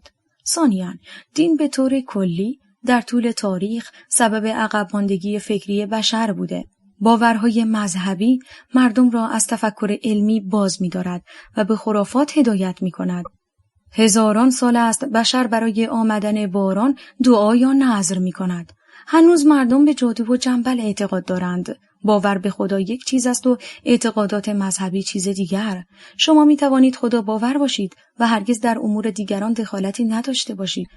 وقتی میلیون‌ها انسان در دنیا تحت استثمار سرمایه‌داران هستند و حقوق آنها پایمال می‌شود و هیچ تلاشی برای حق خود نمی‌کنند و معتقد به فریادرس هستند که می‌آید و دادشان را می‌ستاند، وقتی دلخوش به آخرت و زندگی بهتر در دنیای دیگر هستند، البته تلاشی نمی‌کنند، به نذورات و دعا پناه می‌برند، خداوند دلشان را از این ستمگران می‌ستاند. پس با افسانه ها و احادیث زندگی و کیف می کنند. به این تفکرات معتاد شده اند. این همان افیون است. آقا کمال، در اینجا که عکس قضیه است. مردم به فرمان مذهب حرکت کرده اند. کجای دنیا حرکتی به رهبری مذهب در جهت مثبت سراغ دارید؟ سالها مذهب با پیشرفت و تکامل دانش بشری مبارزه کرد. دانشمندان زیادی به دستور کلیسا محکوم به اعدام یا حبس شدند. دوره اسکولاستیک را به خاطر دارید؟ دنیا مبارزه طولانی با سلطه مذهبیون کرد و آنها را به عقب نشینی واداشت. حال ما می‌خواهیم چه کنیم؟ اهداف این جنبش روشن نیست. برنامه چیست؟ اکنون خیلی زود است برای قضاوت کردن، ولی من چشمانداز روشنی نمی‌بینم. آتش زدن سینما و سوزاندن صدها هموطن چه دستایی در کار است؟ تخریب و غارت نمایشگاه‌ها و غیره، آثار و عوارض افیون به مشام می‌رسد. آیا اگر انقلاب پیروز شود، شرایط برای عموم مردم بهتر می شود؟ منظور از شرایط چیست؟ یعنی توسعه اقتصادی یا سیاسی؟ مگر الان توسعه اقتصادی نداریم؟ در مورد سیاسی هم باید در آینده ببینیم. من خوشبین نیستم دکتر عزیز. 5. خانم توفیق وقتی خبر فرار اعلیحضرت را شنید 48 ساعت از خانه بیرون نیامد. در تمام این مدت مردم در کوچه و خیابانها با فریاد و هیاهوی بسیار جشن گرفته بودند و با پایکوبی و رقص و صدای بوق ماشین‌ها و روشن کردن چراغ اتومبیل‌ها به یکدیگر تبریک می‌گفتند. اسفندیار در اندیشه بود. شاید توطئه‌ای در کار باشد، زیرا 25 سال قبل نیز ایشان رفته بودند و سپس برگشتند. آیا ممکن است این بار هم؟ آیا نمی شود با این همه سرباز و سلاح جلوی سیل مردم را گرفت؟ اگر مهار ژنرال ها را رها می کرد، با کشتن فقط 100,000 نفر قادر به خاموش کردن آتش جنبش نبود؟ شاید اواخر عمر نمی خواهد کفه گناهانش سنگین تر شود. شاید رحیم و آزرده دل و نادم شده است. برای بسیاری سوالات پاسخ روشنی نداشت. همانطور که به خیابان مملو از جمعیت می نگریست فکر می کرد. مرد، زن، پیر و جوان هورا می‌کشیدند، شادی می‌کردند و شیرینی پخش می‌شد. از سر و کوله هم بالا می‌رفتند. صدای بوق کرکننده ماشین‌ها همه جا به گوش می‌رسید. انگار خبر پیروزی نهایی را اعلام می‌کردند. منیژه خیلی سعی کرد تا توفیق را به بیرون از خانه برای تماشای خیابان‌ها بکشاند، ولی موفق نشد. در چند میدان در مدت کوتاهی مجسمه‌ها پایین کشیده شد. مردم از روی جنازه خیالی شاه گذشتند، تف ریختند و بعضی‌ها روی آن شاشیدند. یک جوان به بالای سکویی که مجسمه آن را پایین کشیده بودند رفت و فریاد زد: بعد از این آزاد زندگی می‌کنیم. پول نفت را برای آبادی مملکتمان خرج می‌کنیم، نه برای خریدن اسلحه. ما آزاد و مستقل خواهیم شد به امید خدا. غریو هورا و شادی هزاران نفر به آسمان بلند شد. تا نیمه شب در تمام گوشه‌های شهر جمعیت پراکنده تر به چشم می‌خوردند. محتاط بودند تا از انقلاب در مقابل کودتای احتمالی پاسداری کنند. دکتر تا پاسی از شب گذشته در خیابان‌ها سرگردان قدم می‌زد. از نزدیک شاهد تحرکات جوان‌ها در میدان‌ها بود. قاطی آنها به حرف‌هاشان گوش می‌داد. هیجان در تاریکی و سکوت شب در چشمان آنها می‌درخشید و گاهی گوشه‌ای از آن در کلامشان زبانه می‌کشید. امکان دارد ارتش کودتا کند، باید هوشیار باشیم. سربازها از سربازخانه‌ها فرار می‌کنند، داخل ارتش اختلاف است. مردم نباید میدان را خالی کنند، هر آن امکان خطر هست. باید مردم مسلح شوند تا با کودتا مبارزه کنند. این کار فعلا صلاح نیست، رهبر دستور نداده‌اند. این شعار چپی هاست. چرا امروز ارتش در خیابان‌ها نبود؟ در تمام مدتی که مجسمه‌ها سرنگون شدند، حتی یک نظامی دیده نشد. همه به پادگان‌ها احضار شدند. آیا توطئه‌ای در کار است؟ شعله‌های آتش در هر گوشه مشتعل بود و دور هر یک عده‌ای جمع بودند و گفتگو می‌کردند. مردم سرمست از پیروزی در بستر گرم زمستان آرمیده و جوانهایشان در تدارک روزهای آینده پاسداری می‌کردند. چند روز پر اضطراب سپری شد. دولت منسوب به سلطنت مردم را به صبر و آرامش دعوت می‌کرد. هشدار می‌داد مواظب افراد شرور باشند. ممکن است ارتش تحریک شده دخالت کند. اما مردم او را به باد استهزا گرفتند و با برپایی تظاهرات و دادن شعارهای تند درخواست می‌کردند فرودگاه را برای ورود رهبر در تبعید بگشایند. نیروهای نظامی دوباره با صفارایی منظم در خیابان ظاهر شدند.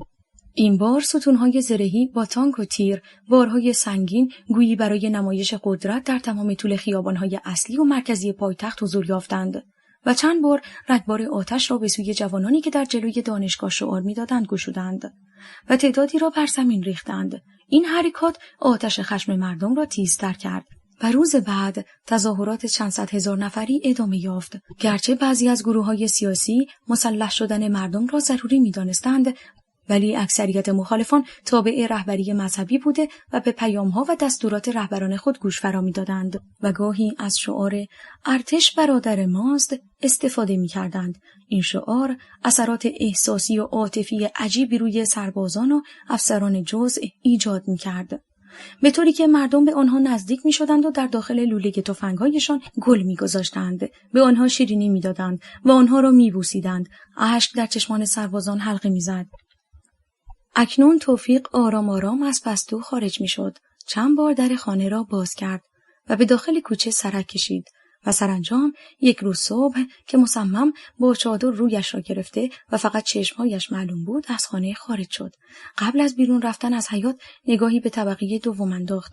دکتر روی تراس مشغول مطالعه بود. وقتی او را دید با لبخند گفت سلام، میرم نون بخرم. بله خوب است، هوایی هم میخورید.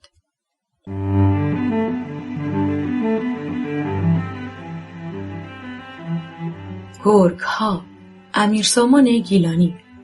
راوی نسیم. تولید و پخش فایل صوتی کتابخانه اینترنتی آوای بوف. avayaboof.com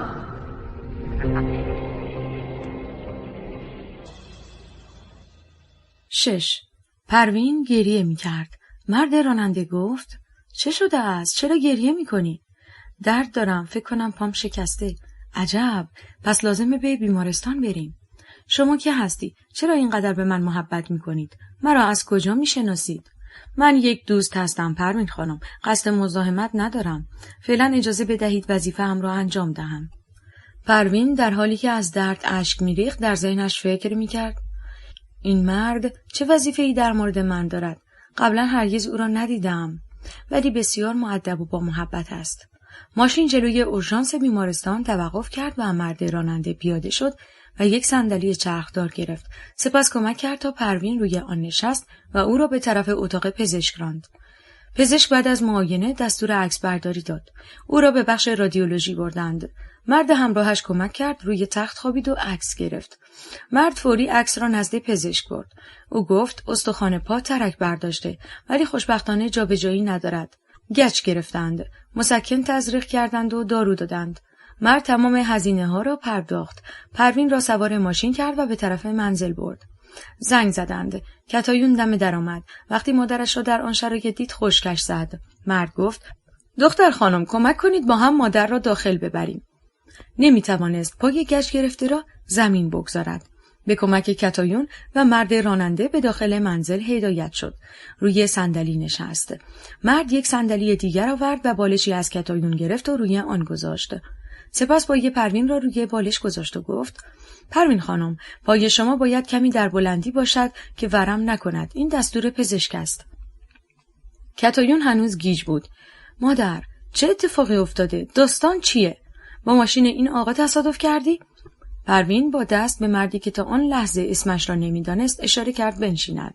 سپس به کتایون گفت یک لیوان آب بدهد و برای آقا چای بیاورد. کتایون دخترم، این آقا خیلی در حق من محبت کرد. در تالار بودیم. ایشان هم از مهمانان بودند. جشن عروسی با شکوهی بود. یک مرتبه عده‌ای مثلا انقلابی به تالار حمله کردند و همه را کتک زدند و همه چیز را به هم ریختند. من در حین فرار افتادم، پام شکست. این مرد محترم مرا سوار ماشین کرد، به بیمارستان برد. کلی هزینه داد و آورد خونه. من نمیدانم چطور از وی تشکر کنم. شرمنده ام. من حتی نمیدانم اون کیست و اسمش چیه. من مدیون ایشانم. الان توضیح میدم پروین خانم. من راد هستم که تازگی بازنشسته شدم. کارمند بودم. الان بیکارم. گاهی به دوستم، همون آقایی که رئیس تالاره، سری میزنم. یک بار شما را اونجا دیدم. از او پرسیدم این خانم زیبا کیست؟ او گفت این زن تازه استخدام شده. خانم بسیار فهمیده، مؤدب، باسواد و غیره و خلاصه بسیار از شما تعریف کرد. کم کم عادت کردم و بیشتر به تالار آمدم. هر بار که شما را می دیدم بیشتر جذب می شدم تا امشب که پروین حرفش را قطع کرد. ببخشید آقای راد، شما خانواده همسر ندارید؟ من تنها هستم خانم. حدود 1 سال است که همسرم را به علت بیماری سخت و طولانی از دست دادم. یک دختر دارم که ازدواج کرده است و در شهری دور زندگی می کند. من واقعا نیت بدی ندارم و از شما بسیار خوشم میاد و جسارت می کنم اگر میگم رسما از شما خواستگاری می کنم. خواهش می کنم در این مورد فکر کنید و بعداً به من جواب دهید. پروین سرش پایین بود. کمی سرخ شده بود و چیزی نمی گفت. کتایون هم از اتاق بیرون رفته بود. آقای راد خود صورتش قرمز بود و نمیدانست دیگر چه باید بگوید. سرانجام پروین سرش را بلند کرد. دید مردی که از او درخواست وصلت می کند میان سال با موهای جوگندمی مرتب شده است که با صورت شاداب و لبخند مهربان نگاهش می کند. بسیار خوب آقای راد، اجازه بدهید در این باره فکر کنم. فعلا که با این پای ناقص خانه نشین شدم. پروین خانم، حتما بدون عجله فکر کنید. در ضمن در مورد ادامه درمان من در خدمت شما هستم. وقت میگیرم شما را برای باز کردن گچ میبرم. لطفاً داروهاتون رو بخورید. من باید سری به دوستم در تالار بزنم. احتمالاً اوضاع آنجا خیلی خرابه. ببینم چه کمکی میتوانم بکنم.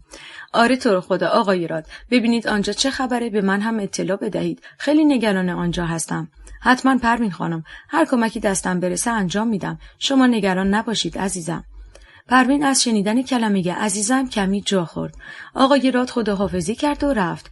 کتایون بعد از رفتن آقای راد نزد مادر آمد. لبخندی به لب داشت. مبارک مادر جون. چه یار برازنده و مهربانی. تبریک میگم. این حرفا چیه دختر؟ مگه چه خبر شده؟ 7. چند روزی بود که خبری از بیمارستان نداشت. اعتصابات دانشجویی به بیمارستان هم کشیده بود. گرچه اسفندیار اعتقاد داشت نباید اورژانس را تعطیل کرد، اما بعضی دانشجویان تندرو مخالفت می‌کردند.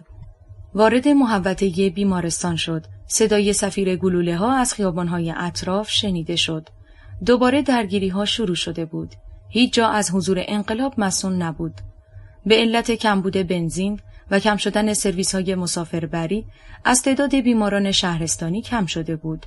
ولی هنوز بیماران اورژانس مراجعه می‌کردند. با اصرار اسفندیار و سایر انترن‌ها درب بیمارستان اطفال به روی مجروحان خیابانی گشوده شد. این کار خشم بعضی استادان را برانگیخت، ولی به زودی قانع شدند که انقلاب از هر دری وارد می‌شود و هیچ مرزی نمی‌شناسد. گاهی کور و کر است، زمانی بی‌رحم و بی‌عاطفه است. گاهی خون می‌طلبد و زمانی تدبیر سیاست می‌خواهد. روز سختی گذشت. در تمام روز پزشکان مجروحان را به داخل بیمارستان کوچک اطفال کشیدند. زخمها را پانسمان کردند. بیماران وخیم را به تنها اتاق عمل جراحی بردند و به نوبت عمل کردند. تا غروب مجروحان سرپایی را مرخص کردند و عمل شده ها را به تدریج به بیمارستان‌های دیگر انتقال دادند. روپوش‌های خونی و کثیف و وضعیت ژولیده پزشکان و پرستاران چهره مریضخانه را تغییر داده بود، ولی گویی همه را امیدی مبهم و دور به هم پیوند می‌داد.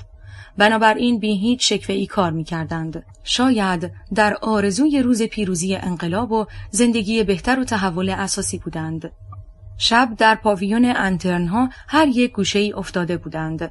هیچ یک سخنی نمی‌گفت. اسفندیار روی تخت کنار پنجره لم داده بود و ورق روزنامه را نگاه می‌کرد. سایرین دراز کشیده بودند یا روزنامه می‌خواندند. همه خسته بودند. دکتر جوانی لاغر و بلندقد ریش نسبتاً انبوه خود را مرتب شانه می‌کرد و کتابی را ورق می‌زد و سریعاً به تصاویر آن نگاهی می‌انداخت. لحظاتی بعد بلند شد، روپوش سفید را درآورد و برای وضو بیرون رفت. دقایقی بعد به اتاق برگشت. زیر لب جملاتی گفت که کسی درست متوجه نشد. عربی تلفظ می‌کرد.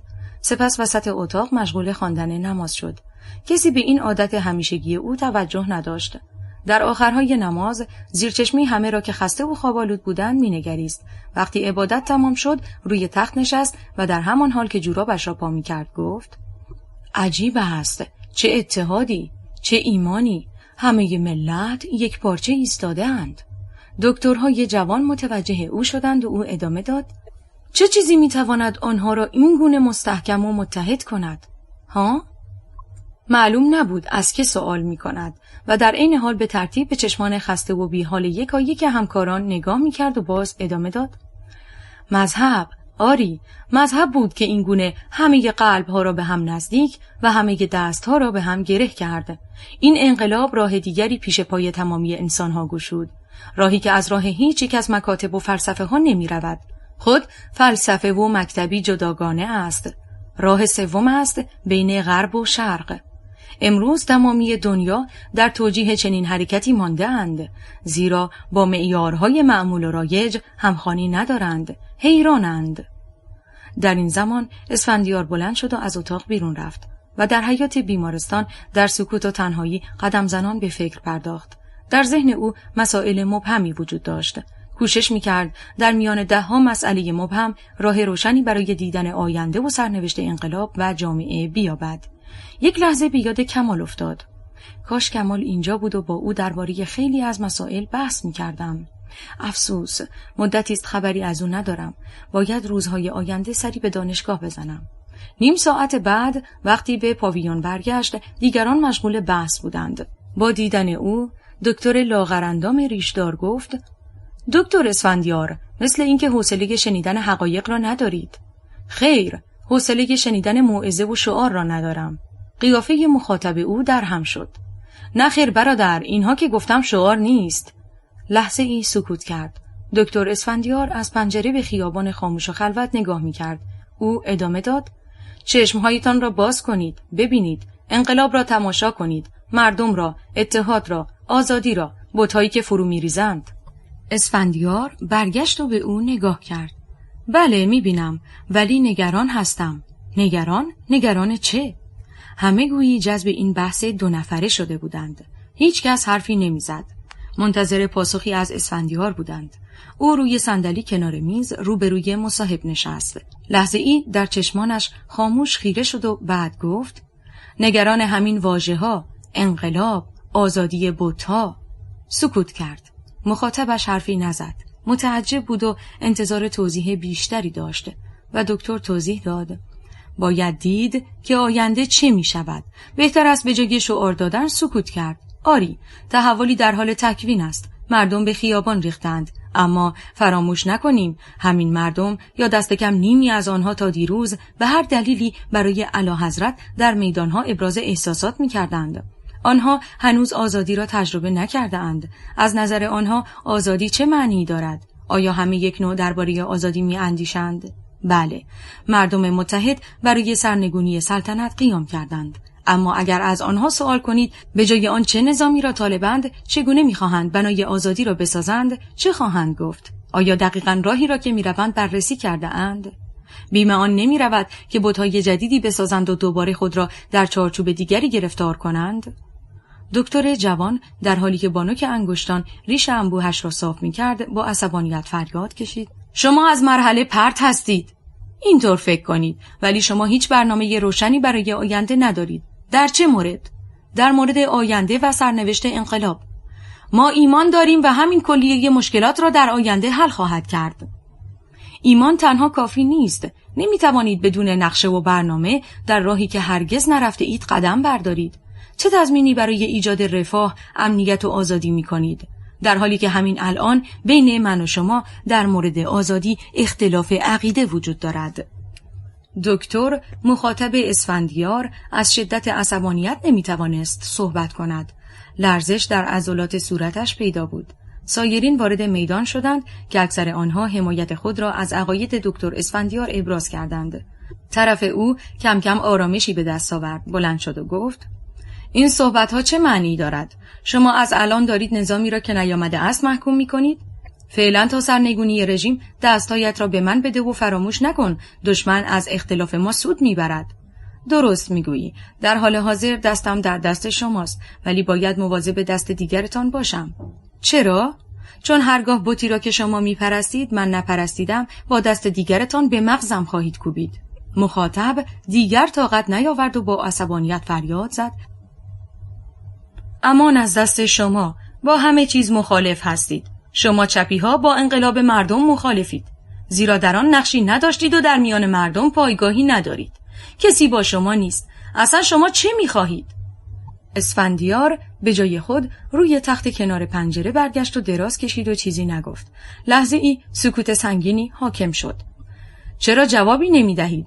اسفندیار به طرف او برگشت و با کلمات شمرده گفت: من نمی‌دانم چی هستم، چپی هستم یا راستیم. به کدام مکتب و مسلک تعلق دارم نمیدانم و نمیخواهم که بدانم. من عادت نکردم خودم یا دیگران را طبقه بندی و مارکدار کنم. من دوست نداشتم یک فکر، یک ایده مطلق را بپرستم و به آن سجده کنم مثل شما. من خودم هستم، آدمی که میخواهد زندگی کند، راحت و آزادانه ابراز وجود نماید و اندیشه را انعکاس دهد. دوست دارد نه تنها خودش بلکه هیچ انسانی در تمام دنیا غمگین، گرسنه و اسیر اندیشه ها نشود، هرگز استثمار نگردد و هیچ کس را استثمار نکند. برای بیان لحظه لحظه که تفکرات خود هرگز از برق دشنه‌ای یا سنگینی چماقی هراس نداشته باشد. عشق بورزد و در چنگال هیچ آز و حسدی اسیر نشود، هرگز به زور چیزی را نخواهد و تحمیل نکند. لحظه ای سکوت کرد و دوباره شمرده و آرام گویی شعری را دکلمه می کند ادامه داد: دوست دارم مثل آبشار باشم، رودی، نهری که همیشه در جریان است، نه مردابی خاموش، بی تحرک، بی روح و محدود. حال شما بر این احساس و اندیشه هر اسمی می خواهید بگذارید، برای من تفاوتی ندارد. دیگر سخنی نگفت و دیگر هیچ کس حرفی نزد. 8. از هنگامی که از شهرستان آمد مرتب در تلاش بود. صبح زود بیدار می شد و به کار آشپزی می پرداخت. صبحانه را آماده می کرد و برای خرید نان بیرون می رفت و در بازگشت اسفندیار را بیدار می کرد. اسفند پاشو دیره، من باید برم مدرسه، از سرویس مدرسه جا می مانم. تون چیزی می خورد، کیفش را بر می داشت و در حالی که دکتر هنوز در رخت خواب بود خداحافظی می‌کرد و از منزل خارج می‌شد. طول کوچه را به سرعت طی می‌کرد تا سر خیابان می‌رسید. دقایقی بعد اتوبوس سرویس می‌رسید. توی اتوبوس شلوغ معلم‌های مدارس جنوب شهر سرگرم گفتگو بودند. بعضی از خانم معلم‌ها کودک همراه داشتند که باید آنها را به مهد کودک مدرسه می‌سپردند. بچه‌های شیرخوار مرتب گریه می‌کردند. منیژه دوستایی بین همکاران مدرسه یافته بود و با آنها در مورد خیلی مسائل حرف می‌زد. بحث روز اعتصابات دانشجویان، کارگران و کارمندان و راهپیمایی‌های سراسری بود. کم کم زمزمه اعتصاب مدارس هم به گوش می‌رسید. منیژه جوان، زرنگ، زیبا و پر انرژی بود و با اخلاق خوشی که داشت در دل همه جا باز می‌کرد. چند بار مدیر مدرسه به او اخطار کرده بود که مراقب باشد و سر کلاس حرفهای سیاسی نزند. گزارش‌ها داده می‌شد و چند بار پای امنیتی‌ها به مدرسه کشیده شد. منیژه به مدیر توضیح داد که شرایط اجتناب ناپذیر است و به علاوه خود دانش آموزان روی تابلو و دیوار شعارهای تند می‌نوشتند و با هم درباره حکومت صحبت می‌کردند. منیژه گرچه به تدریس علاقه داشت ولی فاصله خانه تا مدرسه در ترافیک سنگین جنوب خسته‌اش می‌کرد. وقتی به خانه می‌رسید نای نداشت و تازه منتظر اسفندیار می‌ماند که با هم غذا بخورند. تا آمدن او همه چیز را آماده می‌کرد، کمی مطالعه می‌کرد و گاهی از خستگی خوابش می‌برد. عصر خسته به منزل برگشت. غذا را گرم کرد و منتظر اسفندیار نشست. او خیلی دیر آمد. اسفند خیلی دیر کردی، من خیلی گشنمه. میدونم عزیزم، ولی کار بود. مریض اورژانس داشتم. پیگیر کار مریض بودم. دیر شد. ببخش. باشه جانم. میدونم. بیا غذا حاضره. بعد از صرف غذا دکتر روی تخت دراز کشید و منیژه ظرف‌ها را شست و بعد نزد او رفت و کنارش دراز کشید. بعد برگشت و با دستش موهای سر اسفندیار را نوازش کرد. لبخندی بر لبان دکتر ظاهر شد. او هم آهسته گیسوی منیژه را نواخت. او را به طرف خود کشید و بوسید. منیژه گفت: نازنینم، میخوام چیزی بگم. ناراحت نشی. نه بگو عشق من. چرا ناراحت بشم؟ اسفند بگو، تو دوست نداری یه کوچولو داشته باشیم؟ اسفندیار بلند شد و نشست و با تعجب به منیژه نگاه کرد و پرسید: تو دلت بچه میخواد؟ آره؟ منیژه سرش را به علامت تایید تکان داد. در عین حال لبخند زد. باشه عزیزم، ولی شرایط ما... فکر میکنی میتوانیم اداره کنیم؟ بله محبوبم، ادارهش میکنیم. البته هزینه داره میدونم. من حقوق میگیرم. تو هم فردا درس تموم میشه و... در همین موقع درب منزل را کوبیدند. بله، کیه؟ چه خبر شده؟ توفیق بود. در حالی که نفس نفس میزد گفت: عکس امام روی ماه افتاده است. معجزه. همه بیرون آمدند و به بالای بام رفتند. صدها نفر از همسایه‌ها و مردم روی بام منازل و کوچه‌ها به آسمان خیره شده بودند. آسمان نیمه تاریک غروب اوایل زمستان با سرمای ملایم صاف و روشن بود. تک تک ستاره‌ها نمایان می‌شدند. توفیق فریاد زد: نگاه کنید، آنجا را نگاه کنید، روی ماه عکس امام را می‌بینید؟ منیژه گفت: من که نمی‌بینم. اسفندیار گفت: سایه‌های روی ماه ممکن است چنین تصوری را ایجاد کنند. اما توفیق فریاد زد: خیر، تصور نیست، واقعیت است، معجزه است. شما چون ایمان ندارید نمی‌بینید. اسفندیار در حالی که می‌خندید به اتاق برگشت. آن شب هزاران تلفن از شهرها به پایتخت و از پایتخت به شهرها خبر معجزه افتادن عکس امام روی قرص ماه را به همه رساند. به نظر مردم همه چیز معجزه بود. رفتن شاه، هوای نچندان سرد زمستان، مقاومت مردم در مبارزه، نامه‌های رهبر در تبعید و اکنون عکس امام در ماه. 9. دانشگاه شلوغ بود. جمعیت‌های زیادی از احزاب و سازمان‌های سیاسی در دانشکده‌های مختلف برای هواداران خود سخنرانی می‌کردند یا عکس و پوستر پخش می‌کردند. تابلوهای بزرگی از عکس مبارزان، آنها که در راه آرمان میهنی جان باخته بودند، همه جا به چشم می‌خورد. سرود و آهنگ‌های انقلابی همه جای صحنه دانشگاه به گوش می‌رسید. عکس‌های رهبر انقلاب در هر سو دیده می‌شد. تمام گروه‌های سیاسی از چپ تا راست تلویحاً رهبری این امام را که بیشترین اقشار مردم به لحاظ دینی تابع او بودند، پذیرفته بودند.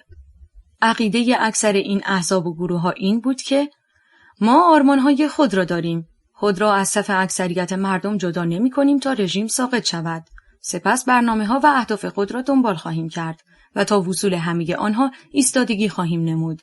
تراکت‌ها و اعلامیه‌های بیشماری در تمام فضای دانشگاه پخش بود. اسفندیار به کتابخانه دانشگاه سری زد. دنبال کمال بود، ولی او را ندید. به حیاط دانشگاه برگشت. کمی به سخنران‌ها گوش داد. بعد به طرف دانشکده پزشکی حرکت کرد. آنجا هم شلوغ بود. بیشتر گروه‌های مذهبی سخنرانی داشتند. همه جور آدم بودند. از مردم عادی، دانش آموز و دانشجو تا کارگر و کارمند و غیره. سخنران بعد از هر چند دقیقه سخن سکوت می‌کرد و اطرافیان با صدای بلند فریاد می‌زدند: حزب فقط حزب الله، رهبر فقط. به این ترتیب موضع خود را روشن از سایر گروه‌های سیاسی مشخص می‌کردند. اسفندیار در بحر تفکر بود که برای خود توجیه کند که کلمه فقط به چه معنی است. آیا نوعی انحصار طلبی نیست؟ آیا این غیر از این است که از فردای پیروزی انقلاب سایر گروه‌ها باید بساطشان جمع شود؟ از این تصور یک آن به خود لرزید. از پشت دستی به شانه‌اش خورد. برگشت. کمال بود که با لبخند نگاهش می‌کرد. سلام دوست عزیز، چطوری؟ می‌بینم که سخت در فکری ها. سلام آقا کمال، اومدم کتابخانه نبودی. همینطور میچرخیدم و میتینگ احزاب را نظاره میکردم تا رسیدم اینجا. دکتر، اینجا پایان خطه. بریم کمی قدم بزنیم. منظورتان از پایان خط چیه؟ خودت که شنیدی جانم، میگه فقط. اتفاقا من هم داشتم به همین کلمه فکر میکردم. بار معنایی سنگینی. درسته دکتر عزیز. این یعنی از فردای انقلاب همه احزاب، گروه‌ها، نیروها و حتی همه اندیشه‌ها تعطیل. الان که همه در کنار هم مشغول فعالیت و تبلیغ دیدگاه‌های خود هستند و کسی تعرضی به دیگری نمی‌کند. درسته دکتر جان، ولی این کلمه فقط خیلی خطرناکه. خیلی. اونا هنوز قدرت در دستشان نیست و اگر 2 فردای دیگر قدرت هم داشته باشند، مردم بی‌صبرانه منتظر آمدن رهبرند و دولت را تهدید می‌کنند که فرودگاه را برای پرواز تاریخی آماده کند. بله، درسته. خدا می‌داند چه اتفاقی در انتظار این مملکت است و چه کسی مسئول تمام آنها خواهد بود. آقا کمال، خیلی نگران به نظر می‌رسی. درسته دکتر، حق دارم، چون هیچ چیز مشخص نیست. چه نظامی روی کار خواهد آمد؟ شما می‌دانید؟ رهبران هیچ توضیحی نمی‌دهند. می‌گویند جمهوری اسلامی. یعنی چه؟ همین 2 کلمه با هم منافات دارند. جمهوری یعنی حضور و رأی مردم به نوعی دموکراسی، اما حضور اسلامی در کنار آن به چه معناست؟ منظور دستورات شرعی در دل دموکراسی است؟ پس این دیگه دموکراسی نیست. کجای دنیا یک مورد سراغ دارید که دین و دموکراسی با هم سازگار باشند؟ چنین حکومتی میشناسید؟ آخه اکثریت مردم ما مسلمان هستند. باشند. چه ربطی به اداره حکومت دارد؟ اداره مملکت بر اساس حقوق بین الملل و حقوق بشر باید باشد، نه اصول شرع. اگر اینطور است، اکثر مردم اروپا مسیحی اند، پس باید حکومت جمهوری مسیحی اعلام شود. آقا کمال، عیب حکومت شاه چه بود؟ چرا به اینجا کشیده شد؟ نظر من این است که در توسعه سیاسی درجا زد. نتوانست آزادی‌های سیاسی را همپای آزادی‌های اجتماعی گسترش دهد. از احزاب چپ به شدت وحشت داشت و دست راستی‌ها را باز گذاشت. این اواخر تنها یک حزب را که فرمایشی بود اعلام کرد، در حالی که می‌توانست بگوید همه احزاب سیاسی آزاد باشند و دفتر و روزنامه داشته باشند و آزادانه در انتخابات شرکت کنند. در این صورت کسی به کار مبارزه مخفی رو نمی‌آورد. نباید رهبران مبارز را به بهانه فرار از زندان ترور می‌کرد و اشتباهات دیگر. نیروهای مخالف نیز اشتباهاتی کردند. عملکرد او در قبال کشورهای خارجی چطور؟ در مجموع خوب بود. شاه به هیچ وجه نوکر بیگانگان نبود و منافع ملی را پاس می داشت. در مقابل زیاده‌خواهی آنها ایستاد. 10. چند روز بعد روزنامه ها با کلمات درشت نوشتند: فردا امام خواهد آمد. میلیون ها نفر منتظر و مشتاق بودند و نیز اضطراب داشتند. سرانجام دولت منصوب شاه فرودگاه را برای ورود میهمان باز کرد. مردم هر روز در خیابانها رئیس دولت را به باد استهزا می گرفتند و او را نوکر بی اختیار خطاب می کردند. این نخست وزیر به مردم هشدار داده بود که مواظب دیکتاتوری نعلین باشند. خبرگزاری‌های جهان خبر عزیمت رهبر انقلاب به وطن را با سر و صدا و تفسیرهای گوناگون پخش کردند. از شب عده زیادی از مردم فرودگاه را محاصره کردند و از صبح زود تمام مسیر حرکت پیشوا را از فرودگاه تا گورستان با آب و جارو شستند و روفتند. فرودگاه عملاً در اختیار نیروهای انقلاب بود. صبح یک هواپیمای فرانسوی در فرودگاه به زمین نشست. مردم ازدحام کرده بودند و همه جا از جمعیت موج می‌زد. دقایقی بعد رهبر از پله‌های هواپیما فرود آمد. یک نظامی با لباس فرم نیروی هوایی به وی در پایین آمدن کمک می‌کرد و پشت سر او تعدادی از یارانش از خارج به وطن باز می‌گشتند. دسته‌ای از جوانان پرشور مذهبی سرودی اجرا کردند که مضمون آن رفتن دیو و آمدن فرشته بود. بعد امام در جایگاه مخصوصی که تدارک شده بود قرار گرفت. حدود 70 سال سن داشت. قیافه‌ای جدی با صورتی کشیده، ریشی بلند و دستاری مشکی، لباس روحانی بلند که هنگام راه رفتن آن را جمع می‌کرد. عده زیادی مسئول حفاظت از او بودند. مردم فشار می‌آوردند تا هرچه نزدیکتر شوند و پیشوای خود را ببینند و اگر امکان داشته باشد او را در آغوش کشند، ببوسند و ببویند، ولی امکانش نبود. رهبر چند دقیقه در فرودگاه سخن گفت و به احساسات مردم با تکان دادن دست پاسخ داد و پس از آن به طرف گورستان شهر، جایی که 10 نفر شهدای انقلاب خوابیده بودند، حرکت کرد. به علت ازدحام، ماشینی که او را به طرف گورستان می برد به کندی حرکت می کرد. ساعتها طول کشید تا فاصله 15 کیلومتر پیموده شد. در تمام مسیر جمعیت با گل به طرف ماشین در حرکت بودند. به هر تقدیر رهبر روحانی انقلاب به گورستان رسید. در جایگاه قرار گرفت و سخنرانی کرد. سخنرانی تاریخی و پرشور وی همان شب از تلویزیون پخش شد، زیرا عده زیادی موفق به شنیدن ندای تاریخی او نشده بودند. این مشکل با حضور نیروهای انقلابی در اداره تلویزیون حل شد. میلیون‌ها نفر پای تلویزیون بودند. بعد از 35 سال تبعید برگشته بود. خبرنگاری در هواپیما از وی پرسید: بعد از سالها تبعید، اکنون که به وطن باز می‌گردید چه احساسی دارید؟ یک کلمه بیش نگفت. هیچ. این پاسخ عجیب بود و کمی گیج کننده.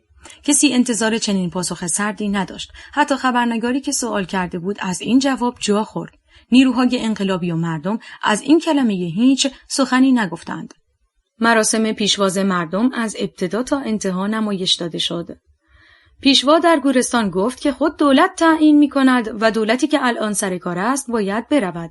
او گفت شاه مملکت را ویران و گورستان را آباد کرده است. در ضمن گفت که مردم تنها به این دلخوش نباشند که برای آنها مسکن می‌سازند و آب و برق را رایگان می‌کنند، بلکه معنویات آنها را ارتقا می‌دهد و گفت که مردم را به مقام انسانی می‌رساند. بعد از آمدن رهبر هر روز حوادث تازه‌ای در تمام کشور رخ داد.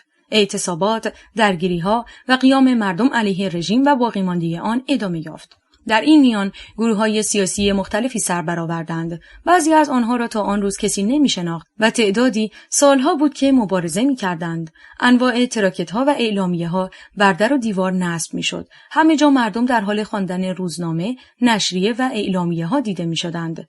وجود انواع تراکت‌های سازمان‌های سیاسی سرگیجه آور بود. بازار کتاب فروشی‌ها داغ بود. آنقدر کتاب و جزوه روی بساط مغازه‌ها و پیاده‌روها ریخته بود که بیشک عمر کسی برای مطالعه همه آنها کفاف نمی‌کرد.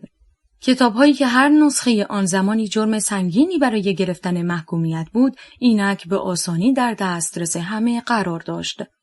نیروهای طرفدار جریان اصلی انقلاب که آرمان دینی داشتند، جوانان بسیار تندرو و رادیکال مذهبی، بار دیگر به فروشگاه‌ها و دکه‌های مشروب فروشی که به عقیده آنها از راه حرام کاسبی می‌کردند حمله کردند.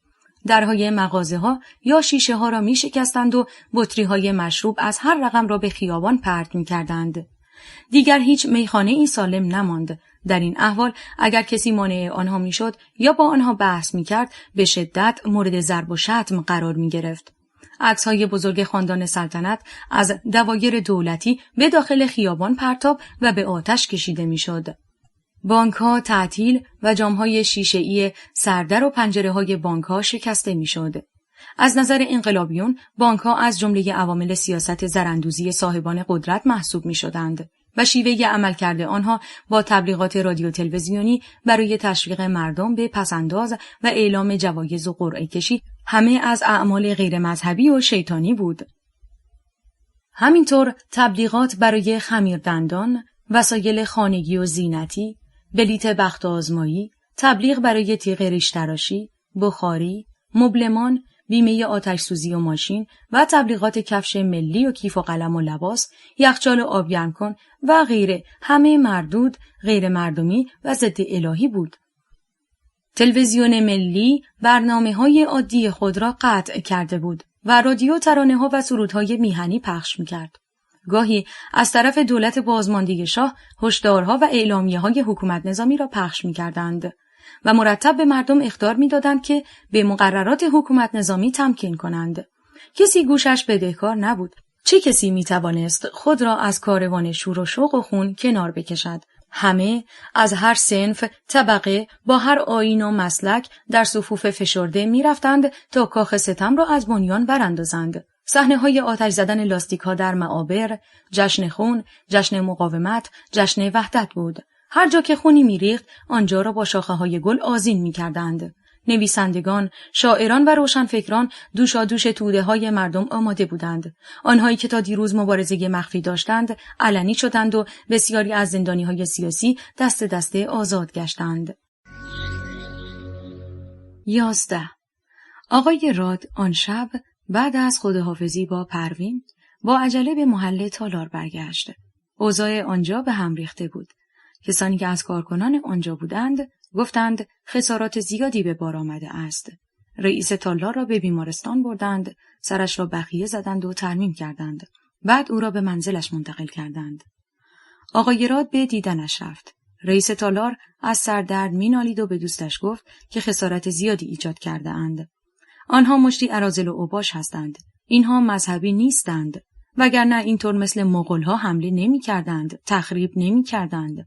جشن عروسی است، مردم آبرو دارند. اگر رقصیدند، اگر شادی کردند، به شما چه ارتباطی داره؟ شما مگر وکیل و وصی مردمید؟ آخ آخ آخ.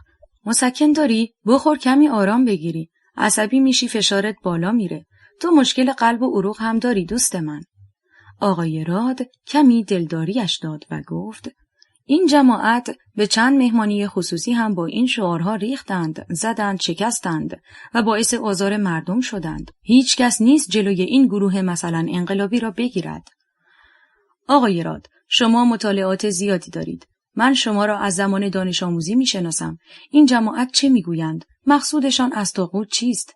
وضعیت مملکت چه خواهد شد؟ دوست من، اینها معتقدند که افراد مرفه و بی‌درد که لباس شیک می‌پوشند و زندگی راحت دارند، طاغوتی هستند. طاغوت در لغت به معنی ظالم، سرکش و باطل است. اعتقاد دارند فرعون و یارانش طاغوتی بودند و امروز هم تمام کشورهای بزرگ و ستمگر که حق افراد ضعیف را رو بودند و نیز کسانی که شیوه و روش آنها از غرب و مظاهر غربی است طاغوتی اند و باید از بین بروند. با این حساب تمام ممالک دنیا باید از بین بروند دیگه، نه؟ چه عرض کنم دوست من؟ اما اینکه چه خواهد شد و مملکت به کجا می رود بحثی است طولانی و این وقت شب با توجه به اینکه من باید سری به پروین خانم هم بزنم فرصت نیست. بعداً صحبت خواهیم کرد. لبخندی بر لبان مرد ظاهر شد و گفت عجب، خلاصه به مقصود رسیدی؟ فکر بد نکن جانم. اون موقع که مهاجمان حمله کردند او افتاد پاش شکست. بردمش بیمارستان، گچ گرفتند. الان در منزل است. بیچاره نگران شما بود. از من خواست وضعیت را اطلاع بدهم. بسیار خوب که اینطور. حتما کمکش کن عزیزم. سلام مرا هم برسان. شب بخیر. پس زودتر برو. بعد از بیرون آمدن از منزل دوستش به آسمان نگاه کرد. آسمان صاف، پرستاره و ماه کامل بود. یک لحظه احساس زیبایی به او دست داد. حس اینکه به مراد خود نزدیک می شود خیلی دلپذیر بود، گرچه هنوز تا به مقصود راه طولانی در پیش داشت. به ساعت نگاه کرد. شب از نیمه گذشته بود. با خود گفت این موقع از شب صلاح نیست مزاحم پروین شود. بنابراین از رفتن به منزل او صرف نظر کرد تا صبح به او سر بزند. 1 سال بود که همسرش را از دست داده بود و تنها زندگی می کرد. همسرش به دنبال یک بیماری سخت مدتها بستری بود. ماه‌ها تلاش، دارو و درمان مؤثر نشد. روزها و شب‌های سختی را بر بالین همسر بیمار گذراند و مدتی دچار افسردگی شد و سرانجام با مطالعه و دیدن دوستان خود را سرگرم نمود. اولین بار که برای دیدن دوستش به تالار رفت، ساعتی در محوطه و سپس درون تالار گشتند. در آنجا بود که برای اولین بار چشمش به پروین افتاد. 1 مرتبه ایستاد و از رئیس تالار پرسید این زن کیست؟ دوستش جواب داد ها؟ اون؟ پروین خانم؟ ایشان خانم بسیار فهمیده، باسواد، زیبا و مدیر هستند و تازه استخدام شدند. ها؟ چی شده؟ مثل اینکه چشمت رو گرفته ها؟ اتفاقاً ایشان خانم بیوه هستند. شوهرش معتاد بود و فوت کرد. این حرفها آقای راد را منقلب کرد. گویی بعد سالها چیزی را یافته است که در آرزوها دنبالش می‌گشت. بعد از آن روز بارها آنجا رفت و گاهی از نزدیک او را تماشا کرد. او را بی نهایت زیبا دید. چند بار خواست جلو برود، خود را معرفی کند و رسما به او پیشنهاد ازدواج بدهد. ولی خجالت می‌کشید و جای مناسب برای درخواست ندید. دوستش اجازه خواست که با پروین در این باره صحبت کند. نپذیرفت. تا شبی که آن اتفاق افتاد و با او در آن شرایط برخورد. حال در انتظار پاسخ پروین بود. احساس می‌کرد قلباً دوستش دارد.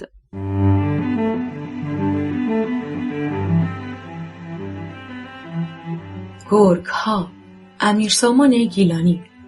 راوی نسیم.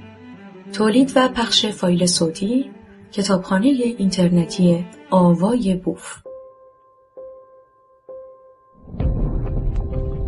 avayaboof.com.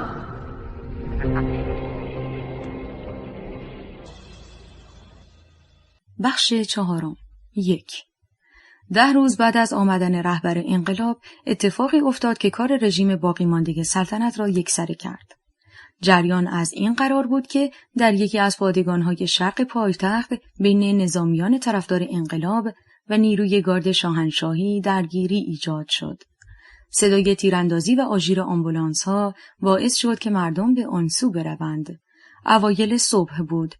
هوای آفتابی و دلپذیر نیمه دوم زمستان نوید بهاری نزدیک می‌داد. صف‌های طویل پیت‌های نفت در کوچه و خیابان‌ها روزها پشت سر هم به چشم می‌خورد. مردم هر روز منتظر حادثه ای بودند و شاید منتظر جرقه ای که کار را تمام کنند، زیرا به خوبی حس می کردند نیرومندند و می توانند با قدرت یک پارچه مردمی پیروز شوند. در عین حال حالت تردید در تصمیم گیری های رهبران دیده می شد.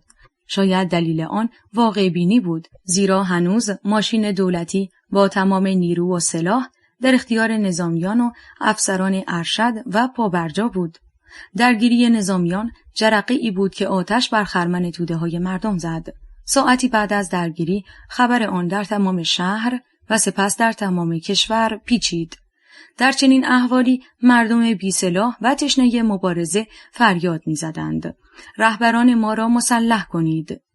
این درخواست مردم بود. همزمان با این حادثه راهپیمایی پرشکوهی در خیابان مرکزی شهر به یادبود چریک‌های جنگل در جریان بود. پرچم‌های سرخ و آرم سازمان در اهتزاز بود و جمعیت هوادار با شعار و گره مشت‌ها در حرکت بودند که ناگهان یک موتوری که لباس فرم نیروی هوایی به تن داشت فریاد زد: چریک‌ها کجا هستید؟ الان موقع راهپیمایی نیست. برادران، نیروی هوایی در حال جنگ هستند. آنها در حال کشته شدن توسط گارد هستند. این فریاد آب سردی بود که بر روی تظاهرات پاشیده باشند، زیرا یک باره 10 نفر از جمعیت خارج شدند و بلافاصله با اسلحه کمری به طرف پادگان نیروی هوایی حرکت کردند. اینها چریک‌های از جان گذشته آماده جانبازی در راه میهن و مردم بودند. حال که مردم خود اعلام جنگ کرده بودند، درنگ جایز نبود. نیروهای کمک از در و دیوار پادگان بالا می رفتند. به زودی نیروی گارد عقب نشینی کرد. این شکست سرآغاز شکست‌های پی در پی بعدی بود. چریک‌های چپ و مذهبی و نظامیان انقلابی بعد از این پیروزی اسلحه پادگان را بین مردم پخش کردند. تازه این زمان بود که پیشوا دستور مقاومت در مقابل نیروهای طرفدار سلطنت را صادر کرد. دیگر هیچ چیز قابل کنترل نبود. دیگر همه مردم در مقابل تمامی ارتش در جنگی مسلحانه پیکار می‌کردند. هیچ کس حدس نمی‌زد که ناگهان کار به جنگ خیابانی کشیده شود. حمله به تمام پادگان‌ها آغاز شد. مردم با هر سلاحی که به دستشان می‌رسید حمله می‌کردند. صدای انفجارهای پی در پی در هر طرف به گوش می‌رسید. تعدادی از کلانتری‌ها و پادگان‌ها داوطلبانه تسلیم شدند. جنگاوران در حال تعلیم کودکان و جوانان بودند که چگونه ماده انفجاری بسازند. قبلاً تراکت‌هایی درباره آموزش نظامی مردم پخش شده بود.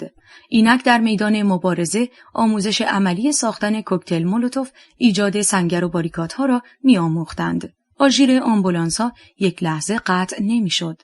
نیروهای انقلاب به تمام کلانتری‌ها، کاخ‌ها، مجلس و قرارگاه‌های نظامی تهاجم کردند.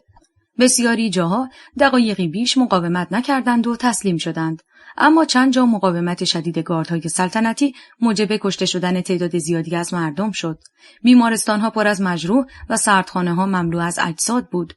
خبرها از شهرستانها هم نشان از مبارزه خونین مردم و نظامیان داشت. در پاره این نقاط مردم نیروهای اطلاعاتی و امنیتی را اعدام کردند. بعضی از آنها را دست و پا بسته وارونه به درختها آویختند که روزها به همان شکل ماندند تا بوی تعفن گرفتند. 2. اسفندیار 2 شبانه روز پیاپی به خانه نرفت. در تمام این مدت در بیمارستان مشغول کار بود.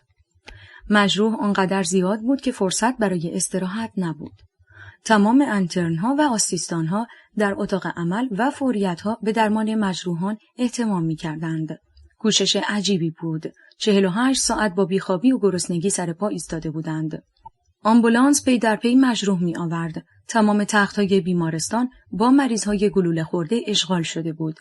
مریض‌های عادی را مرخص کرده بودند. مردم برای دادن خون هجوم می‌بردند.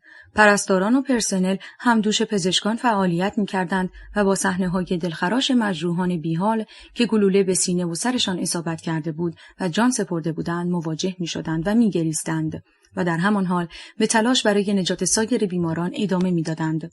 اسفندیار در حالی که خون روی روپوش او ماسیده بود خود را به این سو و آن سو می‌کشاند. برای مجروحی سرم وصل می‌کرد، مجروح دیگر را بخیه می‌کرد. به اتاق عمل می‌رفت، به فوریت‌ها سر می‌زد و همینطور در بلند کردن و جابجایی مریض‌ها کمک می‌کرد. با بیمارستان‌های دیگر در تماس بود. برای مریضی خون و برای دیگری پذیرش می‌خواست. همه بیمارستان‌ها شلوغ بود و چنین وضعی داشت. صدای گلوله و انفجار نارنجک از خیابان‌ها به گوش می‌رسید. نبرد بین نیروهای انقلاب و ارتشی‌های طرفدار رژیم ادامه داشت. اواخر روز دوم درگیری سران ارتش تسلیم شدند. پادگان‌ها به دست مردم افتاد. در دست هر جوانی یک اسلحه بود. گاهی کودکان با قطعات مسلسل و سلاح کمری در خیابان دیده می‌شدند. همه از ذوق و هیجان پر بودند. اداره تلویزیون بعد از کشته شدن چند نفر به دست مردم افتاد. رادیو یک مرتبه با پخش سرود میهنی پیروزی انقلاب را اعلام کرد. بعد از سقوط پایتخت به سرعت در شهرستانها نیروهای مردمی مراکز نظامی را تسخیر کردند. نیروهای امنیتی مخفی شدند یا به دست مردم افتادند. دیگر سلطنت سقوط کرده بود. چند تن از سردمداران رژیم پادشاهی تا آخرین لحظه مقاومت کردند و سرانجام دستگیر شدند. مردم به دنبال پیروزی انقلاب در خیابانها شادی کردند و نقل و شیرینی پخش نمودند و جشن گرفتند. از نظر آنها سقوط سلطنت معجزه دیگری بود که به دنبال معجزات پیشین رخ داد. اسفندیار بعد از 2 روز کشیک خسته کننده به خانه بازگشت. منیژه در انتظار او بود. بعد از صرف صبحانه روی تخت افتاد و تا ظهر به خواب عمیقی فرو رفت. نزدیکی ظهر بیدار شد ولی نای بیرون آمدن از تخت را نداشت. همانطور که دراز کشیده بود یاد حوادث روزهای گذشته افتاد. فکر روزهای بعد از پیروزی انقلاب بود که چه رخ می‌دهد. خیلی دوست داشت به خیابان برود و سری به دانشگاه بزند. سرانجام بلند شد. منیژه مشغول آماده کردن نهار بود. وقتی او را دید گفت: اسفند، خوب خوابیدی عزیزم، نزدیک 5 ساعته. البته میدانم که خسته بودی. برو یه دوش بگیر، غذا حاضر است. منیژه، بعد از نهار حاضری بریم بیرون ببینیم چه خبره؟ آره، موافقم، بریم. شنیدم دانشگاه خیلی شلوغه. مردم برای دیدن عکس شهیدان و مبارزان به آنجا میروند. تمام گروه‌های سیاسی در آنجا میتینگ دارند. بسیار خوب، من زود آماده میشوم. 3. اسفندیار در این فکر بود که شاید در دانشگاه کمال را ببیند. حیات دانشگاه مملو از آدم بود. هر طرف صدای سخنرانی به گوش می رسید. گروه‌های سیاسی مختلفی هواداران خود را جمع کرده بودند. عکس و پوستر و تراکت همه جا ریخته بود. منیژه دست اسفندیار را کشید و گفت: اسفند، بیا این طرف، چند تا از همکاران را اینجا دیدم. به آن سمت رفتند و با معلم‌ها مشغول گفتگو شدند. یکی از آنها پرسید: حال که انقلاب پیروز شده، اوضاع ما معلم‌ها بهتر خواهد شد؟ واقعاً مسکن، آب و برق مجانی می شود؟ منیژه گفت: صبر داشته باش، هنوز چند ساعت از انقلاب نگذشته. به علاوه بقیه حرفای امام را فراموش کردی؟ فرمودند به این مقدار دلخوش نباشید، شما را به مقام انسانیت میرسانیم. انسانیت نمیخوای؟ باشه، حالا در درجه اول مشکل ما مسکن جانم. منیژه با دوستای همکارش گرم صحبت شد و اسفندیار به حرفای یکی از شریک‌ها گوش میداد که دستی به شانه‌اش خورد. سلام دکتر، این طرفا مریض نداری؟ سلام آقا کمال، چیز عجیبیه. هر وقت دلم میخواد شما رو ببینم فوراً ظاهر میشید، انگار پرتان را آتش زدند. درسته، من سیمرغ هستم، نمیدانستی؟ ها ها ها ها ها. خب آقای سیمرغ، اوضاع و احوال چگونه است؟ چطوره؟ خودت میبینی دیگه، امن و امان، همه آزادند، چپ، راست، مذهبی، لامذهب و غیره. هر کی ارگان خودشو داره و تبلیغ میکنه. از این بهتر چی میخوای؟ تا کی این انقلابیون مذهبی گروه‌های مارکسیستی را در جامعه تحمل خواهند کرد؟ تا کی؟ همین دیروز گروه‌های تندرو مذهبی در یکی از استان‌های غرب کشور یک مینیبوس پر از کتاب را به آتش کشیدند به بهانه اینکه کتاب‌ها انحرافی و ضد مذهبی‌اند. جدی میگی آقا کمال؟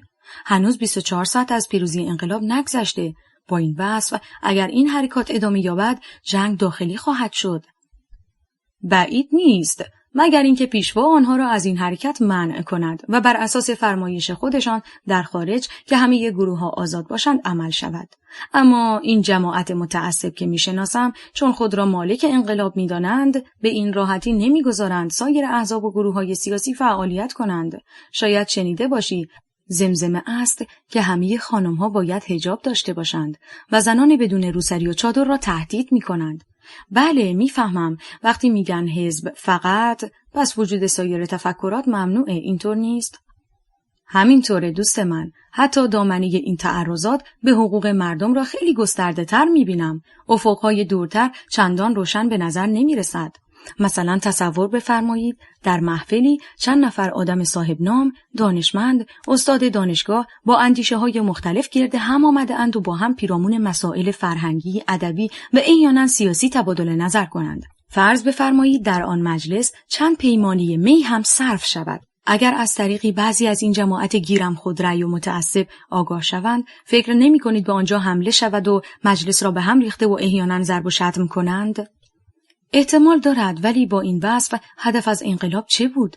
اگر قرار باشد که آزادی‌های اجتماعی محدود شود، چرا قیام کردیم و این همه خون ریخته شد؟ و نمیدانم دکتر جان، نمیدانم. باید صبر کرد و دید. روزهای آینده خیلی مسائل را روشن می‌کند. به امید اینکه همه چیز قانونمند و دموکراتیک پیش برود. راستش قرار بر این بود. رهبر وقتی در خارج تشریف داشتند، نوید یک مملکت بر مبنای آزادی و حقوق بشر و عدالت را دادند.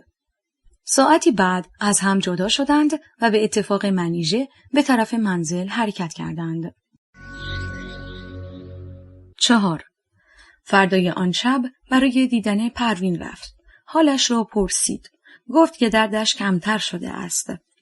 تأکید کرد دکتر سفارش کرده گاهی به رنگ انگشتان توجه شود که کبود نباشد، چون ممکن است گچ روی پا فشار آورد.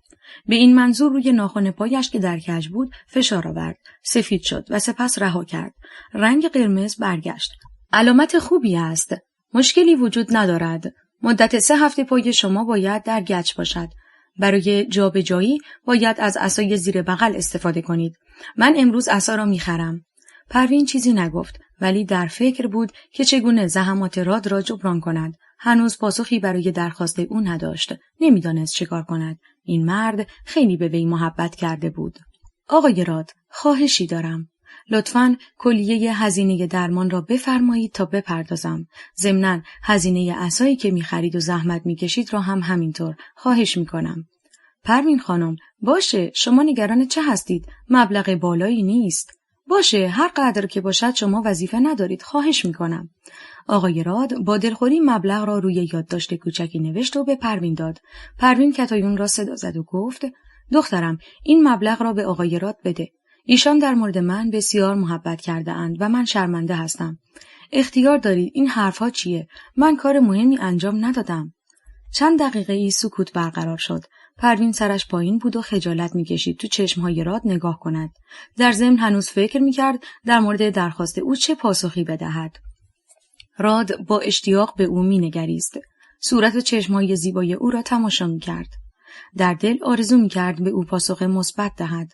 اما پروین ساکت بود و از شرم صورتش سرخ شده بود که همین مرد را بی‌تاب‌تر می‌کرد. نمی‌دانست چه بگوید و چگونه این سکوت را بشکند. در این حال پروین به سخن آمد. آقای راد، چه خبر از تالار دارید؟ از دوستتان؟ ها، بله، یادم رفته بود. میخواستم برایتان تعریف کنم. کلاً اوضاع آنجا به هم ریخته. این گروه‌های انقلابی التیماتوم داده اند که اگر دوباره مراسم طاغوتی برگزار شود میریزند و حمله خواهند کرد. بنابراین فعلاً تعطیل است. دوستم هم که سرش آسیب دیده و بخیه خورده، استراحت میکند. مراسم طاغوتی یعنی چه؟ منظورشان اینه که در مملکت انقلاب شده و جوانها کشته شدند. باید حجاب را رعایت کنید. آرایش خانم‌ها نباشه و خانم‌ها و آقایون از هم جدا باشند. در ضمن مصرف مشروبات الکلی هم ممنوع است، وگرنه باز حمله می‌شود. و نقطه‌چین. یعنی چه؟ عروسی دیگه، مردم میخوان برقصند، آواز بخونند و شاد باشند. از قدیم این رسم بوده. درسته عزیزم، ولی حالا همون رقصیدن زن و مرد هم اشکال داره. کلاً وضعیت نامشخصه. این جماعت هنوز سر کار نیومدند، برای همه تکلیف تعیین میکنند. باید صبر کرد ببینیم چه میشود. باز هم سکوت شد. مرد چند بار خواست بپرسد که پاسخ درخواستش چه شد، ولی هر بار فکر کرد شاید به زمان بیشتری نیاز دارد تا فکر کند. بنابراین چیزی نپرسید. بلند شد و گفت: خدا حافظ پروین خانم، مرخص میشم. عصر عصای زیر بغل را میخرم و میارم. خدا نگهدار آقای راد. بعد از رفتن آقای راد، کتایون با مادرش به درد دل نشست. مادر، جواب آقای راد را دادی؟ چه جوابی دختر؟ راجع به چی حرف میزنی؟ مادر، چرا رد گم میکنی؟ یعنی نمیدانی من راجع به چی میگم؟ جوابم را درست و حسابی بده. جواب مرا نه، پاسخ این مرد بیچاره را بده. مرد محترمیه، درست نیست. شما قول دادی که فکر کنی و پاسخش را بدی. غیر اینه زشته به خدا. چی میگی دختر؟ میدونی راجع به چی حرف میزنی؟ مگه شوخیه؟ پاسخ چی بدم؟ چی بگم؟ مادر، من دقیقاً میدونم راجع به چه چیز صحبت میکنم. دیشب آقای راد از شما درخواست کرد که همسرشان بشید، درسته؟ خب، گفت فکر کن پاسخش را بده. نمیشه که مردم را سر کار گذاشت. من نمیگویم چه پاسخی بده، مثبت یا منفی، هر طور که دوست داری، ولی جواب بده تا سرگردان نشه. بیچاره الان داره بهت خدمت میکنه به امید اینکه شاید تو موافق باشی. حال اگر جوابت منفی است، زودتر بگو تا تکلیف خود را بداند و بیخودی خودش را علاف ما نکنه. تو میگی چه کار کنم کتایون؟ چه جوابی به او بدم؟ میدونم آدم خوبیه، مهربونه، ظاهرا اهل خانواده و وفاداره، ولی من و ازدواج خیلی سخته. مادر، شرایط خیلی ناجوره. جامعه در حال دگرگونیه. ما بی یار و یاوریم. نیاز به کمک یا سرپرست داریم. این مرد پا پیش گذاشته. ظاهرا مرد آرام، خوشتیپ و جا افتاده و باسوادی است. چه اشکالی دارد مادر جون؟ البته این نظر منه. شما باید تصمیم بگیری، ولی جوابش رو بده. پروین چیزی نگفت، فقط سرش را پایین انداخت. 5. یک هفته بعد از پیروزی انقلاب، در روز آفتابی و تعطیل اوایل آخرین ماه زمستان، اسفندیار در اتاق مشغول مطالعه بود که منیژه گفت: اسفند، بیا رو تراس، زود باش. چی شده منیژه؟ چه خبره؟ نگاه کن تو حیاط، میبینی؟ زود باش دیگه. دیر کردی، رفت توالت. صبر کن، الان برمیگرده، تماشا کن. چی برمیگرده؟ از کی حرف میزنی؟ آخوند بابا، آخوند رفت توالت. چند دقیقه دیگه صبر کن، برمیگرده، میبینی. آخوند کجا بود؟ ما تو این خونه آخوند نداشتیم. چه میدونم؟ از اتاق خانم توفیق در اومد. آفتابه را دم حوض آب کرد، رفت گوشه ی حیاط توالت. کی میتونه باشه این؟ ما تو این خونه آخوند نداشتیم. صبح زود دیدم از راه پله پایین بوی کباب میاد. دیدم خانم توفیق داره کباب میپزه. گمونم توفیق ازدواج کرده یا صیغه شده. در هر حال داره از عشقش پذیرایی میکنه دیگه. زنی که تا دیروز داشت با عکس شاه میرقصید، به همه میگفت شورشی‌های کثافت، حالا به این زودی رنگ عوض کرده؟ با آخوند وصلت میکنه؟ در همین وقت در توالت باز شد و مرد گنده‌ای با لباس روحانی بدون دستار بیرون اومد و به طرف حوض رفت. منیژه و اسفندیار به داخل اتاق آمدند که دیده نشوند. فردای آن روز منیژه موقع رفتن از راه پله خانم توفیق را دید. سلام، مبارک باشه. مرسی. حاج آقا، بله، لطف کردن بنده را به نکاح موقت. بله. منظورتان صیغه است، درسته؟ همون تقریبا. بله. منیژه خداحافظی کرد که بیرون برود. خانم توفیق گفت: منیژه خانم، ببخشید، لطفاً حجاب را رعایت بفرمایید. حاج آقا خیلی در این باره حساس هستند. خب انقلاب اسلامی شده دیگه. منیژه به شدت ناراحت شد و نتوانست طاقت بیاورد و در حالی که صورتش از خشم قرمز شده بود 2 قدم به طرفش رفت و گفت: ببینم خانم توفیق، شما تا دیروز لخت تو حیاط باغچه را آب میدادی و همه همسایه‌ها شاهدن. حالا چی شده داری به من درس حجاب میدی؟ یادت رفته جوانها تو میدان گلوله میخوردن، داشتی با عکس شاه بالای بام میرقصیدی؟ خجالت نمیکشی؟ حالا شدی زن حاجی به من درس یاد میدی؟ حاج آقا حساسند؟ خب باشند، من میخوام آزاد باشم، به حاجی چه مربوطه؟ توفیق گویی لال شده بود. یک کلمه نگفت. رنگ به چهره نداشت. خیلی ترسید که نکنه آبرویش پیش آخوند بره. آهسته برگشت رفت تو اتاق و منیژه هم از در خانه بیرون رفت و تو دلش گفت خوب شد، حسابی شستمش، زنیکه. وقتی بعد از خرید به خانه برگشت، داستان را به اسفندیار گفت. حالشو گرفتم، زنیکه یه پدر سوخته، یه ملا رو برداشته آورده تو خونه، بهش کباب میده، غذا میده، فلان میده، حالا برای من قیافه انقلابی مسلمان میگیره. چه آدم فرصت طلب و موذیه، آدم شخ در میاره. آرام باش عزیزم، عصبی نباش. دستش را روی شکم منیژه گذاشت. برای تو و بچه خوب نیست. میدونم عزیزم، ولی نمیتونم این بیشرمی رو تحمل کنم. خودش را انداخت بغل اسفندیار. شوهرش او را در آغوش کشید و نوازش کرد. آرام باش عزیزم. اسفند، این زن ما رو از اینجا بیرون میکنه. میدونم. غلط میکنه. مستاجر مثل ما کجا پیدا میکنه؟ سر ما کرایش رو میدیم، بی سر و صدا. خب همسرم، همه جا آدم فرصت طلب وجود داره. این هم یکی از اونها. میدونه سابقه خوبی نداره، از ترس به دامان ملا پناه برده. بله، ممکنه 2 فردای دیگر برای خوشخدمتی من و تو را هم با 1000 تهمت بفروشد، ولی فعلا به کارمان ادامه دهیم. چند ماه بیشتر از درسم باقی نمانده. بعد میریم برای کار به جایی، معلوم هم نیست کجا، ولی اینجا نمیمانیم. راستی شنیدی زنها برای اعتراض به حجاب اجباری در حال تدارک تظاهرات هستند و از همه زنان آزاده دعوت کردند؟ چه جالب، من حتما شرکت میکنم. مواظب باش عزیزم، چون آدمهای متعصب با این اعتراض مخالفند و ممکن است دست به خشونت بزنند.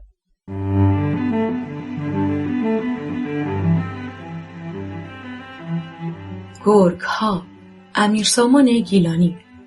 راوی نسیم. تولید و پخش فایل صوتی کتابخانه اینترنتی آوای بوف. avayaboof.com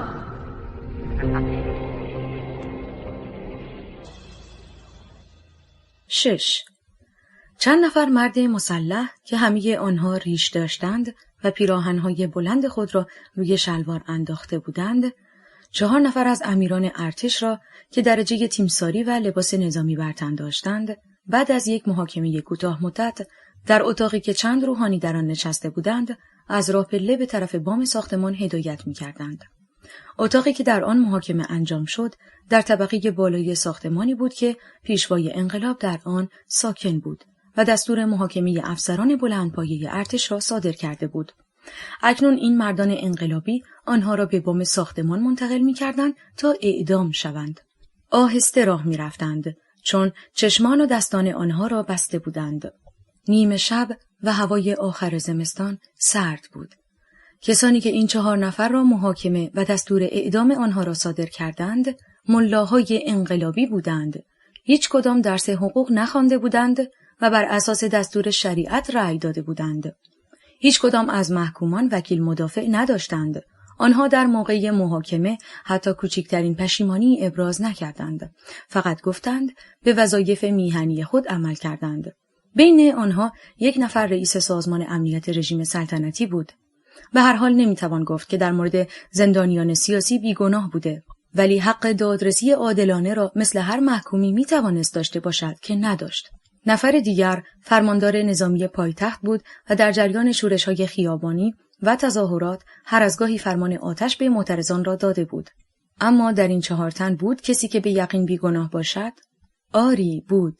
تیمسار، فرمانده نیروی هوایی، خلبان شجاعی که حافظ حریم مرزهای هوایی کشور بود و همه به رشادت و تیزهوشی، دانش و تجربه او باور داشتند و در جنگ هوایی ضد دشمن میهن شخصاً پرواز کرد و همه را به شگفتی واداشت. حتی یک بار طی مانور زیبایی با جت شکاری از زیر یک پل در جنوب کشور رد شد که تحسین جهانی را برانگیخت. او که فارغ التحصیل خارج بود، دانش خلبانی را به افسران نیروی هوایی می‌آموخت و بیشک نقشی در سرکوب جماعت نداشت. معلوم نشد او را به چه جرمی به اعدام محکوم کردند. گروه اعدامی آهسته به کمک افراد مسلح پای بر بام گذاشتند. هر 4 نفر را در یک خط ردیف کردند. جوخه اعدام در روبروی آنها صف بستند. پیش از شروع کار آخوندی به بالای بام آمد و به طرف متهمان رفت و پرسید درخواستی ندارید؟ تیمسار خلبان گفت چشمانم را باز کنید. بعد شجاعانه با قامتی راست به جوخه نگاه کرد و گفت زنده باد میهن. آخوند دستور آتش داد. صدای صفیر گلوله ها در نیمه شب در محل طنین انداخت. گلوله ها به سر و سینه ژنرال ها نشست و آنها به زمین افتادند. بعد بالای سرشان رفتند و تیر خلاص را در مغز آنها خالی کردند.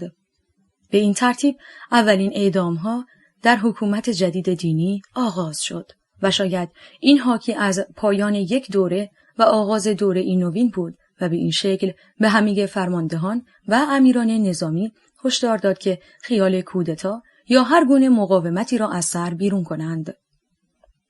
صبح روز بعد روزنامه‌ها عکس اعدام شدگان را در صفحه اول چاپ کردند و به مردم قهرمان تبریک گفتند. احزاب و سازمان‌های چپ کارگری و مذهبی اعلام داشتند که این میزان کافی نیست و باید ماشین دولتی نظام را به کلی نابود کرد و تشویق می‌کردند که بیشتر اعدام کنند. آنها هیچ نمی‌دانستند که چند صباح دیگر چه حوادثی در راه است و غافل از این بودند که این آتش ممکن است دامان آنها را نیز بگیرد. اعتراض زنان به حجاب اجباری در تمام شهر با حمله از طرف گروه‌های فشار یا حزب الله مواجه شد که با سنگ و چوب از آنها پذیرایی کردند و شعار می‌دادند یا روسری یا توسری. زنانی که تا دیروز بسیار راحت و آزاد با سر و روی برهنه و موهای آرایش کرده و تمیز وارد خیابان، اداره و فروشگاه‌ها می‌شدند، اکنون یک ماه بعد از انقلاب به حکم رهبران مذهبی باید یا چادر به سر کنند یا پوشش کامل داشته باشند و هیچ جای بدن و اندامشان دیده نشود، یعنی شلوار، مانتو و روسری داشته باشند. در غیر این صورت مورد تعرض و ضرب و شتم افراد مشخصی که به نام خدا اصرار به هدایت آنها داشتند قرار می‌گرفتند. معدود آدم‌هایی از تظاهرات زنان علیه حجاب اجباری حمایت کردند. سازمان‌ها و احزاب این کار را ضروری ندانسته و از خواسته‌های ضروری نپنداشتند. بعدها زنان به اشکال مختلفی اعتراض خود را به حجاب ابراز کردند. روحانیان بر بالای منابر وعظهای زیادی در ستایش از حجاب نمودند و آن را بسیار مقدس و ارزشمند شمردند و زنانی را که حجاب را رعایت نمی‌کنند منحرف، پلید و روسپی خواندند. با تمام این فشارها هرگز به مقصود کامل نرسیدند. آنها تأکید داشتند که حجاب کامل آن است که حتی یک تار موی زن در انظار مشاهده نشود. با این ترتیب دسته‌ای از زنان حجاب ناقص داشتند، چون بخشی از زلفشان از زیر روسری بیرون بود. مبارزه برای آزادی‌های اجتماعی از جمله علیه حجاب اجباری سالها ادامه یافت. رژیم تازه تأسیس با قاطعیت و به اشکال گوناگون این مبارزات را سرکوب می‌کرد و با برچسب ضد انقلاب و ضد مقدسات با توسل به نیروهای نظامی و غیر نظامی تحت عنوان نیروهای مردمی و حزب الله بساط این گونه اعتراضات را در هم می‌پیچید. معمولاً این نیروهای مردمی عده زیادی از جوانان متعصب مذهبی بودند که به طرفداری امام و انقلاب هر جا که اجتماعی باب میل حکومتیان نبود با چوب و چماق حاضر می‌شدند. مشخصات ظاهری آنها تحریش یا ریش انبوه و پیراهن‌های روی شلوار بود. مردم به آنها لباس شخصی‌ها خطاب می‌کردند و عملاً در تمام شهرها حضور داشتند. پشت پرده این سازمان چه خبر بود و از کجا تغذیه می‌شدند کسی اطلاع نداشت. 7. منیژه در حالی که ناله می‌کرد و دستش زیر دلش بود به خانه برگشت و روی تخت افتاد. می‌خواست بخوابد اما درد داشت. نتوانست بخوابد. احساس کرد لباس زیرش خیس شده است. به دستشویی رفت. متوجه شد خونریزی دارد. خودش را شست و لباسش را به زحمت عوض کرد. چه کار کند؟ نمی‌دانست. به زحمت و گریان خودش را به راه پله رساند. صدای خنده و گفتگوی توفیق با حاج آقا از اتاق پایین می آمد. صدا زد: خانم توفیق، خانم توفیق. در اتاق باز شد. خانم توفیق نیمه لخت از اتاق بیرون آمد. چی شده منیچه خانم؟ به بیمارستان زنگ بزنید. به دکتر بگید حالم خوب نیست، فوراً بیاید. نیم ساعت بعد اسفندیار بالای سرش بود. نبضش را شمرد و فشار خون را اندازه گرفت. نگران نباش، میریم بیمارستان. چطور شد عزیزم؟ ضربه‌ای خوردی؟ افتادی؟ چه شد؟ آه، حمله کردند. ما دویدیم که فرار کنیم، افتادم. با شکم به جدول کنار خیابان خوردم. بررسی‌ها و معاینات نشان داد که سقط ناقص بوده و باید برای درمان به اتاق عمل برود و کورتاژ شود و کاملا تخلیه گردد. منیژه در حالی که دست اسفندیار را می‌فشرد و گریه می‌کرد گفت: اسفند، دیدی اولین بچه ایمان تلف شد؟ نگران نباش عزیزم، تو جوان هستی، می‌توانی بچه بیاری. او را به اتاق عمل بردند. نیم ساعت بعد به بخش زنان برگشت. اسفندیار بسیار ناراحت بود. از قبل حدس زده بود که به تظاهرات ضد حجاب زنان یورش ببرند. همینطور شده بود و مهاجمان به شدت با آنها برخورد کردند.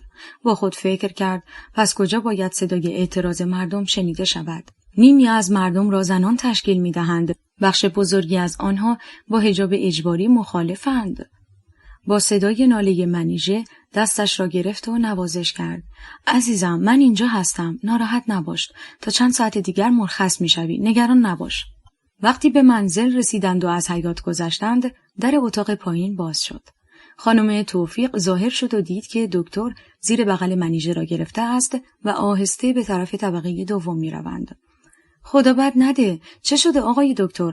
منیژه خانم طوری شده؟ افتاده، خونریزی کرده. ای وای، نکنه سقط کرده، درسته؟ منیژه از شدت عصبانیت نتوانست طاقت بیاورد. درسته خانم توفیق، اوباش حمله کردند و این بلا سرم اومد. دخترم، چرا مراقب نیستی؟ حتما در تظاهرات ضد حجاب شرکت کردی. آره، اون زنها طرفدار سلطنتند. اینطور نیست. اون زنان اکثرا در قیام ضد شاه شرکت داشتند و نمیدانستند این بلا سرشان خواهد آمد و آزادیشان فنا می شود. از این گذشته خود شما مگه طرفدار؟ توفیق انگشت سبابش را جلوی دهانش گرفت و گفت هیس و اشاره به اتاق کرد، یعنی که حاجی هست. نمیخواست از سابقه اش خبردار شود. منیژه به کمک اسفندیار از پله ها بالا رفت و روی تخت دراز کشید. دکتر در تدارک غذای شام شد. بعد بالای سر منیژه نشست و به موهایش دست کشید و نوازشش کرد. منیژه جان، خون سرد باش. شرایط پر التهابی است. هیچ کس نمیداند فردا چه می شود. کمی مراقب باش. این جماعت متعصب به فکر کسی اهمیت نمی دهند. خود نیز فکر نمی کنند. من از الان نگران روزهای آینده هستم. چند روز دیگر سازمان‌های چریکی چپ و راست قصد برگزاری میتینگ‌های بزرگ دارند و فراخوان داده‌اند که کلیه هواداران جمع شوند در میدان بزرگ شهر. یقیناً عده زیادی از شهرهای سراسر کشور خواهند آمد. این میتینگ‌ها قانونی و با اطلاع قبلی صورت می‌گیرد و قاعدتاً باید حفاظت نیروهای انتظامی را به همراه داشته باشند. اما از همکنون می‌بینم که افراد متعصب مذهبی و لباس شخصی‌ها که سازماندهی شده اند این تظاهرات را تحمل نمی‌کنند و به آشوب می‌کشند. خدا می‌داند چند نفر زخمی و احیانا. بگذریم اسفند، من گرسنمه. شام آماده کردی عزیزم؟ آره جانم، آره. حدس بزن چی درست کردم. حتما تخم مرغ و سیب زمینی پختی. آره؟ نه همسرم، گوشت چرخ کرده با پیاز سرخ کردم، رب زدم و تخم مرغ، برنج هم آب کشیدم. همه چیز آماده است. آخ جونم، واویشکا، به به، دکتر مهربونم. 8. اسفندیار با دیدن کمال به شدت تعجب کرد. دور سر کمال باند پیچی شده بود. سلام دکتر، چطوری؟ من خوبم. این چه سر و وضعیه آقا کمال؟ چی شده؟ تصادف؟ خیر جانم، تصادف کدومه؟ حزب فقط حزب الله، فهمیدی؟ یعنی چی؟ کتک خوردی؟ کجا؟ چرا؟ داشتم تظاهرات ضد حجاب خانم‌ها رو تماشا می‌کردم که یک مرتبه سنگ بزرگی به سرم خورد. خون راه افتاد. راهی بیمارستان شدم. چند تا بخیه زدند. 1 ساعت تحت مراقبت بودم. مرخص شدم. الان خوبم آقای دکتر. عجب، پس شما هم آسیب دیدی. چه اوضاعیه؟ خانم من در تظاهرات بود وقتی اوباش حمله کردند. دوید، افتاد و خونریزی کرد. چی شد؟ خونریزی داخلی؟ آره، خونریزی رحم. حامله بود، سقط کرد. متاسفم دکتر عزیز، شرایط دردناکیه. هیچ گونه اعتراضی را بر نمیتابند و همه را با خشونت پاسخ میدهند. الان در هر اداره‌ای یک آخوند گماردند. کسانی که در اداره مقررات آنها را رعایت نکنند خیلی راحت اخراج میشوند. زنان باید حجاب اسلامی را رعایت نمایند و لباسهای رنگی ممنوع است. رنگ لباس باید تیره باشد. مردها حق ندارند پیراهن آستین کوتاه بپوشند. در ادارات مراسم نماز ظهر برپا می شود. کسانی که شرکت نکنند امتیاز منفی می گیرند و احتمال اخراج آنها بعد از سالها خدمت در اداره وجود دارد. پس دیکتاتوری دارد میخایش را میکوبد. احزاب سیاسی چه میکنند؟ احزاب و سازمانهای سیاسی با نظر شما موافق نیستند. آنها اعتقاد به ظهور دیکتاتوری مذهبی ندارند. برعکس، همه جا برای نظام دین سالار تبلیغ میکنند. چون اینها را ضد امپریالیست می‌دانند و تمام عشق و آمال خود را در گروه همین مبارزه ضد امپریالیستی رژیم جدید می‌بینند. مهم نیست اینجا و آنجا پاره‌ای حرکات ضد دموکراتیک انجام می‌شود. نه، این مهم نیست. مهم نیست که به اجتماعات حمله می‌کنند و زنان را به خاطر حجاب تحت فشار قرار می‌دهند و مهم این است ضد غرب و ضد امپریالیست هستند و همین خصلتشان قند در دل مبارزان آزادیخواه و کمونیست آب می‌کند. فردا قرار است اولین و بزرگترین میتینگ سازمان چریک‌های خلق در بزرگترین میدان شهر برگزار شود. فکر می‌کنی چه اتفاقی می‌افتد؟ کاملا روشنه. باز عده‌ای با شعار حزب فقط به اجتماع حمله می‌کنند. با سنگ و چماق طرفداران را نوازش می‌کنند. مگه مجوز برای اجتماع ندارند؟ مسئول جان مردم کیه؟ آیا نیروی انتظامی نباید جلوی برهم زنندگان نظم عمومی را بگیرد؟ کمال لبخندی از روی استهزا زد و توی صورت مخاطب نگاه کرد. فرمایش ها می‌کنی دکتر جان، از چی حرف میزنی؟ از حقوق شهروندی سخن میگویی؟ ببین عزیزم، اولا آن نیروی انتظامی که گفتی نیروی تازه تأسیس یافته سپاه انقلاب هستند که هم عقیده با اون اوباش مهاجمند و جلوی تعارض آنها را نمیگیرند. خیلی لطف کنند فقط تماشا میکنند اگر با آنها همکاری نکنند. دومی که بعداً اعلام می‌دارند که در جریان تظاهرات مردمی که با آنها مخالف بودند به علت عدم رعایت شؤونات مذهبی به میتینگ حمله کردند. به همین راحتی سر و دست مردم بشکند و هیچکی پاسخ نمی‌دهد؟ بله دوست عزیز، به همین راحتی. فکر می‌کنی چند نفر در جریان این گونه حوادث بمیرند یا آسیب جدی ببینند طوری می‌شود؟ خیر، اصلا اهمیت ندارد. این کار بهانه ای می شود تا پس از آن مجوز برپایی چنین اجتماعاتی داده نشود. یعنی تعطیل، تمام، همه چیز. دلیلش هم این که شما در میتینگ حرفایی می زنید که مردم تحمل نمی کنند. حالا فردا دیر نیست، خواهید دید. اسفندیار به فکر فرو رفته بود. حرفای کمال او را پریشان می کرد. من عضو یا هوادار سازمان یا حزبی نیستم، ولی اینکه بعد از این سالها مبارزه و نقطه چین نتیجه این شود که نتوانی راحت حرفت را بزنی خیلی دردناک است. خصوصا این کار سبب برخورد متقابل و ایجاد خشونت و درگیری بین نیروها می شود. همینطور است دوست من. چند هفته دیگر سازمان چریکی دیگر اعلام برپایی میتینگ و سخنرانی رهبرشان در اجتماع بزرگ هواداران نموده است. این سازمان که ایدئولوژی اسلامی هم دارد. آیا فکر می‌کنی چه اتفاقی خواهد افتاد؟ 9. حاج آقا ساعت 9 صبح از خواب بیدار شد. دلش نمی‌خواست از رخت خواب بیرون آید. خانم توفیق رفته بود نان تازه برای صبحانه بخرد. حاجی دوران ماه عسل را می‌گذراند. از وقتی امام جماعت مسجد محل شد، وضعیتش خیلی خوب شده بود. جدا از نظوراتی که اهالی برای گشایش مشکلشان به او می‌دادند، حقوقی هم از اداره اوقاف می‌گرفت. در این روزهای انقلابی هم مقدار زیادی غذا از طرف بازاری‌ها به مساجد می‌آوردند. زن و مرد سوالات شرعی خود را بعد از نماز با او مطرح می‌کردند و او که آدم خوشمشربی بود با لبخند و حوصله به آنها پاسخ می‌داد. حاجی برای دختران و پسران انقلابی که با قصد مبارزه با رژیم ستمشاهی گرد آمده بودند سخنرانی می‌کرد و نکات فقهی را گوشزد می‌کرد مبادا به گناه آلوده شوند. به آنها آداب صحیح طهارت، وضو و نماز را می‌آموخت. در یکی از جلسات پرسش و پاسخ با بانوان خانمی به نزد او آمد و از شرایط ازدواج موقت پرسید. زن با چادر خود را پیچیده بود و با دستش چادر را زیر بینی جمع کرده بود، به طوری که فقط چشمها و بینیش بیرون مانده بود.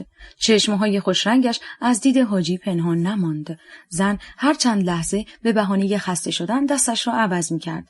ضمن این تعویض چادرش باز و سینه لختش نمایان می‌شد که حاجی را کلافه می‌کرد.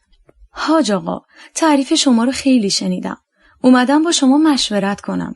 حاج آقا، من یه زن تنهام. با حقوق بازنشستگی زندگی میکنم. البته خونه شخصی دارم که طبقه بالاش را به یه زن و شوهر جوان اجاره دادم. حاجی دیگر حواسش به حرفای زن نبود، بلکه از روی چادر برجستگی‌های تن و سینه‌اش را با نگاهش می‌بلعید. گوشم با شماست خواهر. حاجی پرسید: با کی می‌خوای وصلت کنی جانم؟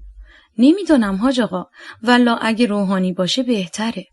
قند توی دل حاجی آب شد. احساس کرد که سید با پای خود به داخل دام آمده. معطل نکرد. فوری پیشنهاد داد.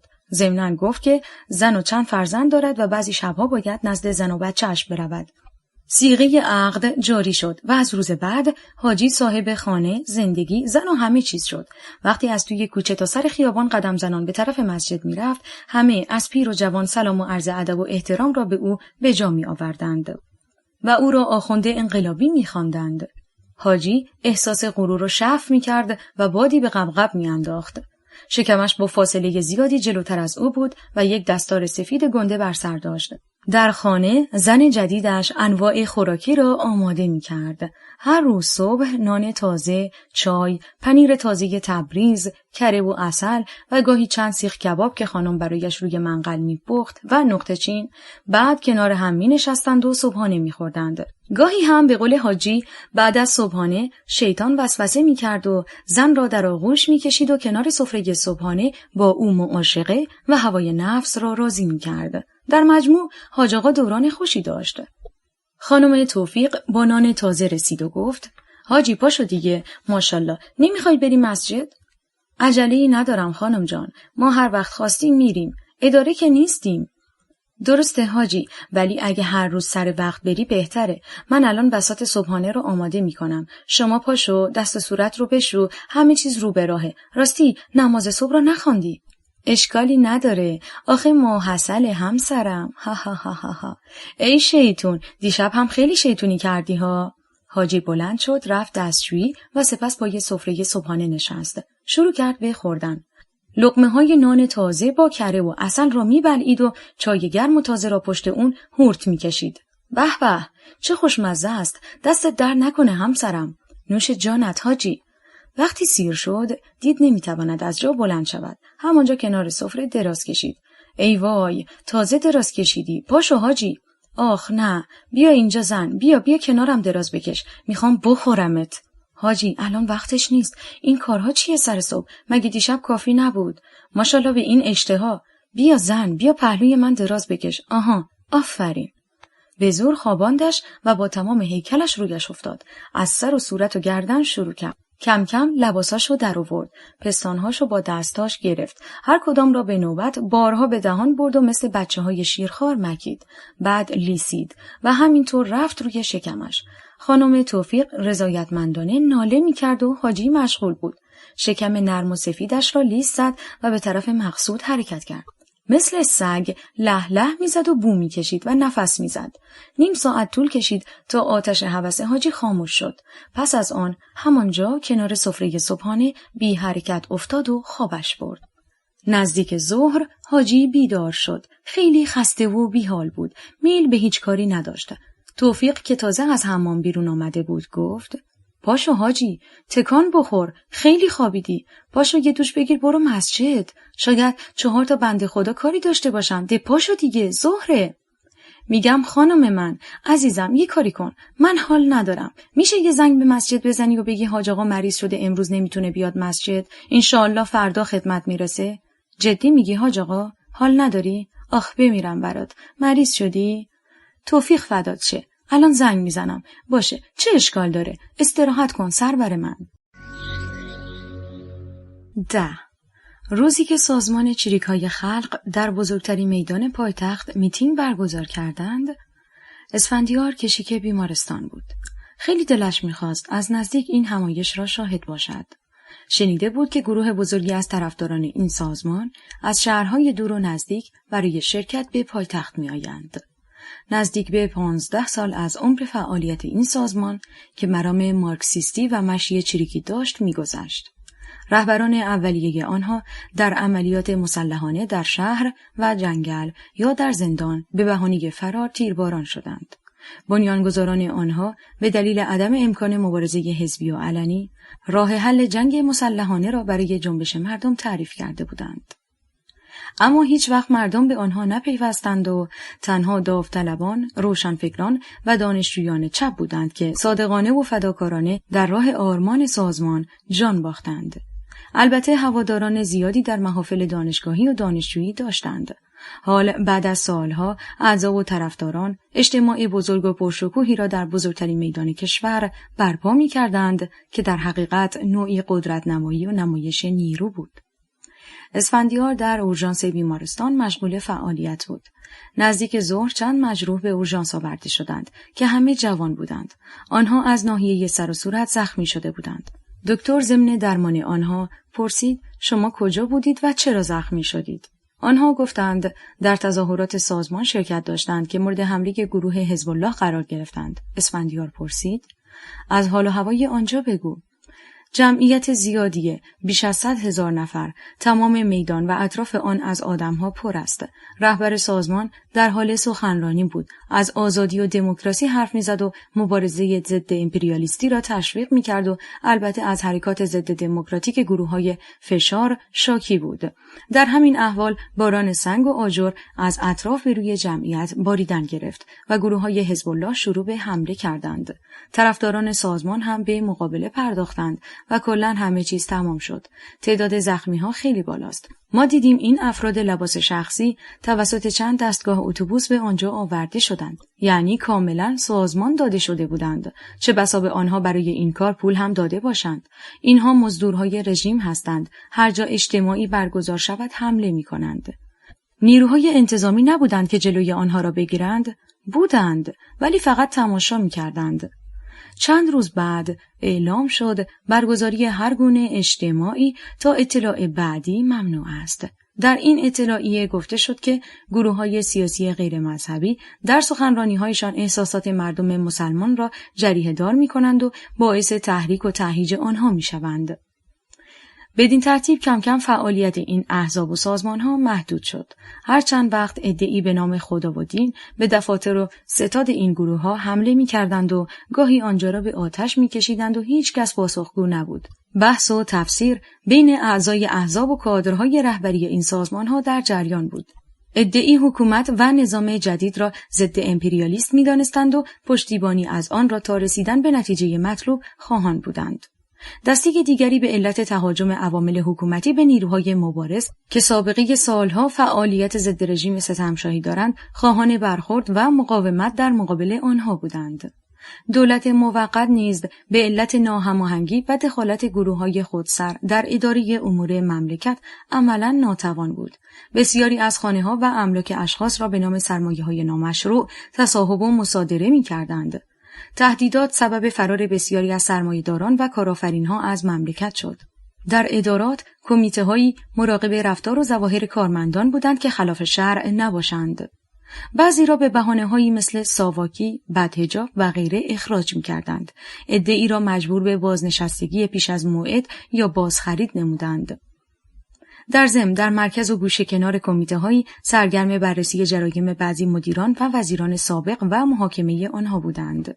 دادگاه‌ها بسیار جمع و جور، خودمانی و سریع حکم صادر می‌کردند. مصادره اموال، حبس‌های طولانی و اعدام از احکام شایع بود.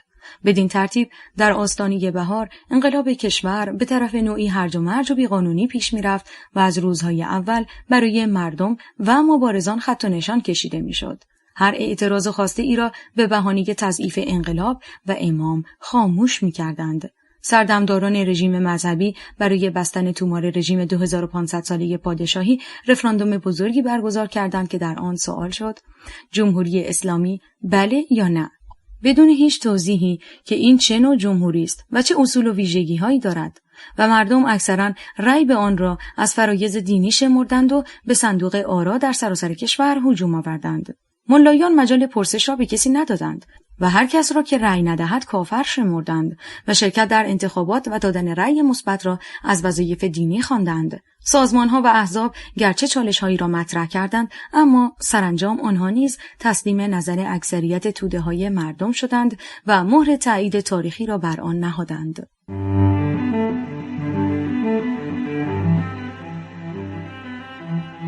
گرگ‌ها، امیرسامان گیلانی. راوی: نسیم. تولید و پخش فایل صوتی، کتابخانه اینترنتی آوای بوف.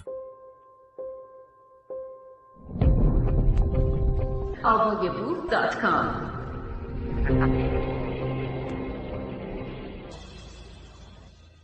بخش پنجم. 1. آقای راد با عصای زیر بغل و یک جعبه شیرینی آمد. دم در از کتایون پرسید: حال مادر خوب است؟ درد ندارد؟ مزاحم شدم. اختیار دارید آقای راد. مزاحم کدومه؟ شما لطف دارید. به ما خیلی کمک کردید. از شما سپاسگزاریم. مادر حالش خوبه. درد هم نداره. منتظر شما بود. ببخشید. یک نکته را میخواستم عرض کنم. امیدوارم دلخور نشوید. خواهش میکنم دخترم. بفرمایید. دلخوری چیه؟ آقای راد، مادر کمی خجالت میکشد. البته پاسخ شما را حتما خواهد داد. من فکر میکنم یقینا پاسخش مثبت خواهد بود. اما چی دخترم؟ مشکلی هست؟ نه، فعلا آمادگی ندارد. کمی صبر بفرمایید، فرصت بیشتری به او بدهید تا پاسخ دهد. اشکالی ندارد عزیزم، هر طور صلاح می‌دانید. من عجله‌ای ندارم، خیالتان راحت باشد. با هم رفتند بالا در اتاق نشیمن. پروین روی پای سالم بلند شد و سلام گفت و تعارف کرد. شیرینی را از دستش گرفت و به کتایون داد. آقای راد عصا را گوشه‌ای گذاشت و روی صندلی نشست. خوشحالم که شما را سر حال می‌بینم. خبرهای خوبی دارم. تالار به زودی شروع به کار می‌کند. البته سعی می‌شود کمی رعایت امور دینی را بکنند تا بهانه‌ای به جماعت متعصب داده نشود. دوست من برای شما سلام رساند و از بابت اتفاقی که برای شما افتاد اظهار تأسف کرد. دوستم گفت تمامی مخارج درمان شما را خواهد پرداخت. متشکرم از شما و ایشون. بسیار محبت کردید. شرمنده‌ام. با شرایطی که هست و مملکت در حال تحول و عصیان است، فکر می‌کنید بشود تالار را بازگشایی کرد؟ کمی زود نیست؟ حق با شماست. از طرفی تعدادی آنجا نان می‌خورند و الان بیکار شده اند. مردم هم به چنین جایی برای جشن و مراسم نیاز دارند. دوست من با روحانی محل صحبت کرده و تعهد داده که مراسم ساده برگزار شود. زنان و مردان جدا باشند و کلاً بعضی امور رعایت شود. به این صورت فکر کنم از هفته آینده من که نمیتوانم با این پای توی گچ حرکت کنم. اشکالی نداره پروین خانم، من کمکتان میکنم. با ماشین میریم و برمیگردیم. آنجا هم با احتیاط و با عصا میتونید راه برید. اوه نه، بیش از این راضی به زحمت شما نیستم. تا الان هم بسیار شرمنده‌ام. راد با کلامی آرام و کمی لرزان در حالی که کمی سرخ شده بود ابتدا از نبودن کتایون مطمئن شد و سپس کمی جلوتر آمد و گفت: عزیزم، پروین جانم، چرا با من بیگانه هستی؟ من با تمام وجودم دوستت دارم. حاضرم هر کاری اراده کنی انجام دهم تا مرا باور کنی. من تو را برای ادامه زندگی میخوام، نه برای هوس. بعد از فوت همسرم هرگز در خیالم هم نبود که دوباره ازدواج کنم. با دیدن تو یک باره همه چیز عوض شد. دیگر آرام و قرار ندارم. نمیخواهم اکنون پاسخم را بدهید. تا هر زمان که صلاح میدانید فکر کنید. حتی در مورد من تحقیق کنید. از دوستان اداری بپرسید. من دارای خونه و زندگی در حد یک کارمند هستم. هیچ مشکلی ندارم. اهل دود نیستم. گاهی کمی مشروب می نوشم. بیشتر وقتم با مطالعه میگذره. پس انداز کافی دارم. یک دختر دارم که با شوهر و بچهش در خارج زندگی می کند. اینها که گفتم به لحاظ این است که مرا خوب بشناسی و فکر کنی. حتی اگر پاسخ شما منفی هم بود من ادعایی ندارم. شما یک انسان آزاد و عاقل هستید. هر طور می خواهید تصمیم بگیرید. در هر حال من شما را دوست می دارم. پروین سرش پایین بود و صورتش از خجالت سرخ شده بود. نمی توانست چیزی بگوید. در ذهنش غوغایی بود. فکر می‌کرد این مرد کیست؟ چرا اینقدر حاضر به کمک و همراهی با اوست؟ آیا واقعاً او را دوست دارد و عاشق اوست؟ حال چه کار باید بکند؟ پاسخ مثبت دهد یا کمی صبر کند؟ تصمیم گیری برایش مشکل بود. پس فکر کرد از او وقت بخواهد تا بیشتر فکر کند. از شما به خاطر همه کمک‌ها و محبت‌ها سپاسگزارم. خواهش می‌کنم 1 ماه به من فرصت دهید. 2. با پایان دوره انترنی، اسفندیار به عنوان پزشک وظیفه عازم یکی از شهرهای جنوب شد. خود را به بهداری ارتش معرفی و در درمانگاه پادگان شروع به کار کرد. در پادگان خانه کوچکی در اختیار او گذاشتند. منیژه را با تمام لوازم زندگی را به آنجا منتقل کرد. 1 ماه قبل خانم توفیق به آنها اخطار داده بود که خانه را تخلیه کنند، چون می‌خواهد منزل را به آدمی انقلابی و مؤمن اجاره دهد و غیر مستقیم به آنها گفته بود که شما ضد انقلاب هستید. به هر تقدیر اسفندیار و منیژه پایتخت را ترک کردند و به سوی مأموریت رفتند. منیژه هنگام تحویل مدارک انتقالی خود به اداره آموزش و پرورش با برخورد تند خانمی مواجه شد که مسئول معرفی او به مدرسه بود. این چه وضعیه خانم؟ شما معلم هستی. چند ماه از انقلاب گذشته، حجاب ندارید. شما باید برای دانش آموزان الگو باشید. بعد دید که منیژه ناراحت و برافروخته شده است.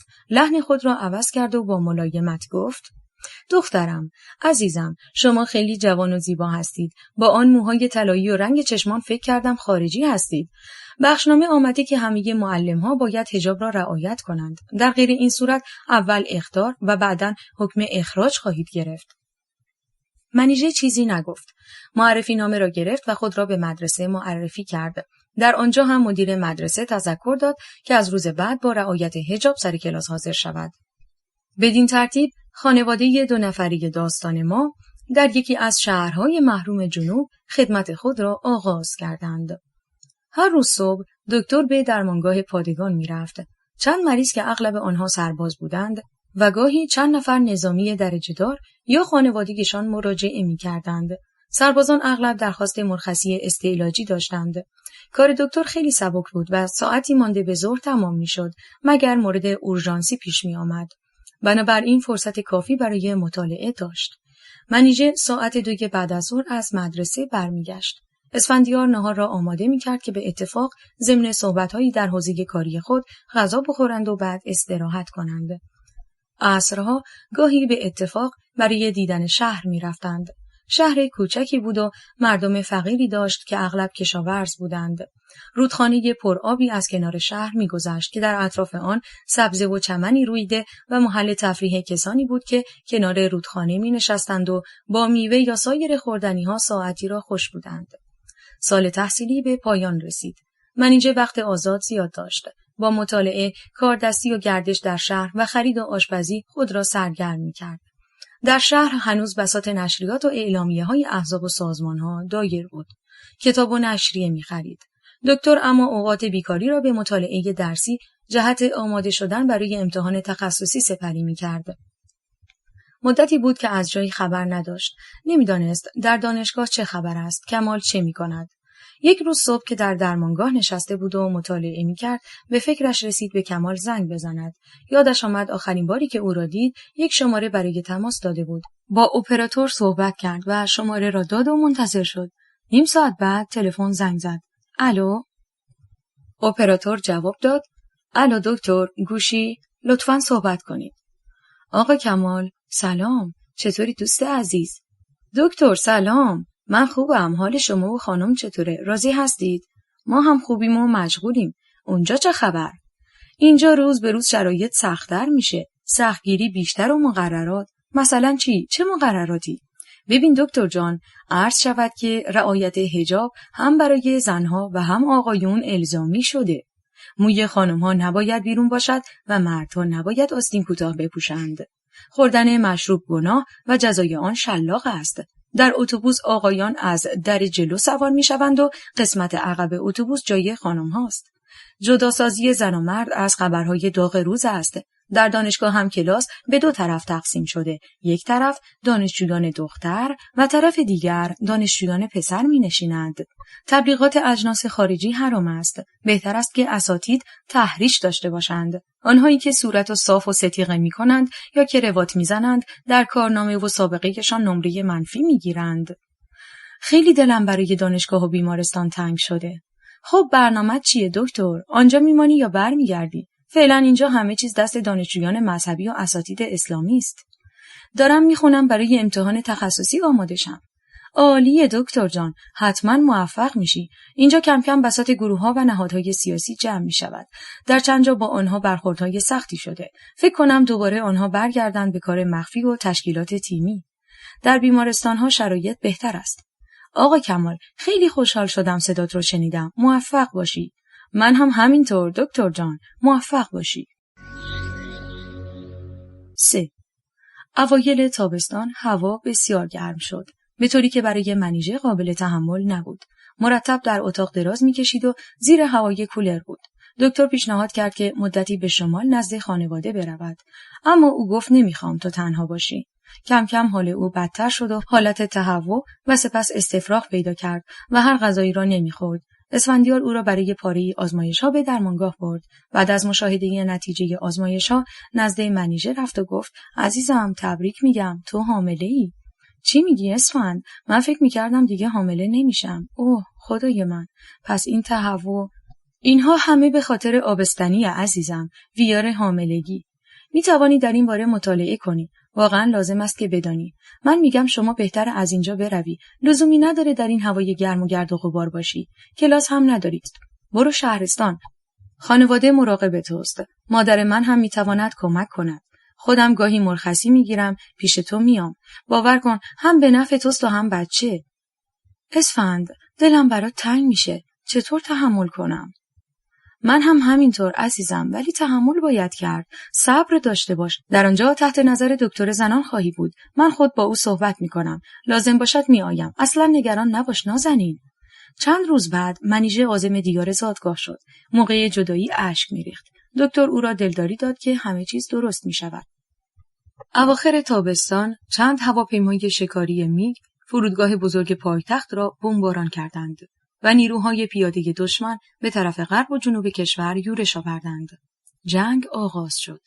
در ابتدای نبرد 10 نفر به علت حمله غافلگیرانه دشمن جان باختند. بعضی از کارشناسان وقوع جنگ را پیش بینی می‌کردند، زیرا از اولین روزهای پس از انقلاب رهبران نظام برای صدور انقلاب تبلیغ می‌کردند. حتی یک بار رهبر کبیر انقلاب خطاب به ارتشیان کشور همسایه آنها را به ترک پست‌های خود و شورش علیه رئیس مملکت تحریک کرد و مردم آن کشور را به قیام علیه رئیس جمهور کافر فراخوانده بود. اینها و توهم آشفته بازار در کشور انقلابی همسایه را به این باور واداشت که در مدت کوتاهی کشور شاهان را که یک بار 1400 سال قبل تصاحب کرده بودند، این بار نیز در مدت اندکی فتح کنند. همین کشور همسایه پیش از انقلاب جرأت چنین لشکرکشی را نداشت. هر بار که خواست حرکت کوچکی کند، با نیروی هوایی قدرتمند کشور شاهی در قلب شهرهای خود روبرو شد. اکنون زمان را برای جنگ تمام عیار مهیا می‌دید و بهانه‌هایی هم داشت. رهبر انقلاب اعلام جهاد کرد و تمام نیروهای انقلابی را برای مقابله با دشمن کافر فراخواند. حتی جوانان خردسال را بسیج کردند و اعلام داشتند هر کس در این جنگ کشته شود شهید است که بزرگترین درجه و افتخار مذهبی را به همراه دارد. با شروع سال تحصیلی منیژه به محل خدمت خود برگشت. او اکنون حامله 7 ماهه بود. دکتر صبحها در پادگان و بعضی اوقات عصر یا شب در درمانگاهی در شهر مشغول طبابت بود. در شهر خانه‌ای اجاره کرد و زندگی را به شهر انتقال داد. ماشین کهنه‌ای خرید که منیژه با آن به مدرسه می‌رفت. جنگ به شدت ادامه داشت. گروه‌های مختلفی از نظامیان همراه با ادوات سنگین جنگی به شهر می‌آمدند و از این طریق به بنادر بزرگ جنوب می‌رفتند و عازم جبهه می‌شدند. در یکی از صبح‌ها دکتر مشاهده کرد قطعات موشک هاگ را که از زمان شاه خریداری و در آنجا نگهداری می‌شد بیرون می‌برند. از یکی از افسران پرسید اینها را کجا می‌برند؟ گفت به پایگاه‌های بزرگ هوایی برای نبرد با هواپیمای دشمن. و توضیح داد که این موشک هاگ با قفل کردن اگزوز آنها را تعقیب و سرانجام منفجر می‌کند. تمام موشک‌های آمریکایی هاگ را در یک روز خارج کردند. هر روز تعدادی نیرو از شهر راهی جبهه‌های نبرد می‌شدند و تعدادی شهید از جبهه می‌آوردند و جنازه‌ها را طی مراسمی با خواندن نوحه و سرودهای رزمی و مذهبی با تشریفات تعشی و به شهرهایشان هدایت می‌کردند. در این مدت 2 بندر بزرگ جنوب به دست دشمن تسخیر شد و مردم آنها خانه و زندگی را رها کردند، به طرف شهرهای عقب و استانهای دیگر گریختند. مردم وحشت زده، زن و مرد و کودک با هر وسیله ممکن از منطقه جنگی خارج می شدند. تریلی‌های بزرگ مملو از آدم‌های آواره وارد شهر می‌شدند. این آدم‌ها روزگاری صاحب کاشانه امنی در ولایتشان بودند و حال با کامیون، اتوبوس، وانت و تریلی می‌گریختند. دکتر بعد از یک کشیک شبانه در درمانگاه به طرف خانه برمیگشت. ماشین‌های پر از آدم‌های آواره را تماشا می‌کرد. وقتی به منزل رسید، مشاهده کرد تعداد زیادی زن و کودک از جلوی درب منزل تا داخل اتاق‌ها نشسته‌اند و آب یا شربت می‌خورند. چشمش به منیژه افتاد که با شکم بزرگ بین آنها راه می‌رود و سینی بزرگی در دست دارد. پرسید جریان چیست؟ این بیچاره‌ها آواره‌های جنگی هستند. یک کامیون اینها را از بندر به این شهر آورد و پیاده کرد و رفت. تشنه و گرسنه‌اند، از گرما هلاک شدند. بچه کوچک دارند. کوله را روشن کردم، آب و شربت دادم تا کمی استراحت کنند بعد بروند. اسفند برو 10 تا نون بگیر و مقداری پنیر و سبزی. بیچاره‌ها گرسنه‌اند. خیلی کار خوبی کردی عزیزم. الان میرم میخرم. دکتر سری رفت 10 تا نون تازه، پنیر و مقداری ریحان تازه گرفت و برگشت. منیژه سبزی را تمیز کرد و شست و با نان و پنیر و ریحان از آوارگان جنگی پذیرایی کرد. ساعتی بعد ماشین به دنبال آنها آمد و آنها سوار شدند. پیش از رفتن خیلی تشکر کردند. منیژه گریه‌اش گرفته بود. دکتر گفت جنگ همین است عزیز من. مرگ و آوارگی و نیستی می آورد. این آدم‌ها تا چند وقت پیش صاحب خانه و زندگی و رفاه بودند. یک باره خمپاره و موشک بر سر آشیان شهر فرود آمد. عزیزان آنها به خاک و خون افتادند و ناچار آنچه داشتند و سالها با خون دل فراهم کردند رها کردند و گریختند و تازه مصیبت از اکنون شروع می شود. کجا اسکان داده شوند؟ چه بخورند؟ نه سرپناهی، نه حمامی. کودکان بیچاره و آواره. آه منیژه، حالم گرفته شد. نفرین بر جنگ و آتش افروزان. چرا آدم‌ها با منطق نمی‌توانند اختلاف خود را حل کنند؟ 4. 3 هفته از زمان گچگیری گذشته بود. پروین تصمیم گرفت برای خارج کردن آن اقدام کند. کتایون زنگ بزن یه ماشین کرایه کن بریم درمانگاه. مادر، یادت هست آقای راد گفت برای درآوردن گچ خواهد آمد؟ یادم هست ولی نمیخوام به او زحمت بدم. خجالت میکشم. ولی مادر، بد نبود اگر زنگی به ایشان میزدی. نه دخترم، احتیاج نیست. او حواسش جمع است. حتما خواهد آمد که این کار انجام شود. همین موقع زنگ درب منزل به صدا درآمد. بیا مادر، نگفتم این خودشه. درست بود. آقای راد با ظاهر بسیار شیک و صورت صفا داده ظاهر شد. بعد از احوالپرسی گفت: پروین خانم، لطفاً آماده شید به درمانگاه بریم، گچ پا را برداریم، خلاص شید. میدانم این مدت خیلی عذاب کشیدید. تشکر آقای راد. من به کتایون گفتم ماشین کرایه کند. به شما زحمت نمیدیم. یعنی چه پروین خانم؟ زحمت چیه؟ من به شما گفته بودم. جمله اش تمام نشده بود که کتایون گفت: مادر، ولی من هنوز زنگ نزدم. چه بهتر. بلند شید بریم عزیزم. دوباره از کلمات صمیمانه چون عزیزم استفاده کرده بود. پروین سرخ شد و نگاهی به کتایون کرد. کتایون با لبخند گفت: زود باش دیگه عزیزم، آماده شو. پروین بیشتر قرمز شد و سرش را پایین انداخت و گفت: بسیار خوب. کتایون شما هم آماده شو، همراه ما بیا. من کار دارم مادر، گرفتارم. آقای راد هست، من چه کارم؟ پروین نگاه تندی به او کرد. فهمید عمدن می‌خواهد او را با این مرد تنها بگذارد. خلاصه آماده گردید و به اتفاق راد در حالی که عصای زیر بغل داشت از منزل خارج شد. درمانگاه شلوغ بود. به زحمت مسئول باز کردن گچ را پیدا کردند. بعد از قانع کردن او که باید گچ خارج شود، سرانجام با اره برقی گچ را برید. پروین کمی ترسید که پایش زخم شود. راد او را مطمئن کرد که این کار بی خطر است. سپس پایش را از غبار گچ پاک کرد. هزینه را پرداخت و از آنجا خارج شدند. پروین ابتدا مردد بود که روی پای آسیب دیده فشار آورد، ولی به تشویق راد این کار را کرد و راحت بود. راد عصا را از دستش گرفت و با هم قدم به خیابان گذاشتند. کمی که قدم زدند، آقای راد در ماشین را باز کرد و پروین سوار شد. او دیگر مثل سابق چادر نداشت. شلوار و مانتو تنش بود و یک روسری به سر کرده بود. از وقتی در تالار کار می‌کرد، شکل لباسش تغییر پیدا کرد. در کنار راد بدون خجالت نشست. او آنقدر در حقش محبت کرده بود که شرمندگی اثری نداشت. ماشین از چند خیابان گذشت و جلوی پارک بزرگ و نسبتاً آرامی توقف کرد. آقای راد دست پروین را گرفت و به طرف یک مغازه بزرگ بستنی فروشی رفتند. چند نفر در مغازه نشسته بودند و بستنی می‌خوردند. سفارش بستنی میوه‌ای داد. پروین کمی شوکه بود ولی هیچ نگفت. پروین خانم بفرمایید بنشینید. بستنی این مغازه حرف نداره. بیرون هوا خیلی گرم و شرجی بود، اما داخل مغازه خنک و بستنی هم بسیار دلچسب بود. هنوز شرم داشت مستقیم تو چشمای راد نگاه کند. برعکس آقای راد با اشتیاق به چهره زیبای او خیره شد. در دل آن همه زیبایی را تحسین می‌کرد. باورش نمی‌شد که با محبوبش روبروی هم نشستند و فارغ از هر چیز در حال خوردن بستنی اند. راد دقیقاً تمام چهره پروین را با چشمهایش می‌بلعید. می‌خواست ساعتها او را تماشا کند. در دل می‌گفت یعنی ممکن است این زن زیبا رضایت دهد که من در آغوشش کشم و ببوسم؟ آه خدای من چقدر دوستش دارم. آقای راد بستنی را میل کنید، آب شد. اوه بله خانم، درسته. بله. راستی پروین خانم میتونم بپرسم در مورد پیشنهاد من فکر کردید؟ میتونم امیدوار باشم؟ بله. البته من در فکر ازدواج نبودم، اما شما بس که مهربان و خوب هستید مرا به تسلیم وامی دارید. پس پاسخ من مثبت است، درسته؟ بله. خیلی از شما تشکر می کنم پروین جان. تو بزرگترین هدیه دنیا را به من دادی. خدای را سپاس می گویم. خوشحالم که خلاصه قلب شما راضی شد. پروین، من از امروز در اختیار تو هستم. هر امری داشتی اطاعت می کنم. مراسم عقد را هر طور که تو بخواهی اجرا می کنیم. در همان تالار جشن مختصری می گیریم. آقای راد، عجله نکنید. اجازه بدهید با پسرم در این باره حرف بزنم. او طفلک از هیچ چیز خبر ندارد. شاید با شنیدن این خبر شوکه شود. ضمناً خود را به زحمت نیندازید و هزینه زیاد نکنید.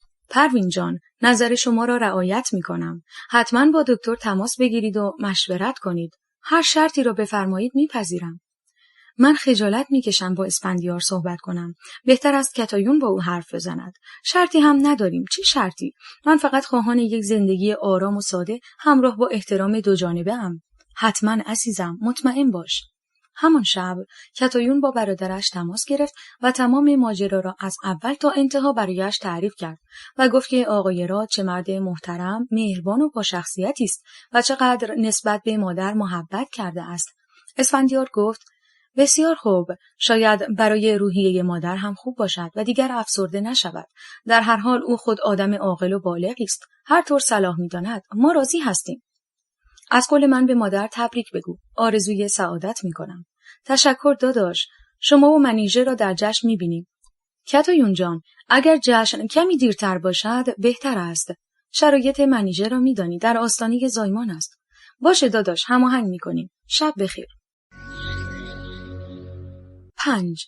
راد روزهای شادی را سپری می‌کرد. سالها بود که چنین حالتی را تجربه نکرده بود. انگار جوان شده بود و شور و شوق آن زمان را دارد.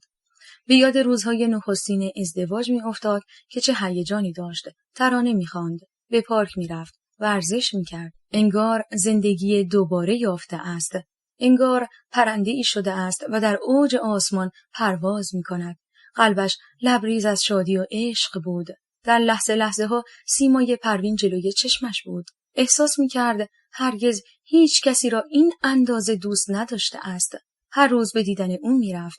برایش میوه و شیرینی می‌خرید. پروین اعتراض می‌کرد چرا ولخرجی می‌کند؟ کسی این همه نمی‌خورد. دوست راد که صاحب تالار بود او را خیلی سرحال و شاد دید و با نگاهش قضیه را فهمید و به او تبریک گفت. چه خبره داداش؟ در پوست نمی گنجی؟ آرام و قرار نداری جانم؟ این پروین خانم چه کرده با دلت ها؟ نمیدانی دوست من، حال غریبی دارم. اگر یک روز نبینمش دیوانم. تمام زندگیم شده. بی او آرامش ندارم. دوست عاشق من، جشن شما را در این تالار میگیرم.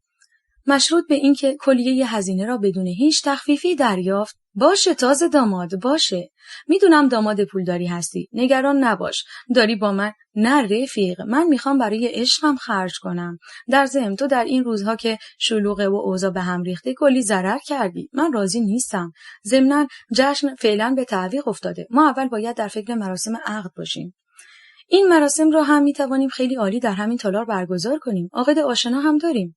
می‌خواهیم عقد بسیار ساده و بدون تشریفات انجام شود. بسیار خوب، شما روزش را تعیین کنید، بقیه کارش با من. روز عقد پروین لباس بلند سبز رنگی تن کرد که از گردن تا پنجه‌های پایش را می‌پوشاند. روسری سبز تور به سر انداخت. آرایش کمی در صورتش کرد. چهره‌اش چون مهتاب می‌درخشید و چشمان آهویی وی همه را مسحور می‌کرد. عده کمی در این مراسم حضور داشتند که بیشتر از دوستان و آشنایان داماد بودند که بعد از خواندن خطبه عقد هدایایی به عروس و داماد تقدیم کردند. کتایون نیز با آرایش و لباس شیک زیبا به نظر می آمد. بعد از عقد راد پروین را به خانه خود برد. خانه نسبتاً بزرگ با حیاط پر از درختان میوه و همه جا سبز، در وسط آن حوض کوچکی با آب روشن که تعدادی ماهی قرمز در غروب آفتاب می درخشیدند. بین درختان 2 نیمکت برای استراحت قرار داشت. پروین از دیدن این باغ مصفا و زیبا به وجد آمد و آهسته رفت و روی نیمکت نشست.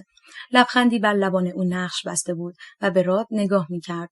راد از دیدن او با آن لباس و لبخند که حاکی از رضایت بود خوشحال شد و رفت کنارش نشست و دستش را از پشت گردنش روی شانه گذاشت و او را به طرف خود کشید. پروین سرش را روی شانه شوهرش تکیه داد. راد پیشانی او را بوسید و در گوشش زمزمه کرد. پروین به طرف او برگشت و در صورتش که از شوق می درخشید خیره شد. راد دیگر طاقت نیاورد. خم شد، بوسه ای داغ و طولانی از لبهایش رو بود. از این بوسه هر دو مست شدند و در آغوش هم فرو رفتند. شب باشکوهی را سپری کردند و تا نیمی از روز بعد به خواب رفتند. 6. در 2مین ماه پاییز اتفاق عجیب و بی‌نظیری رخ داد. در حالی که جنگ به شدت ادامه داشت و گرانی و فقر در اقشار فرودست روز به روز نمایان میشد و هزاران آواره جنگی زندگی خود را از دست داده و مصیبت زده دنبال جا برای سکونت و کار و غذا می‌گشتند، عده‌ای دانشجو و دانش آموز به تحریک یک روحانی از دیوار سفارت ایالات متحده در پایتخت بالا رفتند و به درون محوطه سفارت پریدند. این عده که خود را پیرو خط امام می‌نامیدند، اعلام کردند که لانه جاسوسی را تسخیر کرده‌اند و حدود 40 نفر از اعضای سفارت و کارمندان را به گروگان گرفته‌اند. بلافاصله این خبر در تمام رسانه‌های دنیا انتشار یافت. رسانه‌های داخلی به فرموده امام این حرکت را انقلاب دوم نامیدند. همه جا شعار مرگ بر آمریکا به گوش می‌رسید و پرچم این کشور به آتش کشیده شد. بدین ترتیب مخاصمه بین نظام تازه تولد یافته با غول سرمایه‌داری جهان علنی گردید. هرچند تعدادی از روشنفکران و کارگزاران دولت موقت این عمل را تعرض به خاک بیگانه و گروگانگیری را اشتباه خواندند و خواستار آزادی سریع دیپلمات‌ها و کارمندان سفارت شدند، اما امام و انقلابیون آنها را بزدل و بریده از انقلاب خواندند و کسی اعتنایی به رئیس دولت و این گونه اظهار نظرها نکرد. در این میان بیشتر سازمان‌ها و احزاب چپ این حرکت را ستودند و حرکت ضد امپریالیستی ملت خواندند. به خصوص حزب تراز نوین طبقه کارگر که همواره گوش به فرمان برادر بزرگ و پیشینه مبارزاتی چند 10 ساله داشت و خود را حامی امام و ملت می‌دانست، به شدت به دولت مردان لیبرال حمله کرد و حرکت انقلابی دانشجویان پیرو خط امام را تحسین نمود. در حقیقت با حمله به سفارت ایالات متحده به غایت شادمان بودند. در مقابل حرکات سرکوبگرانی رژیم، حمله به اجتماعات و محدود کردن آزادی‌های اجتماعی و سیاسی و حقوق زنان سکوت می‌کردند و کاملاً شیوه محافظه‌کارانه را تا آخرین روزی که تومارشان توسط همین رژیم مورد حمایتشان بسته شد ادامه دادند. جنگ و گروگانگیری ادامه یافت. گرچه هر دو مصیبتی برای ملت و میهن ایجاد کرد، ولی امام به ادامه جنگ اصرار داشت و گفت جنگ نعمت است و باید تا رفع فتنه در عالم و نابودی رژیم صهیونیستی ادامه یابد. کشور به دلیل حمله به سفارت و گرفتن گروگان مورد تحریم اقتصادی قرار گرفت و سرمایه‌های ملت در خارج بلوک شد. بسیاری از کارخانه‌ها تعطیل شدند و تولیدات کم و کمتر و بیکاری و فقر بیشتر شد. از طرفی به علت انقلاب فرهنگی که هدف آن اسلامی کردن دانشگاه‌ها بود، تمام دانشگاه‌ها تعطیل شدند. بسیاری از استادان دانشگاه‌های کشور را به بهانه هماهنگ نبودن با انقلاب، با برچسب طاغوتی بودن یا ضد انقلابی اخراج یا بازنشسته کردند. تعدادی از آنها را که در رژیم سابق سمت داشتند، وکیل یا وزیر بودند، دستگیر کردند. معدودی از این افراد را به جرم خیانت به مردم اعدام نمودند. انقلاب فرهنگی سبب بیکاری میلیون‌ها دانشجو و جوان مشتاق تحصیل در دانشگاه شد. بسیاری از آنها تحصیل را ناتمام رها کردند و دنبال مشاغل دیگر رفتند و سرنوشت آنها با تمام دانش و استعدادی که داشتند طور دیگر رقم خورد.